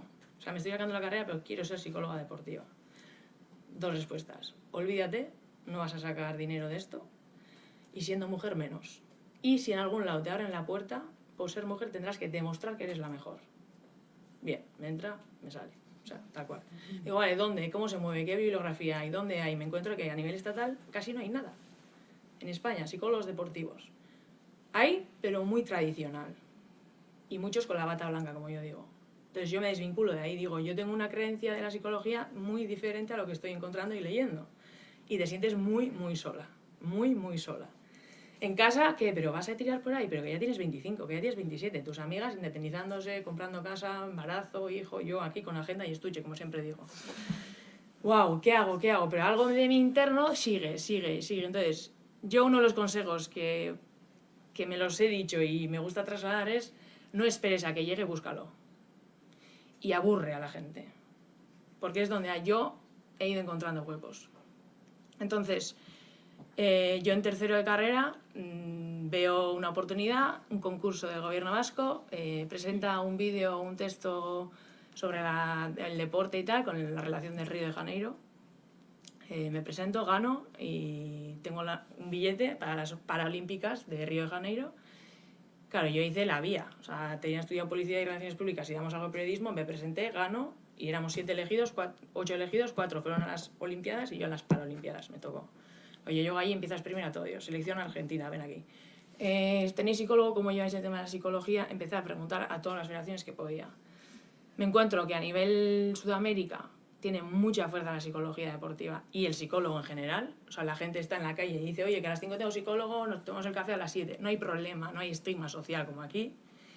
Y los deportistas en Estados Unidos tienen al fisio y al psicólogo como su sombra. O sea, está muy bien visto. Entonces digo, jolín, fue una experiencia muy positiva. Acto seguido hice 6 meses en Chile, el Erasmus de la carrera. En Chile, en Santiago de Chile también, pues intenté buscar psicólogos deportivos que trabajaran en la Federación de Fútbol de tal y era como, esto socialmente qué gozada. Pero aquí, ¿qué pasa?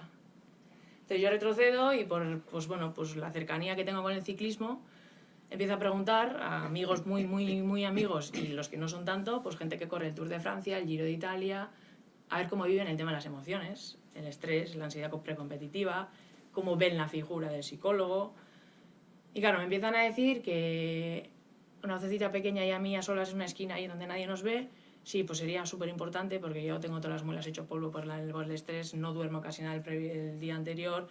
Puedo decir su nombre, Markel Alberdi, que es muy amigo mío. Él mismo fue de los primeros que empezó a hablar en la radio, empezó a hablar a nivel de prensa, cómo vivió después de Río su retirada y que él después de estar 8 horas nadando en la piscina durante no sé cuántos mil años no podía oler a cloro. O sea, no puede oler a cloro. Entonces, yo me di cuenta que desde que empecé la carrera hasta que terminé, estaba ya cambiándose un poco el estigma. Veo a Iniesta que empieza a hablar de su depresión, Paul Gasol que también empiezan a decir, oye, esta figura es importante en el deporte, Marc Márquez, Lorenzo, gente que al final, pero todo masculino, claro. Entonces, a mí me vuelven a decir, por todos los lados que intento entrar, ya, pero es que eres mujer, y sobre todo en el ciclismo. Porque os puedo asegurar, hay 18-19 equipos World Tour, hay dinero, está entrando mucho dinero, pero en ningún equipo a nivel mundial hay un psicólogo deportivo. El Sky tenía un psiquiatra y el France DIS que tiene una psicóloga exponencialmente dando talleres, pero no hay más. Entonces yo dije, aquí nicho hay. O sea, aquí nicho hay. Y si soy la única psicóloga, mejor. O sea, sí, claro, no tengo competencia. Entonces, ¿yo qué he hecho? Donde ellos me decían que aquí hay un obstáculo, yo cogerlo como oportunidad. Claro, ¿qué me encuentro? Termino la carrera con 28 y digo, bueno, ya está, me olvido de la agenda, del estuche y yo ya lo mío. Y viene una ley que hay que sacar un máster de 2 años, general sanitario, para ejercer como psicóloga. Hacer el máster. Para ser psicóloga deportiva, el otro máster. Bueno, el año pasado hice 3 másters a la vez. Haciendo eso yo dije, yo no quiero seguir sintiéndome alumna, también tengo paralelamente que empezar a moverme. Entonces yo en la periodo de prácticas de la uni, en los centros que nos daban de psicología no había ni uno de psicología deportiva. Y yo le mareé a la coordinadora de prácticas para que pudiera buscar algo de psicología deportiva. Y no había nada, y no había nada. Y bueno, al final, pues Íñigo Díaz de Cerio, que tenía una fundación Ibilis, no sé si la conocéis, me dio la oportunidad. Y mediante meter el morro ahí, que yo no me paro y estoy preguntando y tal y cual, pues a día de hoy me derivan deportistas de Quirolgui. Entonces, luego claro, te encuentras con psicólogos con muchos años de experiencia o gente de mi clase que te dice, es que lo tuyo ha sido un poco raro, o sea, ha sido anormal. Porque si los psicólogos poníamos la consulta y estábamos 2 meses comprobando si había línea en el teléfono, y tú has tenido que ponerlo porque ya tenía gente. Entonces yo lo he vivido como normal, porque para mí ha sido un proceso normal, pero parece ser que no lo ha sido. Claro, yo siempre me he preguntado, ¿y si yo hubiera hecho caso a esos obstáculos hubiera estudiado segunda carrera? Y sí, pero algo de mí decía que sí. Claro, yo me quería diferenciar un poco de lo que ya había, porque yo he tragado, o sea, cuando hice prácticas hice al lado de un psicólogo, he estado con otros psicólogos deportivos y yo tenía mi crítica hacia ellos y hacia lo que yo veía a nivel estatal. En el máster que hice el año pasado en Valencia, pues hubo profesores muy potentes, los que me enseñaron muchísimo, y al final he encontrado un poco lo que yo busco en la psicología deportiva. ¿Qué me dijeron también? Que van al psicólogo normalmente las niñas. Eso me dijeron. Mi experiencia es totalmente contraria. O sea, más del 87% de mis pacientes son chicos y de alto rendimiento. Sí que encuentro diferencia cuando viene una chica o un chico. Hay una tendencia masculina a hacer, y yo le tengo que decir siempre. Y la femenina es un poco más, me siento aquí, o sea, conectan mucho más fácil con lo que sienten. Porque considero y lo veo que el masculino siempre está para estar sobre algo, porque se siente sobre algo, y la mujer está siempre un poco, bueno, estoy aquí, no sé. Entonces, yo cuando me preguntaban el empoderamiento, ¿qué es el empoderamiento? ¿Y por dónde lo enfoco? ¿Y cómo hago tal? Yo me he dado cuenta, es que el empoderamiento es totalmente lo que yo hago en todas las consultas. O sea, en todas las terapias con los deportistas, bien a la mujer o al hombre, pero estoy empoderándolos. Porque se nos olvida darle al pause en nuestra vida. Porque ahora funcionamos hacer, pero es que para hacer hay que parar. Y os puedo poner un ejemplo tan simple como, bueno, ahora hay gente que se está jugando para el Tokio 2020 en mayo la repesca y hay personas que tengo en la consulta y están como ya del reto a la amenaza, les veo a algunos y yo de repente les pregunto, vale, ¿pero qué objetivo tienes en este campeonato? Disfrutar, no, esta vez resultaditis, no, disfrutar. Y la segunda pregunta que les hago es, ¿qué es disfrutar? Y no saben responder. Entonces yo misma luego me la hago, ¿no? ¿Y tú qué buscas en la psicología deportiva? ¿Y qué buscas? Y disfrutar, ¿y qué es disfrutar? Claro, pues yo de repente me vi el año pasado en diciembre y bueno, pues hay una revista online que se llama Cicloland, que es de Valencia, que habla de ciclismo. Y ciclismo profesional y tiene mogollón de suscriptores y tal. Entonces yo misma les escribí un email diciendo, oye, ¿qué os parece si una vez al mes escribo sobre psicología deportiva aplicándola al ciclismo un poco? Pero claro, ellos encantados, una oportunidad que te das, me dijeron, lo único, no te vamos a pagar, pero bueno, pero a mí eso me da una oportunidad de por lo menos a nivel estatal que conocieran que esto es importante en el rendimiento. Porque no somos robots a nivel deportivo alto rendimiento, somos personas y se nos olvida. Y la desconexión que hay cuerpo y mente que yo veo es muy importante. Claro, yo voy haciendo esas cosas porque a mí me nace entre comillas, fácil escribir a alguien que no conozco nada, venderles mi idea, me ofrecen, ok, empiezo, y que me encuentro que en mayo me llama la TV para ir a retransmitir una etapa del Giro de Italia. Y yo, ¿qué? Y ahí es donde vi, guau. O sea, todo eso que yo les digo a los deportistas, gestión emocional, de nervios, tal, yo estaba cagada. Y yo decía, o sea, nunca he estado en la tele, voy a un directo, no sé cuánta de audiencia, me van a poner experta en psicología, he terminado en junio, no se enteran, guau, y me hice así de pequeña. Y claro, tenía a Usabiaga, Fermín, o sea, todos hombres, ciclismo de hombre, no había nada de masculino, no sé qué. Y claro, yo digo, ¿y yo? O sea, ahí es donde yo dije, ¿y dónde está mi empoderamiento? O sea, me lo estoy perdiendo, lo tengo desconectado. Entonces, yo sí que he traído un resumen de... Creo que las mujeres no tenemos ni esto de conciencia a veces del poder que tenemos y que cuando conectamos con él nos asustamos. Y creo que ahí está la diferencia que tenemos que trabajar, porque tenemos poder y no nos tenemos que asustar de ella. Porque los que se asustan son los hombres, como bien ha dicho ella. O sea, somos como amenaza, pero yo creo que incluso nosotros conectamos con esa amenaza. Nosotras. Y al final pues fui, debió de quedar muy bien, porque luego me llamaron para 3 días más para el Tour de Francia. Entonces, claro, mis compañeras de clase me dicen, ¿pero tú qué coño haces para que llegues? Entonces mi lema ha sido siempre, no esperes la oportunidad y créala, búscala, y yo todavía no sé qué va a ser de mí. No sé qué va a ser de mí, porque ahora estoy haciendo las prácticas del máster del General Sanitario, que estoy encima de la Asociación de Cáncer. Está siendo muy duro, porque es un tema muy duro y me quita todas las mañanas de 8 a 3. Yo solo consulta a las tardes. Entonces yo todavía no he tenido tiempo de promocionarme como tal. Hola, soy psicóloga, no he podido ir a tocarle la puerta a los clubes y tal. Pero yo siempre me he preguntado, ¿y si hubiera hecho caso a eso de siendo mujer no te van a abrir la puerta? Y si te... O sea, yo luego, todos los deportistas que pasan por mi consulta, o sea, no he visto ni esto que por ser mujer tuvieran algún problema. Sí he tenido gente que me ha dicho, oye, no quiero que nadie se entere de que yo vengo aquí. O sea, tengo que pelear todavía con el estigma social. Y luego a mí, personalmente, y esto es algo que recomiendo a toda la gente, o sea, para que tú puedas empoderarte o conectarte con tu poder, tienes que hacer un trabajo personal, siempre. Y yo paralelamente voy a mi psicólogo y comparto mis dudas, mis obstáculos, mis circunstancias personales, profesionales y dudas, porque al final necesitamos que 2 ojos que no están aquí, sino que están fuera, te digan un poco cómo te ven. Que al final es eso lo que hacemos como psicólogos. Entonces, claro, aparte de lo que ya han dicho, la perseverancia que te da el deporte, los valores que te da el deporte, que yo creo que eso es lo que me ha ayudado, ¿no? Que el rendimiento no llega de un día para otro. Tienes que hacer un trabajo enorme para que llegue ese pico de forma que coincida con ese campeonato que tú quieres destacar. Pues yo ahora estoy como entrenando para poder llegar a ese pico de forma y poder independizarme económicamente de ser psicóloga, que estoy en ese camino. Pero mientras no conectemos con nuestro poder como mujeres y no nos asustemos cuando nos conectemos con él, creo que iremos por buen camino. Pero era un poco lo que hablaba contigo por teléfono cuando me comentaste para venir.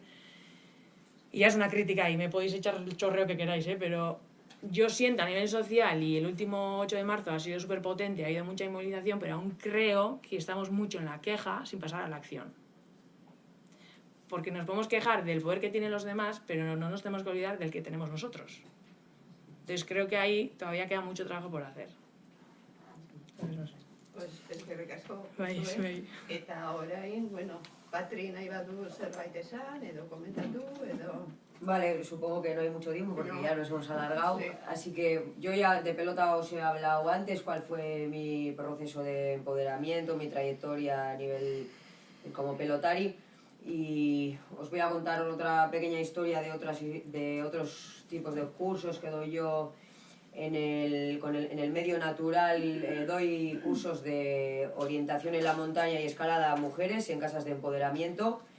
Para llegar a ser formadora en casas de empoderamiento, llegar a ser profesora o guía de montaña, he tenido que vivir un proceso de empoderamiento yo propio. Y os voy a contar un poco cómo ha sido ese proceso, lo que me ha venido bien, cómo he conseguido empoderarme gracias a diferentes ayudas, ¿no? Y espero no alargarme mucho. Bueno, primero todo nace de una creencia de querer hacer algo, ¿no? Siempre he estado vinculada al deporte y siempre me han encantado los deportes de aventura, los deportes en el medio natural, aparte de la pelota, fútbol y otros deportes. Y lo que sí he ido haciendo a lo largo de los años ha sido un poco formarme yo personalmente, o sea, he hecho mi propio proceso para poder ser una persona autónoma en la montaña, tanto como en la montaña como en los deportes de escalada, ¿no? Que muchas veces nos cuesta muchísimo ser autónomas, ir solas a la montaña, y muchas veces hemos dependido siempre del hombre que nos lleve, que interprete el mapa, que nos lleve a los sitios, no dejarnos llevar. Entonces lo que hice para ser autónoma en los deportes de montaña fue un poco formarme, porque quería ir sola y no depender de nadie, ir de una manera segura a la montaña. Entonces lo que hice fue diferentes cursos del gobierno vasco, de Kirolene, de Activa, y fui sacándome pues mis títulos y mis formaciones para ser autónoma y no depender de nadie. Una vez de que me saqué este tipo de titulaciones y saqué el título de guía de media montaña, dije, ostras, este proceso que he vivido yo conmigo misma, que he llegado a sacarme el título, soy totalmente autosuficiente, no dependo de nadie, puedo ir a cualquier lugar de manera segura por mis propios medios, estaría bien si el mismo proceso que he vivido yo lo comparto con más mujeres, ¿no? Para ayudarles en ese proceso de empoderamiento y de ser autónomas y poder ir solas a escalar o a la montaña o este tipo de cosas. Entonces, ¿qué hice? Pues como tenía estas ganas y esta creencia de, bueno, creo en mí, igual que yo he creído en mí y he hecho todo este proceso, creo que puedo ayudar a otras gentes. Soy también profesora de educación física, es algo que me encanta enseñar, siempre llevo vinculada al ámbito de la enseñanza desde que trabajo, con deportes siempre. Entonces aproveché que me encanta enseñar lo que yo sé con otra gente, pues aproveché esto que me gusta mucho para con esta idea crear un proyecto. El proyecto era pues un poco a través del deporte y de la actividad física empoderar a las mujeres para que empiecen a hacer deporte y actividad física. Presenté este proyecto en 2 ayuntamientos. Creé el proyecto, lo presenté en Hernani y en Oiartzun. A veces tú tienes una idea, la creas, haces un proyecto y solo hace falta que crea alguien en ti para poder desarrollarlo. Yo sí que veía que como guía de aventura en todas las empresas, que he pasado por casi todas las empresas de Euskadi, sí que veía que era la única mujer y sí que veía que tenía que esforzarme el doble o demostrar el doble. A primera siempre me menospreciaban cuando iba a sacarme el título, cuando voy de guía. Siempre por ser mujer piensan que sabes más en deportes de aventura, ¿no? Y de guía de aventura. Con mi 1,60 m, mis 50 kilos y eso, pues siempre he tenido que demostrar más. Entonces, a veces me he sentido súper menospreciada en este mundo, tanto el de la pelota como el de los deportes de aventura, y a veces simplemente con que alguien crea en ti y crea en tu proyecto, vale para arrancar. O sea, yo en mí creo, pero faltaba un poco de presento el proyecto y que tienen que creer en mí para poder desarrollarlo esto en las áreas de igualdad y en las casas de empoderamiento. En Oiartzun no creyeron, pero en Hernani afortunadamente sí, me junté con las técnicas de igualdad. Yo he sido ikasle, o sea, alumna de todos los cursos de empoderamiento de las casas de las mujeres de Donosti, de Hernani y de diferentes pueblos, y como alumna veía que había un vacío que era el de la actividad física y el deporte. Entonces, después de recibir varios cursos de otro tipo de ámbitos, dije, voy a crear un proyecto en el que empodere a la mujer mediante el deporte, porque las que somos licenciadas y nos movemos en este mundo sabemos lo enriquecedor que es el deporte, la actividad física para empoderarse y para socializarse y para 1000 historias más. Creyeron en mí en Hernani, hice el primer curso de orientación en la montaña, o sea, ahí lo que hacía era ayudar a las mujeres y enseñarles a utilizar el mapa y la brújula. A la vez que ellas aprendían, yo aprendía muchísimo, en grupos aprende muchísimo, aprendo de ellas igual que ellas aprenden de mí, es un proceso colectivo en el que mediante un grupo consiguen ser individualmente autónomas, ellas solas, luego en el futuro. Este proyecto de cursos de orientación se amplió a todas las casas de Guipúzcoa de empoderamiento. He ido por el boca a boca dándolo en las diferentes casas de empoderamiento para las áreas de igualdad. Eibar, Arrasate, Tolosa, Andoain, bueno, un montón de Aspeiti, hay una ¿cómo se dice? Una red creada y me empezaron a pedir más cosas, ya sabían que era guía de aventura, que venía de empresas de deportes de aventura, que estaba hasta el moño de lo mal que nos pagaban con la ardura, con la responsabilidad que tenemos en el ámbito de la aventura y lo mal que está visto el trabajo del guía de aventura. Entonces fui dejando un poco las empresas en las que curraba, me dediqué más a dar este tipo de formaciones en casas de empoderamiento y me empezaron a pedir más cosas, más cursos como puede ser el de escalada. El de escalada llevo menos años, pero lo mismo, han venido un montón de mujeres que no se atrevían a ir solas a escalar, porque además a la escalada, aparte de ser un deporte de aventura, o sea, tiene el añadido de si no haces bien las cosas te matas. Entonces es muy importante enseñar a hacer las cosas de una manera segura y aparte de segura, de una manera autónoma. Ha sido súper enriquecedor todo este proceso de empoderamiento tanto para mí como para las mujeres que han pasado por mis cursos. Han pasado decenas ya y centenares de personas, tanto por los cursos de pelota como los de escalada y orientación en la montaña. Y llevo ya pues 3 o 4 años con este proyecto, cada vez voy dando más sitios, más cursos, cada vez voy abriendo más el abanico, no solo escala de orientación, también ahora queremos hacer para invidentes o para personas que tienen algún tipo de discapacidad o este tipo de cosas. Y lo que sí he visto es eso, que es un proceso, como has dicho tú, que primero nos tenemos que empoderar nosotras, tenemos que vivirlo nosotras, y una vez que te veas tú empoderada para poder compartirlo, sí que hace falta una pequeña ayuda, porque a veces tú sola igual sientes que no puedes, pero estamos viendo en los últimos años las políticas que van siendo políticas de igualdad de los ayuntamientos, de las diputaciones, de los gobiernos, y ese tipo de políticas de igualdad son las que nos ayudan a nosotras a empoderarnos y a poder empoderar a las mujeres que participan en estos cursos.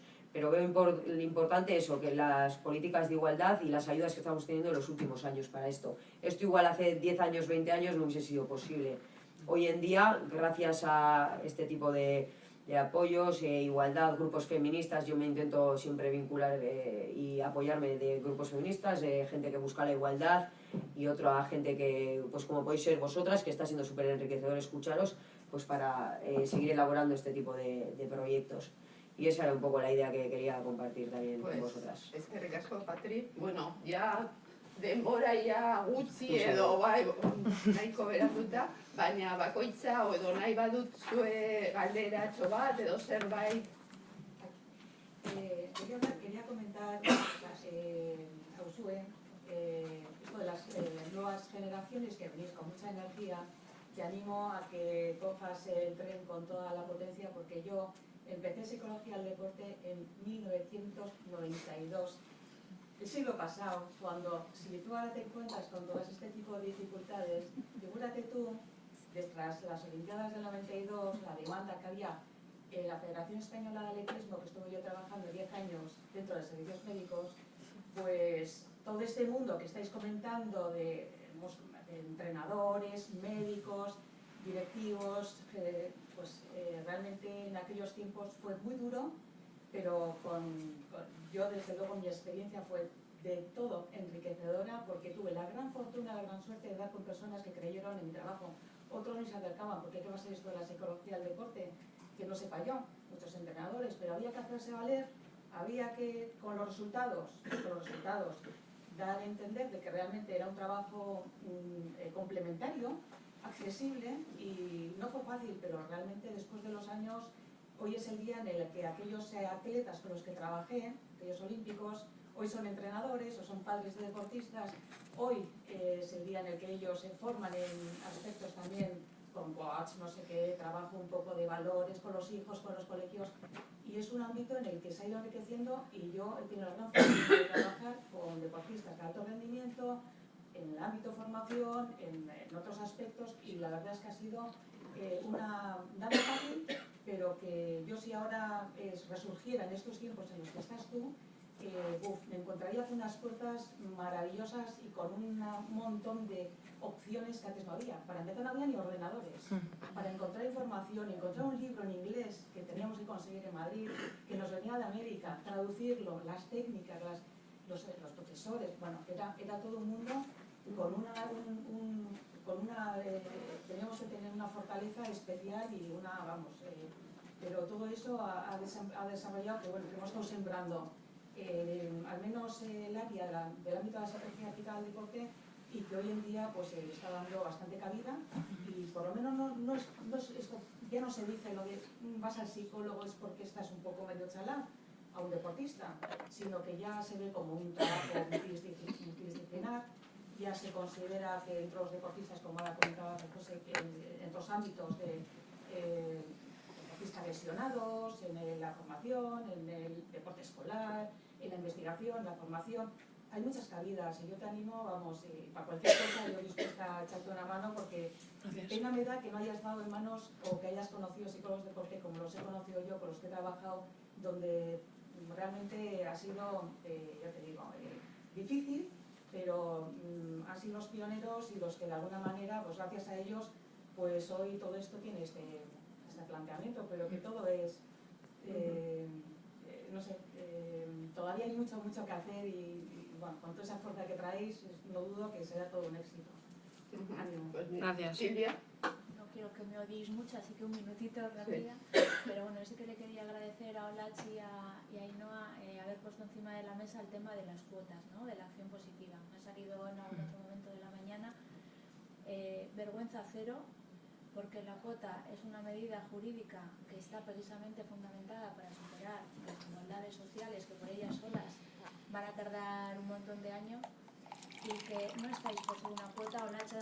Casi le apunto la frase textual, estoy porque soy un número, no sé quién de las dos o no. Os han llamado porque cumplís con el perfil, y es importante pensar que la acción positiva es verdad que tiene una finalidad, que es poner mujeres donde antes no hay, porque hay muchos obstáculos, pero que el propio concepto de la acción positiva es gente que cumple el perfil, gente que, y además que estáis, o están muchas mujeres que están en esa situación, sobreformadas, supercualificadas, y que no hay que poner en duda la calidad de esas personas que van a esa cuota. Entonces me parece peligroso, cuando hablamos de la acción positiva, dejar un resquicio a la duda de si se cumple o no el perfil.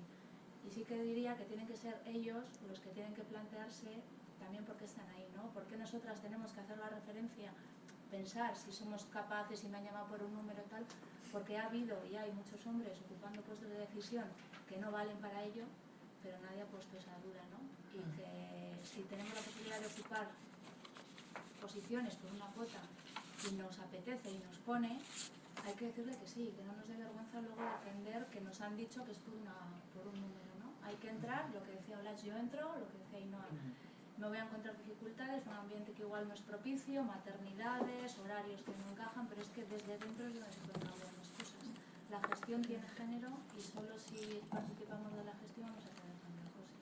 Es que os agradezco haber puesto encima de la mesa el tema de la cuota. Gracias, Silvia. Bye. Anteriormente, cuando hablamos de las cuotas, a lo que me refería era precisamente a eso, que las personas que entran dentro de las federaciones como mujeres tienen una cualificación mucho más alta, porque o vienen de deportistas de alto nivel y conocen todo el recorrido de la federación, o tienen una formación que va muy por encima de lo que hay. Me gustaría, si tanto Olach como Ainhoa me podrían hacer un pequeño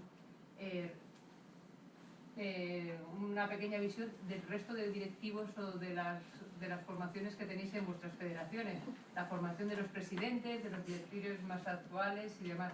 En algunas ocasiones sí puede ser acorde a las necesidades, pero en muchas otras ocasiones son porque es el que puso el presidente que vino de atrás y se hereda. Entonces, si no os importa, por favor. Empiezo yo. Sí. Ahora, en el caso de la Federación Española de Piragüismo, el que es a día de hoy presidente fue deportista olímpico. Yo creo que por lo menos en 2 ediciones, llegó a ser campeón del mundo, y luego fue presidente de la Federación de Castilla y León en este caso, y luego ya llegó a la presidencia de la Federación Española. Sus vicepresidentes tiene 3, uno es el de la Federación Vasca, que ha sido entrenador de deportistas de alto nivel y durante muchos años estuvo en la Junta Directiva de la Federación Vasca. Otro es el andaluz, que no conozco su trayectoria previa en el club que fuera, y el otro es asturiano, que proviene del mundo del arbitraje. Más no te puedo decir porque tampoco, no he indagado. Está publicado porque por la ley de transparencia y demás está publicado, pero desconozco a grandes rasgos su currículum o dónde viene. Sí, en mi caso un poco también lo mismo, sé de alguno, ¿no? Sí que hay varios que vienen del mundo del arbitraje, incluso internacional o nacional, que han trabajado en federaciones provinciales anteriormente y que luego, bueno, ahora están en la española, pero sí que hay gente que ha estado vinculada igual al deporte durante muchos años y que sigue, digamos, ahí. Y yo desde mi punto de vista de haber trabajado internacionalmente, digo que bueno, vamos retrasados. Vuestros currículos van muy por encima de sus currículos, tanto a nivel formativo como académico. Todo, sí. Por eso son necesarias las cuotas, porque si no ese talento que existe nunca afloraría en esta situación de desigualdad. Y el tema es que el perfil que buscan es ellos, y normalmente ellas, normalmente se les mete a comisiones, en este caso sois directivas técnicas, pero si cogéis todas las listas de las federaciones, la mayoría de las mujeres que están vinculantes son pertenecientes a las comisiones de mujer y deporte. Yo formo parte del Comité Olímpico Español dentro de la Comisión de Nuevas Tecnologías. La primera opción que me ofrecieron a mí para formar entidad dentro del Comité Olímpico Español fue el área de mujer y deporte. Dije que no, porque yo he estudiado comunicación audiovisual, he sido deportista, hay muchas mujeres que tienen representación ahí y que hay que coger otros ámbitos, hay que arriesgarse a dar la talla en otros ámbitos, a no fracasar en otros ámbitos, que es a lo que me refería con las cuotas, fuera de esos estamentos establecidos y cuadriculados que hay. Bueno, yo creo que ya es hora, se están yendo, y yo para terminar he cogido unas frases, entonces bueno, diría, me ha llamado la atención gente que ha dicho, seas como seas, tienes un sitio. Yo lo cambiaría y diría, sé tú que tienes un sitio. Hay que ser muy hombre para ser tú, hay que ser muy mujer para ser tú. Yo lo cambiaría y diría, hay que ser una gran persona para ser tú, pero al ser tú siempre tendrás un sitio, actúa. Y bueno, se ha acabado ya la charla, la jornada, espero que os haya servido, algún detalle o alguna cosa, y bueno, aurrera.